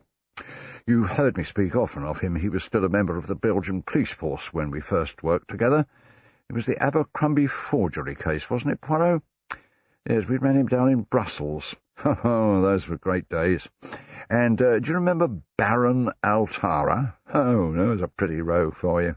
He eluded the clutches of half the police in Europe, but we nailed him in Antwerp, thanks to Mr. Poirot here." Japp turned from Johnson to Poirot. "And then we met again in this country, didn't we, Poirot?" he exclaimed. "You'd retired by then, of course. You solved that mysterious affair at Styles, remember? Last time we collaborated on a case was about 2 years ago, wasn't it? That affair of the Italian nobleman in London. Well, it's really good to see you again, Poirot. You could have knocked me down with a feather when I came in a few minutes ago and saw your funny old mug." "My mug?" asked Poirot, looking puzzled. English slang never failed to mystify him. "Your face, I mean, old chap," Japp explained with a grin. "Well, shall we work together on this?" Poirot smiled. "My good chap, you know my little weaknesses." "Secretive old beggar, aren't you?" remarked Japp, smacking Poirot on the shoulder. "I say, that Mrs. Amory you were talking to when I came in, she's a good looker. Richard Amory's wife, I suppose. I bet you were enjoying yourself, you old dog." The inspector gave a rather coarse laugh and seated himself on a chair by the table. "Anyway," he continued, "this is just the sort of case that suits you down to the ground. It pleases your tortuous mind. Now, I loathe a poisoning case. Nothing to go on. Have to find out what they ate and drank and who handled it and who so much as breathed on it.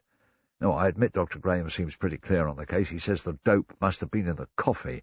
According to him, such a large dose would have had an almost instantaneous effect. Of course, we shall know for certain when we get the analyst's report, but we've got enough to go on." Japp rose to his feet. "Well, I've finished with this room," he declared. "I'd better have a few words with Mr. Richard Amory, I suppose. And then I'll see this Dr. Corelli. Looks as though he's our man. But keep an open mind, that's what I always say, keep an open mind." He moved to the door. "Come in, Poirot?" "But certainly I will accompany you," said Poirot, joining him. "Captain Hastings, too, I've no doubt," Japp laughed. "Sticks as close to you as your shadow, doesn't he, Poirot?" Poirot threw a meaningful glance at his friend. "Perhaps Hastings would prefer to remain here," he remarked. Taking his cue in a somewhat obvious manner, Hastings replied, Yes, I think I'll stay here." "Well, as you please." Japp sounded surprised. He and Poirot left, followed by the young constable, and a moment later Barbara Amory entered from the garden through the French windows, wearing a pink blouse and light-coloured slacks. "Ah, there you are, my pet. I say, what's this that's just blown in upon us?" she asked Hastings as she moved across to the settee and sat down. "Is it the police?" "Yes," Hastings told her. He joined her on the settee. "It's Inspector Japp of Scotland Yard. He's got to see your cousin now to ask him a few questions." "Will you want to ask me questions, do you think?" "Well, I don't imagine so. But even if he does," Hastings assured her, "there's nothing to be alarmed about." "Oh, I'm not alarmed," Barbara declared. "In fact, I think it would be absolutely wizard. But it would be so tempting to embroider a bit, just to make a sensation. I adore sensation, don't you?" Hastings looked puzzled. I really don't know. No, I don't think I adore sensation." Barbara Amory regarded him quizzically. "You know, you intrigue me," she declared. "Where have you been all your life?" "Well, I've spent several years in South America." "I knew it," Barbara exclaimed. She gestured with her hand over her eyes. "The wide open spaces. That's why you're so deliciously old-fashioned." Hastings now looked offended. "Oh, I'm sorry," he said stiffly. "Oh, but I adore it," Barbara hastened to explain. "I think you're a pet. Absolute pet." "Oh, what exactly do you mean by old-fashioned?" "Well," Barbara continued, "I'm sure you believe in all sorts of stuffy old things like decency and not telling lies except for very good reason and putting a good face on things." "Oh, quite," agreed Hastings in some surprise. "Don't you?" "Me? Well, for example, do you expect me to keep up the fiction that Uncle Claude's death is a regrettable incident?" "What, isn't it?" Hastings sounded shocked. "My dear," exclaimed Barbara. She rose and perched herself on the edge of the coffee table. "As far as I'm concerned, it's the most marvellous thing that ever happened. You don't know what an old skinflint he was. You don't know how he ground us all down." She stopped, overcome by the strength of her feelings. Embarrassed, Hastings began, I wish you wouldn't, but was interrupted by Barbara. "You don't like honesty?" she asked. "That's just what I thought you'd be like. You'd prefer me to be wearing black instead of this, and be talking in a hushed voice about poor Uncle Claude, so good to us all." "Oh, really?" Hastings exclaimed. "Oh, you needn't pretend," Barbara went on. "I knew that's what you'd turn out to be like if I got to know you properly. But what I say is that life isn't long enough for all that lying and pretence. Uncle Claude wasn't good to us at all. I'm certain we're all glad he's dead, really, in our heart of hearts. Yes, even Aunt Caroline. Poor dear, she stood him longer than any of us." Barbara suddenly calmed down. When she spoke again, it was in a milder tone. "You know, I've been thinking. Scientifically speaking, Aunt Caroline might have poisoned Uncle Claude. That heart attack last night was really very queer. I don't believe it was a heart attack at all. I just suppose that suppressing her feelings all these years had led to Aunt Caroline developing some powerful complex." "Well, I suppose it's theoretically possible," Hastings murmured guardedly. "I wonder who pinched the formula, though," Barbara continued. "Everyone says it was the Italian, but personally I suspect Treadwell." "Your butler? Good heavens, why?" "Because he never went near the study." Hastings looked perplexed. "But then—" "I'm very orthodox in some ways," Barbara remarked. "I've been brought up to suspect the least likely person. That's who it is in all the best murder mysteries, and Treadwell is certainly the least likely person." "Well, except you, perhaps," Hastings suggested with a laugh. "Oh, me?" Barbara smiled uncertainly as she rose and moved away from him. "How curious," she murmured to herself. "What's curious?" Hastings asked, rising to his feet. "Why, something I've just thought of. Let's go out in the garden. I hate it in here." She moved towards the French windows. "Oh, I am afraid I have to stay here," Hastings told her. "Why?" "I mustn't leave this room." "You know," Barbara observed, "you've got a complex about this room. Do you remember last night? There we all were, completely shattered by the disappearance of the formula, and in you strode and produced the most marvellous anticlimax by saying in your best conversational manner, 'What a delightful room, Mr. Amory.' It was so funny when the two of you walked in. There was this extraordinary little man with you, no more than 5'4", but with an air of immense dignity, and you being, oh, so polite." "Poirot is rather odd at first sight, I admit," Hastings agreed, "and he has all kinds of little foibles. For instance, he has an absolute passion for neatness of any kind. If he sees an ornament set crookedly, or a speck of dust, or even a slight disarray in someone's attire, it's absolute torture to him." "You make such a wonderful contrast to each other," Barbara said, laughing. "Poirot's methods of detection are very much his own, you know," Hastings continued. "Order and method are his gods. He has a great disdain for tangible evidence, things like footprints and cigarette ash, you know what I mean. In fact, he maintains that, taken by themselves, they would never enable a detective to solve a problem. The true work, he says, is done from within. And then he taps that egg-shaped head of his and remarks with great satisfaction, 'The little grey cells of the brain. Always remember the little grey cells, mon ami.'" "Oh, I think he's a poppet," Barbara declared. "Not as sweet as you, with your 'what a delightful room.'" "But it is a delightful room," Hastings insisted, sounding rather nettled. "Well, personally, I don't agree with you," said Barbara. She took his hand and tried to pull him towards the open French windows. "Anyway, you've had quite enough of it for now. Come along." "No, you don't understand," Hastings declared, taking his hand away from her. I promised Poirot." Barbara spoke slowly. "You promised Monsieur Poirot that you would not leave this room? But why?" I can't tell you that." "Oh." Barbara was silent for a moment or two, and then her manner changed. She moved behind Hastings and began to recite in an exaggerated dramatic voice, "The boy stood on the burning deck, I beg your pardon, whence all but he had fled." "Well, my pet?" "I simply cannot understand you," Hastings declared in exasperation. "Oh, why should you understand me?" "Oh, you really are a delight," declared Barbara, slipping her arm through his. "Come and be vamped. Oh, really, you know, I think you're adorable." "You're pulling my leg." "Not at all," Barbara insisted. "I'm crazy about you. You're positively pre-war." She pulled him to the French windows, and this time Hastings allowed himself to yield to the pressure of her arm. "You really are an extraordinary person," he told her. "You're quite different from any girl I've ever met." "I'm delighted to hear it. That's a very good sign," said Barbara, as they now stood face to face, framed in the open windows. "A good sign?" "Yes. Makes a girl feel hopeful." Hastings blushed, and Barbara laughed light-heartedly as she dragged him out into the garden. After Barbara's exit with Hastings into the garden, the library remained unoccupied for no longer than a moment or two. Then the door to the hall opened, and Miss Amory entered, carrying a small work-bag. She went over to the settee, put the bag down, knelt, and began to feel at the back of the seat. As she did so, Dr. Carelli entered by the other door, carrying a hat and a small suitcase. Seeing Miss Amory, Carelli stopped and murmured a word of apology at having intruded upon her. Miss Amory rose from the settee, looking a trifle flustered. I was searching for a knitting needle," she explained unnecessarily, brandishing her discovery as she spoke. "It had slipped down behind the seat." Then, taking in the significance of his suitcase, she asked, "Are you leaving us, Dr. Carelli?"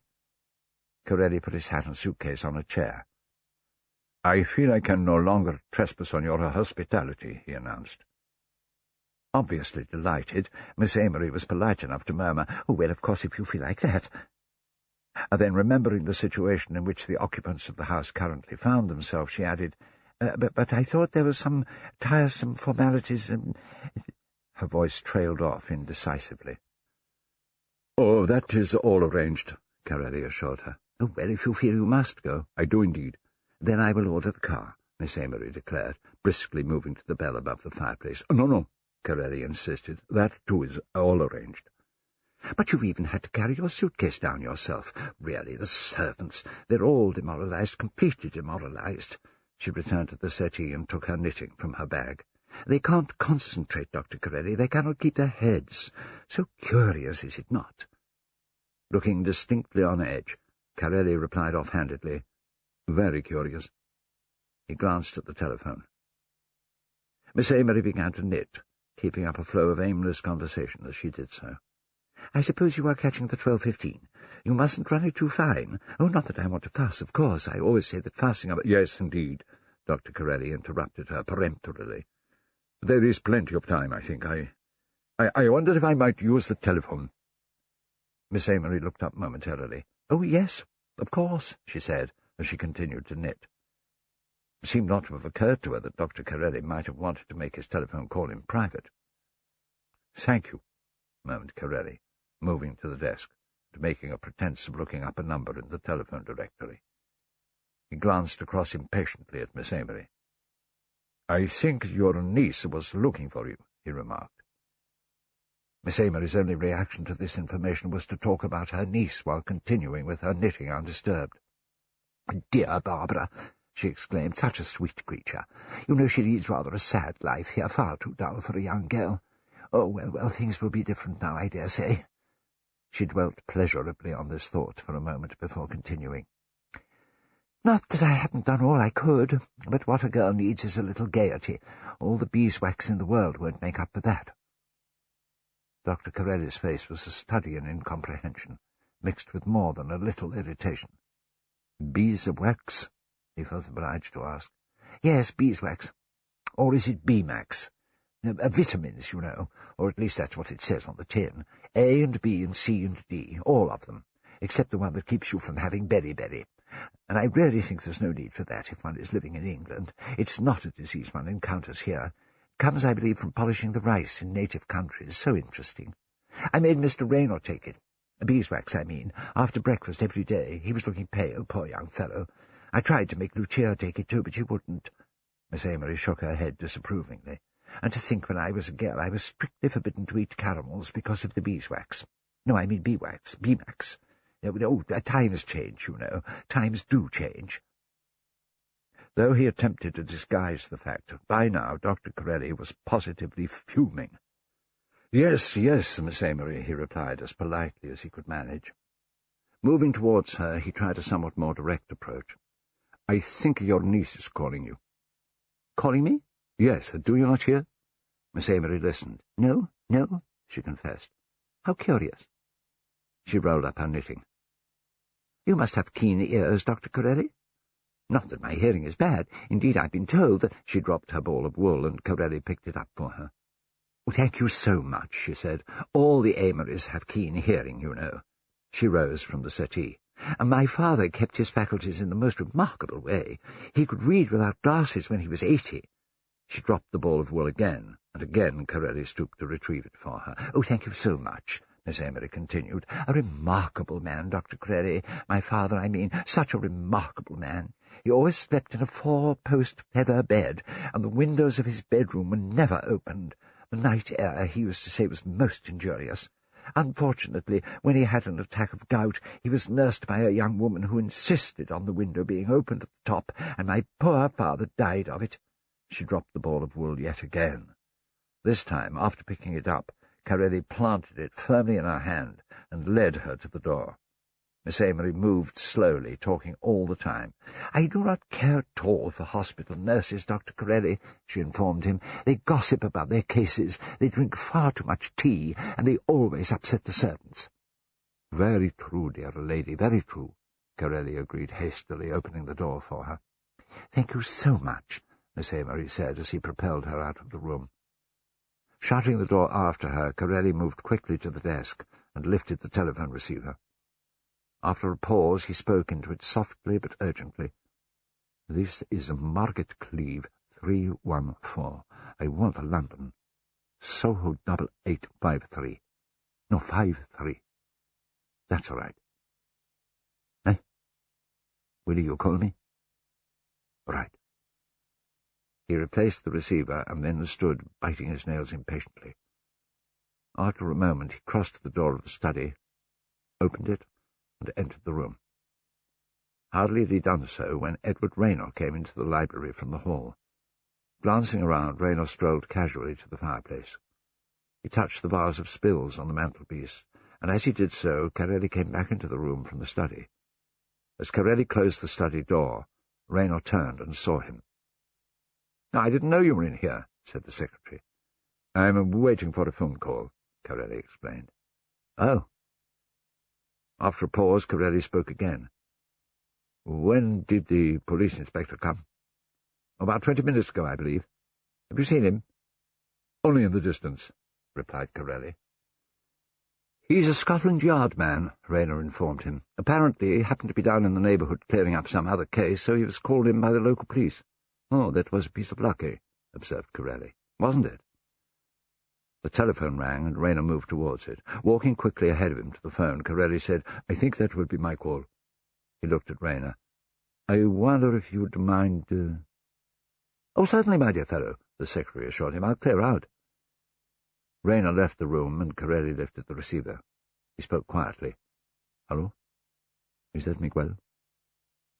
"Yes?" "No, damn it, I haven't. It's a mean impossible.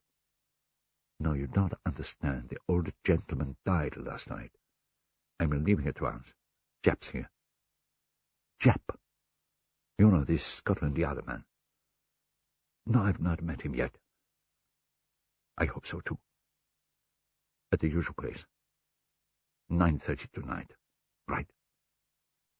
Replacing the receiver, Corelli moved to the recess, picked up his suitcase, put on his hat, and went towards the French windows.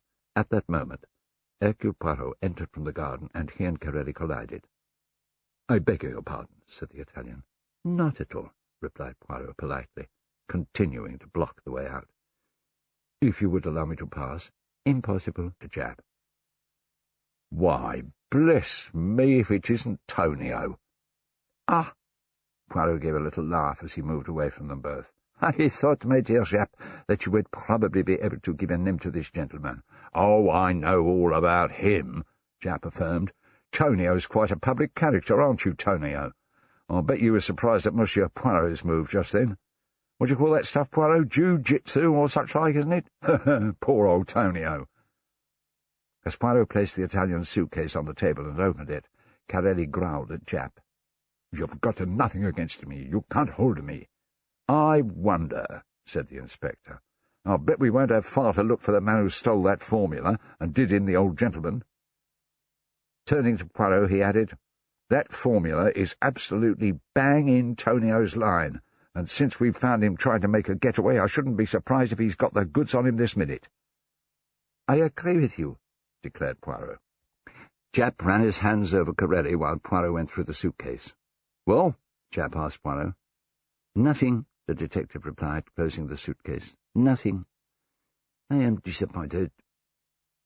"You think yourselves very clever, do you not?" snarled Corelli. "But I could tell you," Poirot interrupted him, speaking quietly and significantly. "You could, perhaps, but it would be very unwise." Startled, Corelli exclaimed, "What do you mean?" "Monsieur Poirot's quite right," Jap declared. "You'd better keep your mouth shut." Moving to the hall door, he opened it and called, "Johnson!" The young constable put his head around the door. "Get the whole family together for me, will you?" Jap asked him. "I want them all here." "Yes, sir," said Johnson as he left the room. "I protest, I—" Corelli gasped. Suddenly he grabbed his suitcase and made a dash towards the French windows. Jap rushed after him, grabbed him, and threw him onto the settee, taking the suitcase from him as he did so. "No one's hurt you yet, so don't squeal," Jap barked at the now thoroughly cowed Italian. Poirot strolled towards the French windows. "Please don't go away now, Monsieur Poirot," Jap called after him, putting Corelli's suitcase down by the coffee table. "This should be interesting." "No, no, my dear Jap, I am not leaving," Poirot assured him. "I shall be right here.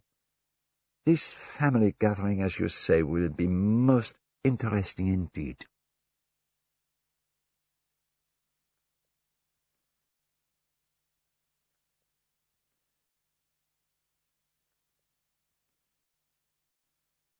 A few minutes later, when the Amory family began to assemble in the library, Corelli was still seated on the settee, looking rather sullen, while Poirot continued to hover by the French windows.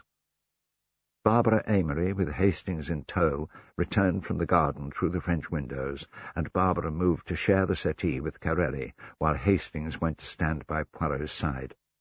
Poirot whispered to his colleague, "It would be helpful, Hastings, if you would make a note, a mental note, you understand, of where they all choose to sit." "Helpful? How?" asked Hastings. "Psychologically, my friend," was Poirot's only reply.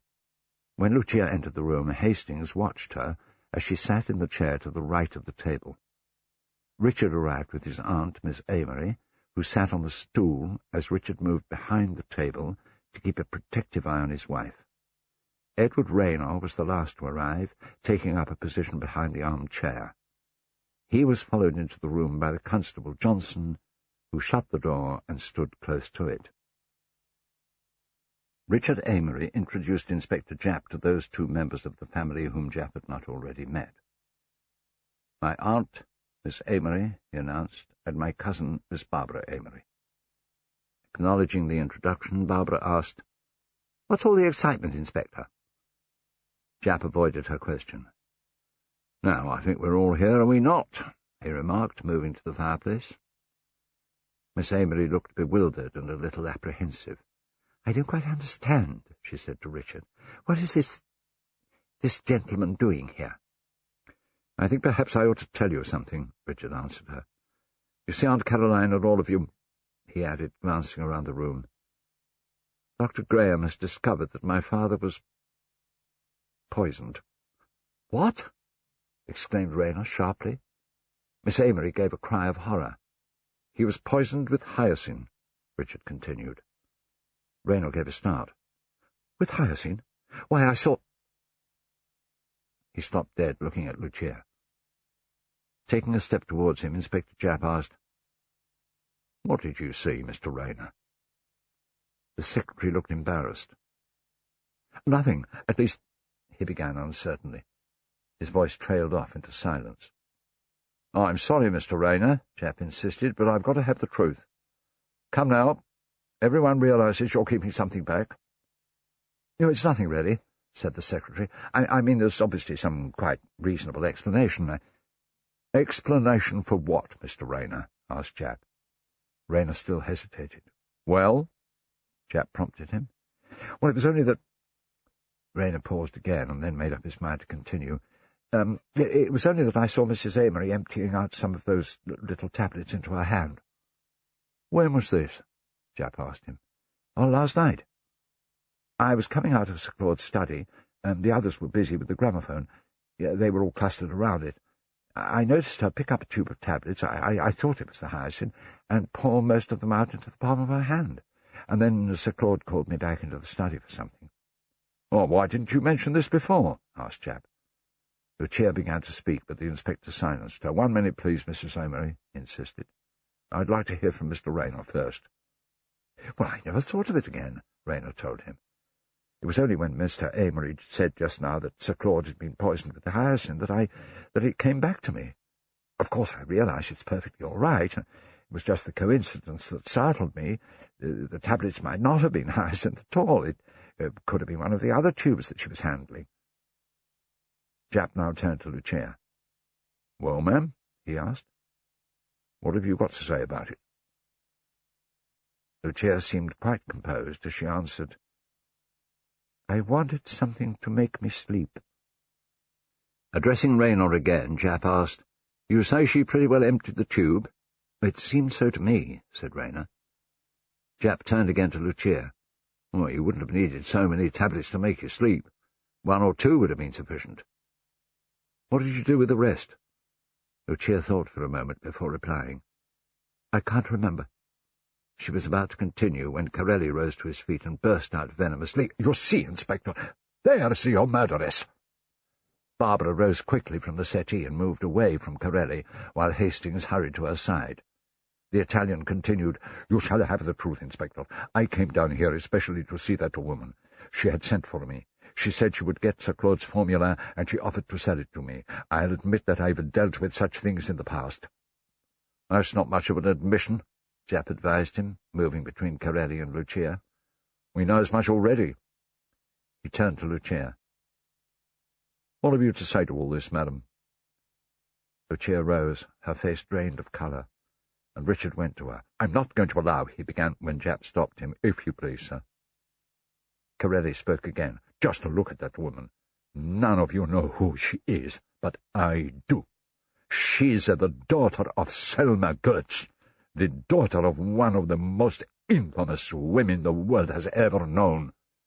"It's not true, Richard," Lucia cried. "It's not true. Don't listen to him." "I'll break every bone in your body," Richard Amory growled at Corelli. Japp took a pace towards Richard. "Keep calm, sir, do keep calm, please," he admonished. "We've got to get to the bottom of this." Japp turned to Lucia. "Now then, Mrs. Amory." There was a pause. Then Lucia tried to speak. I, she began. She looked at her husband, and then at Poirot, holding out her hand helplessly to the detective. "Have courage, madame," Poirot advised her. "Trust in me. Tell them the truth. We have come to the point where lies will serve no longer. The truth will have to come out." Lucia looked pleadingly at Poirot, but he merely repeated, "Have courage, madame. Si. Be brave and speak." He returned to his position by the French windows. After a long pause, Lucia began to speak. her voice low and stifled. "It is true that I am Selma Gertz's daughter. It is not true that I asked that man to come here, or that I offered to sell him Sir Claud's formula. He came here to blackmail me." "Blackmail?" gasped Richard, moving to her. Lucia turned to Richard. There was an urgency in her tone as she spoke. "He threatened to tell you about my mother unless I got the formula for him. But I didn't do it. I think he must have stolen it. He had the chance. He was alone in there, in the study, and I see now that he wanted me to take the hyacinth and kill myself, so that everyone would think that it was I who had stolen the formula. He almost hypnotized me. She broke down and sobbed on Richard's shoulder. With a cry of, "Lucia, my darling!" Richard embraced her. Then, passing his wife over to Miss Amory, who had risen, and who now embraced the distressed young woman consolingly, Richard addressed Japp. "Inspector, I want to speak to you alone." Japp looked at Richard Amory for a moment and then gave a brief nod to Johnson. "Very well," he agreed, as the constable opened the door for Miss Amory and Lucia. Barbara and Hastings took the opportunity of returning to the garden through the French windows, while Edward Rayner, as he left, murmured to Richard, "I'm sorry, Mr. Amory, very sorry." As Corelli picked up his suitcase and followed Rayner out, Japp instructed his constable, "Keep your eye on Mrs. Amory, and also on Dr. Corelli." Corelli turned at the door, and Japp continued to the constable, "There's to be no funny business from anyone, you understand?" "I understand, sir," replied Johnson, as he followed Corelli out of the room. "I'm sorry, Mr. Amory," said Japp to Richard Amory, "but after what Mr. Rayner has told us, I'm bound to take every precaution, and I want Mr. Poirot to remain here as a witness to whatever you tell me." Richard approached Japp with the air of a man who has come to a momentous decision. Taking a deep breath, he spoke with determination. "Inspector." "Well, sir, what is it?" asked Japp. Very deliberately and slowly, Richard replied, "I think it's time I confessed. I killed my father." Japp smiled. "Oh, I'm afraid that won't wash, sir." Richard looked astonished. "What do you mean?" "No, sir," Japp continued. "Or, to put it differently, that cat won't jump. You're very set on your good lady, I realise, newly married and all that. But to speak plainly to you, it's no manner of use putting your neck in a halter for the sake of a bad woman, though she's a good looker and no mistake, I'll admit." "Inspector Japp!" exclaimed Richard angrily. "There's no point in getting upset with me, sir," Japp continued imperturbably. "I've told you the plain truth without beating about the bush, and I've no doubt that Mr. Poirot here will tell you the same. I'm sorry, sir, but duty is duty, and murder is murder. That's all there is to it." Japp nodded decisively and left the room. Turning to Poirot, who had been observing the scene from the settee, Richard asked coldly, "Well, are you going to tell me the same, Monsieur Poirot?" Rising, Poirot took a cigarette case from his pocket and extracted a cigarette. Instead of answering Richard's question, he posed one of his own. "Monsieur Amory, when did you first suspect your wife?" he asked. "I never—" Richard began, but Poirot interrupted, picking up a box of matches from the table as he spoke. "Please, I beg of you, Monsieur Amory, nothing but the truth. You did suspect her, I know it. You suspected her before I arrived. That is why you were so anxious to get me away from this house. Now do not deny it. It is impossible to deceive Hercule Poirot." He lit his cigarette, replaced the box of matches on the table, and smiled up at the much taller man who towered over him. They made a ridiculous contrast. "You are mistaken," Richard told Poirot stiffly. "Utterly mistaken. How could I suspect Lucia?" "And yet, of course, there is an equally good case to be made against you," Poirot continued reflectively as he resumed his seat. "You handled the drugs. You handled the coffee. You were short of money and desperate to acquire some. Oh, yes, anyone might be excused for suspecting you." "Inspector Japp doesn't seem to agree with you," Richard observed. "Ah, Japp. He has the common sense," Poirot smiled. He is not a woman in love." "Woman in love?" Richard sounded puzzled. "Let me give you a lesson in psychology, monsieur," Poirot offered. "When I first arrived, your wife came up to me and begged me to stay here and discover the murderer. Would a guilty woman have done that?" "You mean—" Richard began quickly. "I mean," Poirot interrupted him, "that before the sun sets tonight, you will be asking her pardon upon your knees." "What are you saying?" "I am saying too much, perhaps," Poirot admitted, rising. "No, monsieur.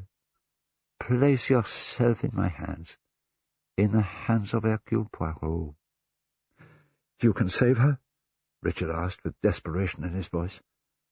Poirot regarded him solemnly.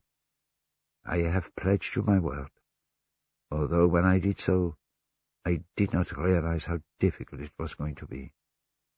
You see, the time is very short, and something must be done quickly. You must promise me that you will do exactly as I tell you, without asking questions or making difficulties. Do you promise me that?"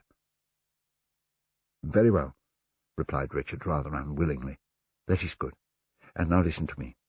What I suggest is neither difficult nor impossible. It is, in fact, the common sense. This house will shortly be given over to the police. They will swarm all over it. They will make their investigations everywhere. For yourself and your family it could be very unpleasant. I suggest that you leave." "Or give the house over to the police?" Richard asked incredulously. "That is my suggestion," Poirot repeated. "Of course you will have to remain in the neighborhood, but they say the local hotel is very comfortable. Engage rooms there. Then you will be close at hand when the police wish to question you all." "But when do you suggest that this should take place?" Poirot beamed at him. "My idea was immediately." "Well, surely it will all look very odd." "Not at all, not at all," the little detective assured Richard, smiling again. "It will appear to be a move of the utmost, how do you say, the utmost sensitivity. The associations here are hateful to you. You cannot bear to remain another hour. I assure you it will sound very well." "But how about the inspector?" "I myself will fix it up with Inspector Japp." "I can't see what good this is going to achieve," Richard persisted. "No, of course you do not see." Poirot sounded more than a trifle smug. He shrugged his shoulders. "It is not necessary that you should see. But I see. I, Hercule Poirot. That is enough." He took Richard by the shoulders. "Go and make the arrangements. Or if you cannot give your mind to it, let Reynor make them for you. Go, go." He almost pushed Richard to the door.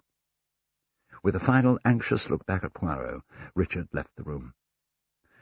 "Oh, these English, how obstinate," muttered Poirot. He moved to the French windows and called, "Mademoiselle Barbara!"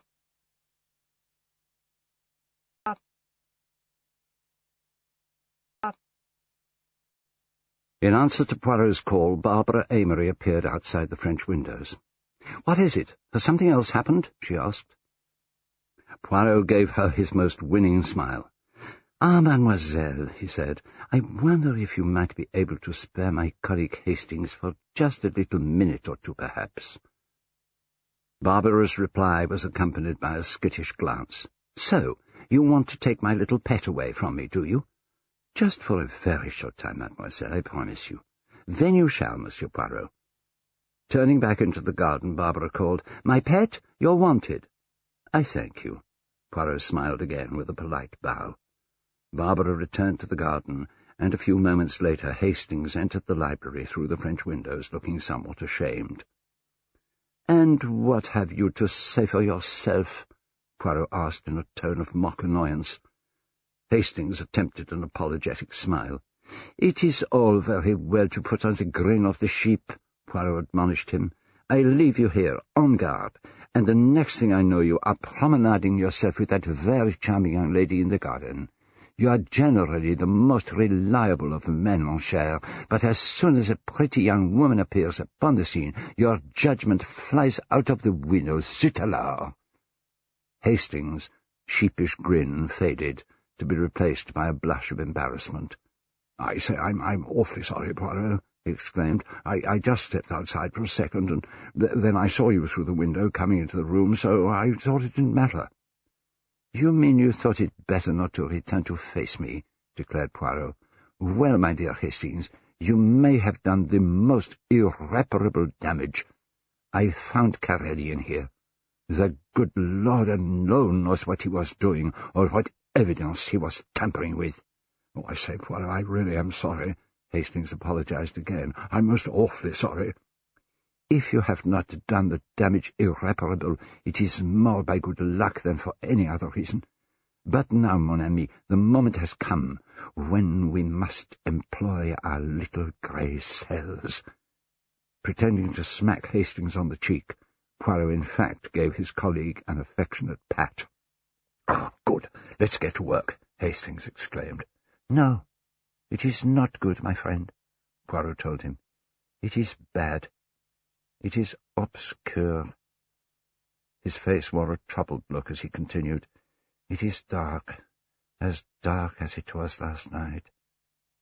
He thought for a moment and then added, "But yes, I think there is perhaps an idea, the germ of an idea. Yes, we will start there." Looking completely mystified, Hastings asked, "What on earth are you talking about?" The tone of Poirot's voice changed. He spoke gravely and thoughtfully. "Why did Sir Claud die, Hastings? Answer me that. Why did Sir Claud die?"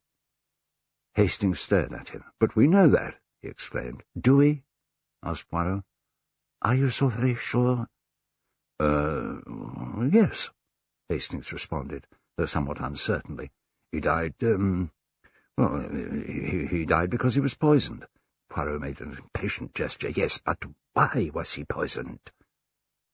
Hastings thought carefully before replying. Then, surely it must have been because the thief suspected—" he began. Poirot slowly shook his head as Hastings continued. "Because the thief suspected that he'd been discovered." He broke off again as he observed Poirot continuing to shake his head. "Suppose, Hastings," Poirot murmured, "just suppose that the thief did not suspect." "Why, I don't quite see," Hastings confessed. Poirot moved away, and then turned back with his arm raised in a gesture that seemed intended to hold his friend's attention. He paused and cleared his throat. "Let me recount to you, Hastings," he declared, "the sequence of events as they might have gone, or rather as I think they were meant to go." Hastings sat in the chair by the table as Poirot continued. "Sir Claud dies in his chair one night." Poirot moved to the armchair, sat, and paused for a moment before repeating thoughtfully, "Yes, Sir Claud dies in his chair. There are no suspicious circumstances attending that death. In all probability it will be put down to heart failure. It will be some days before his private papers are examined. His will is the only document that will be searched for. After the funeral, in due course, it will be discovered that his notes on the new explosive are incomplete. It may never be known that the exact formula existed. You see what that gives to our thief, Hastings?" "Yes." "What?" asked Poirot. Hastings looked puzzled. "What?" he repeated. "Security. That is what it gives the thief. He can dispose of his booty quite safely, whenever he wishes to. There is no pressure upon him. Even if the existence of the formula is known, he will have had plenty of time to cover his tracks." "Well, it's an idea, yes, I suppose so," Hastings commented in a dubious tone. "But naturally it is an idea. Am I not Hercule Poirot? But see now where this idea leads us. It tells us that the murder of Sir Claud was not a chance maneuver executed on the spur of the moment. It was a plan beforehand. Beforehand. You see now where we are?" "No," Hastings admitted with an engaging candour. "You know very well I never see these things." I know that we're in the library of Sir Claud's house, and that's all." "Yes, my friend, you are right," Poirot told him. "We are in the library of Sir Claud Amory's house. It is not morning, but evening. The lights have just gone out. The thief's plans have gone awry." Poirot sat very upright and wagged his forefinger emphatically to emphasize his points. Sir Claud, who, in the normal course of things, would not have gone to that safe until the following day, has discovered his loss by a mere chance, and, as the old gentleman himself said, the thief is caught like a rat in a trap. Yes, but the thief, who is also the murderer, knows something, too, that Sir Claud does not. The thief knows that in a very few minutes Sir Claud will be silenced forever.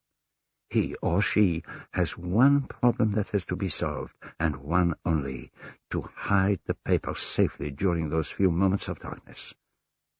Shut your eyes, Hastings, as I shut mine. The lights have gone out. We can see nothing, but we can hear. Repeat to me, Hastings, as accurately as you can, the words of Miss Amory when she described the scene for us." Hastings shut his eyes. Then he began to speak, slowly, with an effort of memory and several pauses. Gasps," he uttered. Poirot nodded. "A lot of little gasps," Hastings went on, and Poirot nodded again. Hastings concentrated for a time and then continued.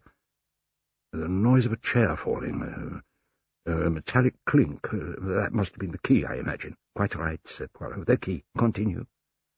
A scream. No, that was Lucia screaming. She called out to Sir Claud. Then the knocking came at the door. Oh, wait a moment. Right at the beginning, the noise of tearing silk. Hastings opened his eyes. "Yes. Tearing silk," Poirot exclaimed. He rose, moved to the desk, and then crossed to the fireplace. "It is all there, Hastings, in those few moments of darkness. All there. And yet our ears tell us nothing." He stopped at the mantelpiece and mechanically straightened the vase of spills. "Oh, do stop straightening those damn things, Poirot," Hastings complained. "You're always at it." His attention arrested. Poirot removed his hand from the vase. "What is that you say?" he asked. "Yes, it is true." He stared at the vase of spills. "I remember straightening them but a little hour ago, and now it is necessary that I straighten them again." He spoke excitedly. "Why, Hastings? Why is that?" "Well, because they're crooked, I suppose," Hastings replied in a bored tone. "It's just your little mania for neatness." "Tearing silk," exclaimed Poirot. "No, Hastings. The sound is the same." He stared at the paper spills and snatched up the vase that contained them. "Tearing paper," he continued as he moved away from the mantelpiece. His excitement communicated itself to his friend. "What is it?" Hastings asked, springing up and moving to him. Poirot stood, tumbling out the spills onto the settee and examining them. Every now and then he handed one to Hastings, muttering, "Here is one. Another. And yet another." Hastings unfolded the spills and scrutinized them. C19, N23, he began to read aloud from one of them. Yes, exclaimed Poirot. "It is the formula." "I say, that's wonderful." "Quick, fold them up again," Poirot ordered, and Hastings began to do so. "Oh, you are so slow," Poirot admonished him. "Quick, quick." Snatching the spills from Hastings, he put them back into the vase and hastened to return it to the mantelpiece. Looking dumbfounded, Hastings joined him there. Poirot beamed. "It intrigues you what I do there, yes? Tell me, Hastings, what is it that I have here in this vase?"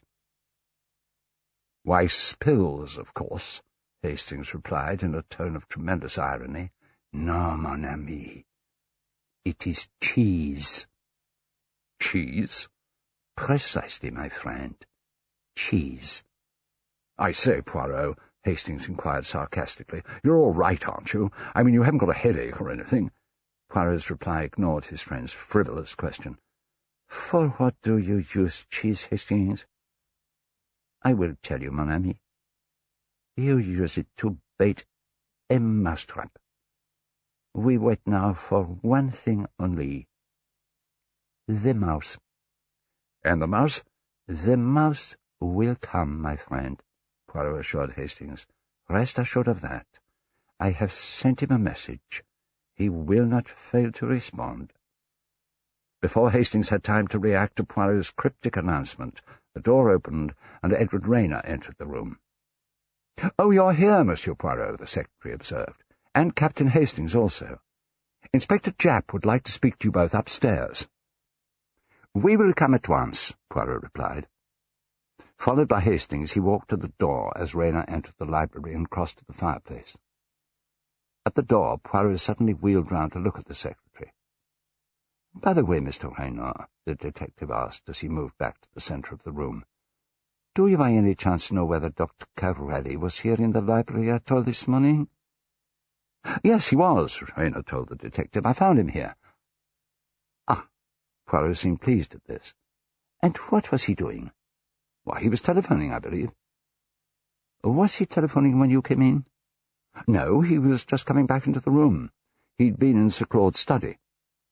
Poirot considered this for a moment, and then asked Rayner, "Where exactly were you then? Can you remember?"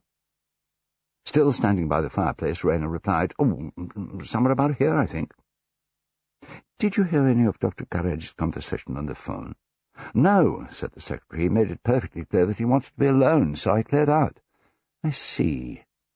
Poirot hesitated and then took a notebook and pencil from his pocket. Writing a few words on a page, he tore it out.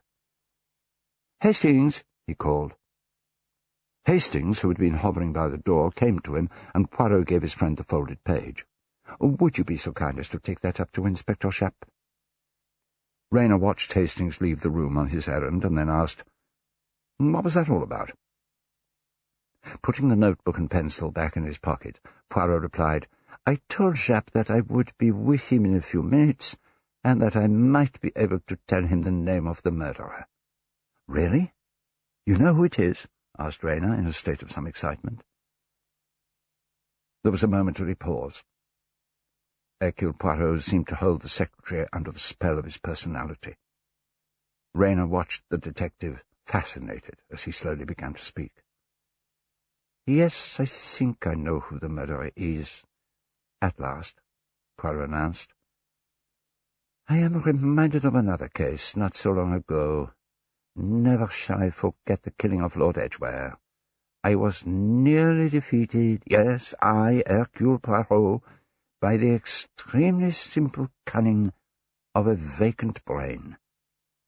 You see, Monsieur Rayner, the very simple-minded have often the genius to commit an uncomplicated crime and then leave it alone. Let us hope that the murderer of Sir Claude, on the other hand, is intelligent and superior, and thoroughly pleased with himself, and unable to resist, how do you say, painting the lily." Poirot's eyes lit up in vivid animation. "I'm not sure that I understand you," said Rayner. "You mean to say that it's not Mrs. Amory?" "No, it is not Mrs. Amory," Poirot told him. "That is why I wrote my little note. That poor lady has suffered enough. She must be spared any further questioning." Rayner looked thoughtful and then exclaimed, "Then I'll bet it's curate, yes?" Poirot wagged a finger at him playfully. "Monsieur Rayner, you must permit me to keep my little secret until the last moment." Taking out a handkerchief, he mopped his brow. "Oh, mon Dieu, how hot it is today," he complained. "Would you like a drink?" asked Rayner. "I'm forgetting my manners. I should have offered you one earlier." Poirot beamed. "You are very kind. I will have a whisky, please, if I may." "Certainly. Just a moment." Rayner left the room while Poirot wandered across to the French windows and looked out into the garden for a moment. Then, moving to the settee, he shook the cushions before drifting across to the mantelpiece to examine the ornaments. piece to examine the... In a few moments Raynor returned with 2 whiskies and sodas on a tray. He watched as Poirot lifted a hand to an ornament on the mantelpiece. "This is a valuable antique, I fancy," Poirot remarked, picking up a jug. "Is it?" was Raynor's uninterested comment. "I don't know much about that kind of thing. Come and have a drink," he suggested as he set his tray down on the coffee table. "Thank you," murmured Poirot, joining him there. "Well, here's luck," said Raynor, taking a glass and drinking. With a bow, Poirot raised the other glass to his lips. "To you, my friend. And now let me tell you of my suspicions. I first realized that—" He broke off suddenly, jerking his head over his shoulder as though some sound had caught his ear.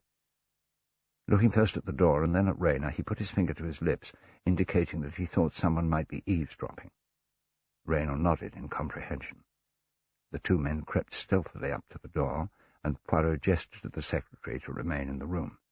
Poirot opened the door sharply and bounced outside, but returned immediately, looking extremely crestfallen.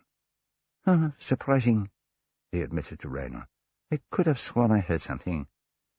Ah, well, I made a mistake. It does not happen very often. À votre santé, my friend." He drained the contents of his glass. "Ah," exclaimed Raynor, as he also drank. "I beg your pardon?" asked Poirot. "Nothing. A load off my mind, that's all." Poirot moved to the table and put his glass down.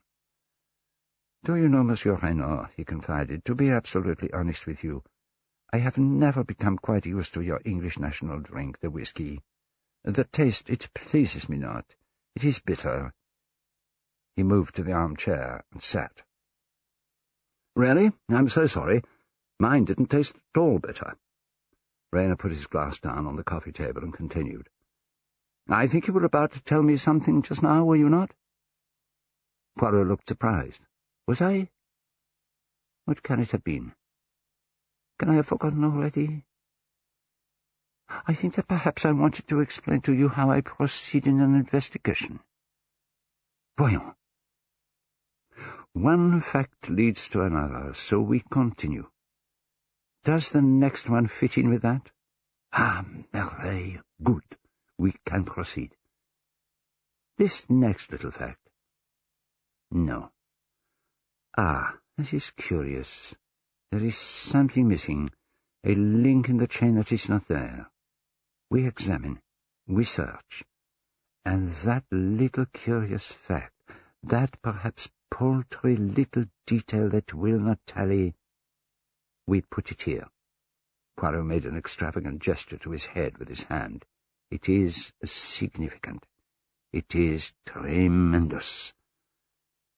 "Yes, I see," Raynor murmured dubiously. Poirot shook his forefinger so fiercely in Raynor's face that the secretary almost quailed before it. "Ah, beware! Peril to the detective who says, 'It is so small, it does not matter. It will not agree, I will forget it.' That way lies confusion. Everything matters." Poirot suddenly stopped and tapped his head. "Ah! Now I remember what I wanted to talk to you about. It was one of those small, unimportant little facts. I wanted to talk to you, Monsieur Raynor, about dust." Raynor smiled politely. "Dust?" "Precisely, dust," Poirot repeated. "My friend Hastings, he reminded me just now that I am a detective and not a housemaid. He thought himself very clever to make such a remark, but I am not so sure. The housemaid and the detective, after all, have something in common. The housemaid, what does she do? She explores all the dark corners with her broom. She brings into the light of day all the hidden things that have rolled conveniently out of sight. Does not the detective do much the same?" Raynor looked bored, but murmured, "Yes, very interesting, Monsieur Poirot." He moved to the chair by the table and sat before asking, "But is that all you were intending to say?" "No, not quite," replied Poirot. He leaned forward. "You did not throw dust in my eyes, Monsieur Raynor. Because there was no dust. Do you understand? The secretary stared at him intently. No, I'm afraid I don't. There was no dust on that box of drugs. Mademoiselle Barbara commented on the fact. But there should have been dust. That shelf on which it stands, and Poirot gestured towards it as he spoke, is thick with dust. It was then that I knew. Knew what? I knew, Poirot continued, that someone had taken that box down recently, that the person who poisoned Sir Claud Amory would not need to go near the box last night, since he had on some earlier occasion helped himself to all the poison he needed, choosing a time when he knew he would not be disturbed. You did not go near the box of drugs last night because you had already taken from it the hyacinth you needed, but you did handle the coffee, Monsieur Reynard. Reynard smiled patiently. Dear me. To accuse me of murdering Sir Claude. Do you deny it? Asked Poirot. Reynard paused before replying. When he spoke again, a harsher tone had entered his voice. Oh, no, he declared. I don't deny it. Why should I? I'm really rather proud of the whole thing. It ought to have gone off without a hitch. It was sheer bad luck that made Sir Claude open the safe again last night. He's never done such a thing before.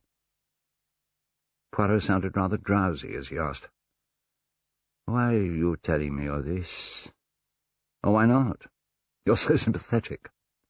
It's a pleasure to talk to you. Rayner laughed and continued, Yes, things very nearly went wrong. But that's what I really pride myself on, turning a failure into a success. A triumphant expression appeared on his face. To devise a hiding place on the spur of the moment was really rather creditable. Would you like me to tell you where the formula is now? His drowsiness now accentuated, Poirot seemed to find difficulty in speaking clearly. I do not understand you, he whispered. You made one little mistake, Monsieur Poirot, Rayner told him with a sneer. You underestimated my intelligence. I wasn't really taken in just now by your ingenious red herring about poor old Corelli. A man with your brains couldn't seriously have believed that Corelli weren't bear thinking about. You see, I'm playing for big stakes. That piece of paper, delivered in the right quarters, means £50,000 to me. He leaned back. Just think what a man of my ability can do with £50,000. In a voice of increasing drowsiness, Poirot managed to reply, I do not like to think of it. Well, perhaps not. I appreciate that, Rayner conceded. One has to allow for a different point of view. Poirot leaned forward and appeared to be making an effort to pull himself together. And it will not be so, he exclaimed. I will denounce you. I, Hercule Poirot. He broke off suddenly. Hercule Poirot will do nothing, declared Rayner, as the detective sank back in his seat.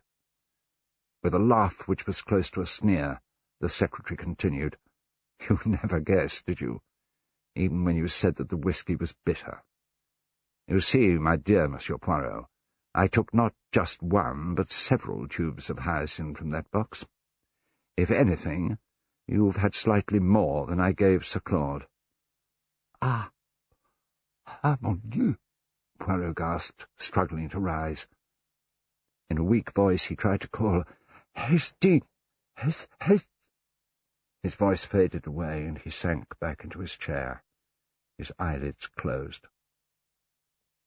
Rayner got to his feet, pushed his chair aside, and moved to stand over Poirot.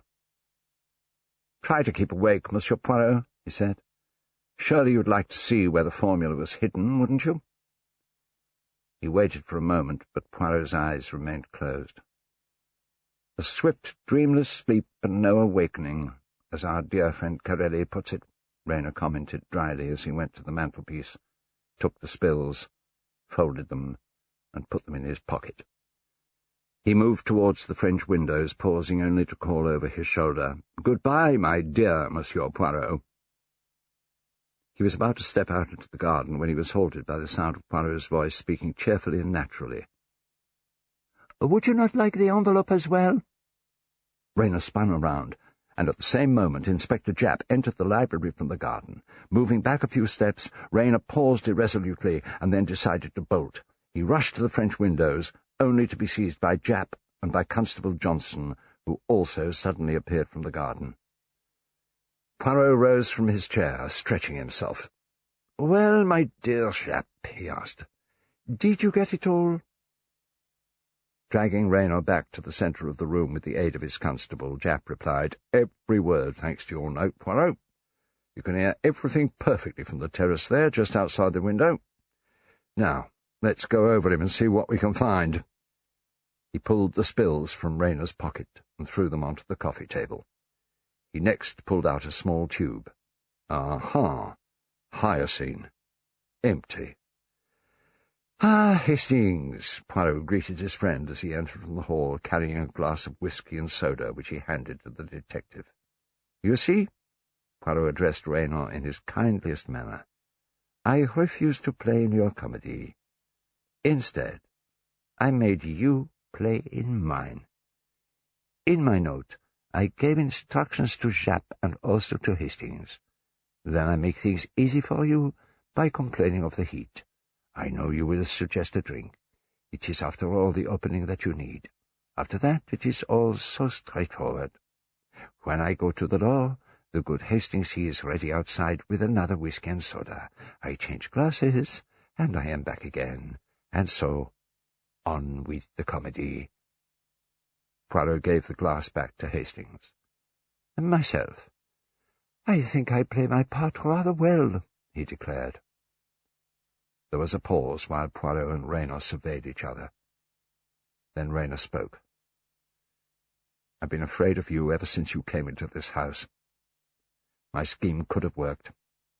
I could have set myself up for life with the £50,000, perhaps even more, that I would have got for that wretched formula.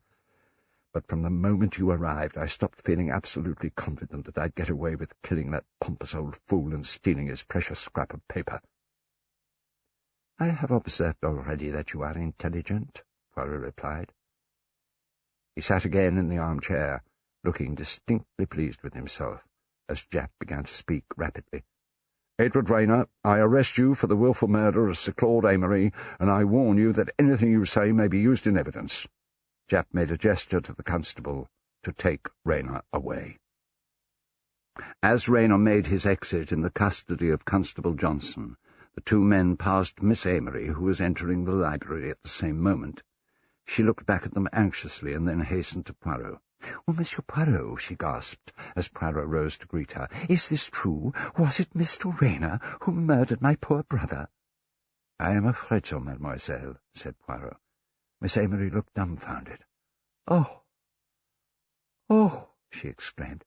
"I can't believe it. What wickedness! We've always treated him like one of the family, and the beeswax and everything." She turned abruptly and was about to leave when Richard entered and held the door open for her. As she almost ran from the room, her niece Barbara entered from the garden. "This is simply too shattering for words," Barbara exclaimed. "Edward Rayner, of all people! Who would have believed it? Somebody has been frightfully clever to have found out. I wonder who." She looked meaningfully at Poirot, who, however, gave a bow in the direction of the police inspector as he murmured, "It was Inspector Japp who solved the case, mademoiselle." Japp beamed. "And I will say for you, Monsieur Poirot, you're the goods, and a gentleman as well." With a nod to the assembled company, Japp made a brisk exit, snatching the whisky glass from a bemused Hastings as he did so, with the words, "I'll take charge of the evidence, if you please, Captain Hastings." "Yes, but was it really Inspector Japp who found out who killed Uncle Claude? Or," Barbara asked Poirot coyly as she approached him, "was it you, Monsieur Hercule Poirot?" Poirot moved to Hastings, putting an arm around his old friend. "Mademoiselle," he informed Barbara, "the real credit belongs to Hastings here. He made a remark of so passing brilliance which put me on the right track. Take him into the garden and make him tell you about it." He pushed Hastings towards Barbara and shepherded them both towards the French windows. "Ah, my pet," Barbara sighed comically to Hastings as they went out into the garden. Richard Amory was about to address Poirot when the door to the hall opened and Lucia entered. Giving a start when she saw her husband, Lucia murmured uncertainly, "Richard." Richard turned to look at her. "Lucia." Lucia moved a few steps into the room. She began and then broke off. Richard approached her and then stopped. "You—" They both looked extremely nervous and ill at ease with each other. Then Lucia suddenly caught sight of Poirot and went to him with outstretched hands. "Monsieur Poirot, how can we ever thank you?" Poirot took both her hands in his. "So, madame, your troubles are over," he announced. "A murderer has been caught. But my troubles, are they really over?" Lucia asked wistfully. "It is true that you do not look quite happy yet, my child," Poirot observed. "Shall I ever be happy again, I wonder?" "I think so," said Poirot with a twinkle in his eye. "Trust in your old Poirot." Guiding Lucia to the chair by the table in the centre of the room, he picked up the spills from the coffee table, went across to Richard and handed them to him. "Monsieur," he declared, "I have pleasure in restoring to you Sir Claud's formula. It can be pieced together. What is the expression you use? It will be as good as new." "Oh, my God, the formula!" Richard exclaimed. "I'd almost forgotten it. I can hardly bear to look at it again. Think what it's done to us all. It cost my father his life, and it's all but ruined the lives of all of us as well." "What are you going to do with it, Richard?" Lucia asked him. "I don't know. What would you do with it?" Rising and moving to him, Lucia whispered, "Will you let me?"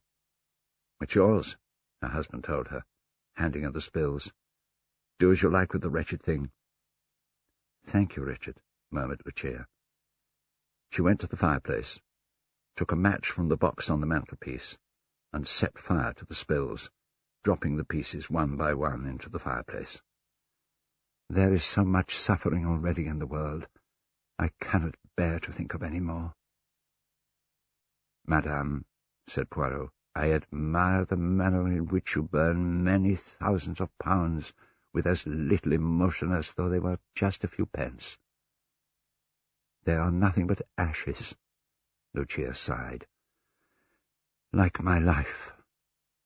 Poirot gave a snort. "Oh, la la! Let us all order our coffees," he remarked in a tone of mock gloom. "No, me, I like to be happy, to rejoice, to dance, to sing. See you, my children," he continued, turning to address Richard as well. "I am about to take a liberty with you both. Madame looks down her nose and thinks, I have deceived my husband. Monsieur looks down his nose and thinks, I have suspected my wife. And yet what you really want, both of you, is to be in each other's arms, is it not?" Lucia took a step towards her husband. "Richard," she began in a low voice. "Madame," Poirot interrupted her, "I fear that Sir Claude may have suspected you of planning to steal his formula because, a few weeks ago, someone, no doubt an ex-colleague of Carelli, for people of that kind are continually falling out with one another, someone, I say, sent Sir Claude an anonymous letter about your mother.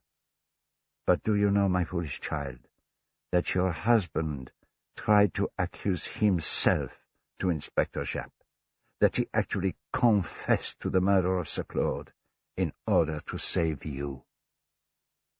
Lucia gave a little cry and looked adoringly at Richard. "And you, monsieur," Poirot continued, "figure to yourself that not more than half an hour ago your wife was shouting in my ear that she had killed your father, all because she feared that you might have done so." "Lucia," Richard murmured tenderly, going to her. "Being English," Poirot remarked as he moved away from them, You will not embrace in my presence, I suppose?" Lucia went to him and took his hand. "Monsieur Poirot, I do not think I shall ever forget you. Ever." "Neither shall I forget you, madame," Poirot declared gallantly as he kissed her hand. "Poirot," Richard Amory declared, "I don't know what to say, except that you've saved my life and my marriage. I can't express what I feel." "Do not derange yourself, my friend," replied Poirot. "I am happy to have been of service to you." Lucia and Richard went out into the garden together, looking into each other's eyes, his arm around her shoulders. Following them to the window, Poirot called after them, "Bless you, mes enfants. Oh, and if you encounter Miss Barbara in the garden, please ask her to return Captain Hastings to me. We must shortly begin our journey to London."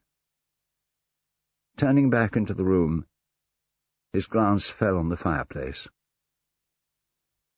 "Ah!" he exclaimed as he went to the mantelpiece over the fireplace and straightened the spill vase. "Voilà. Now, order and neatness are restored." With that, Poirot walked towards the door with an air of immense satisfaction, of immense satisfaction, of immense satisfaction.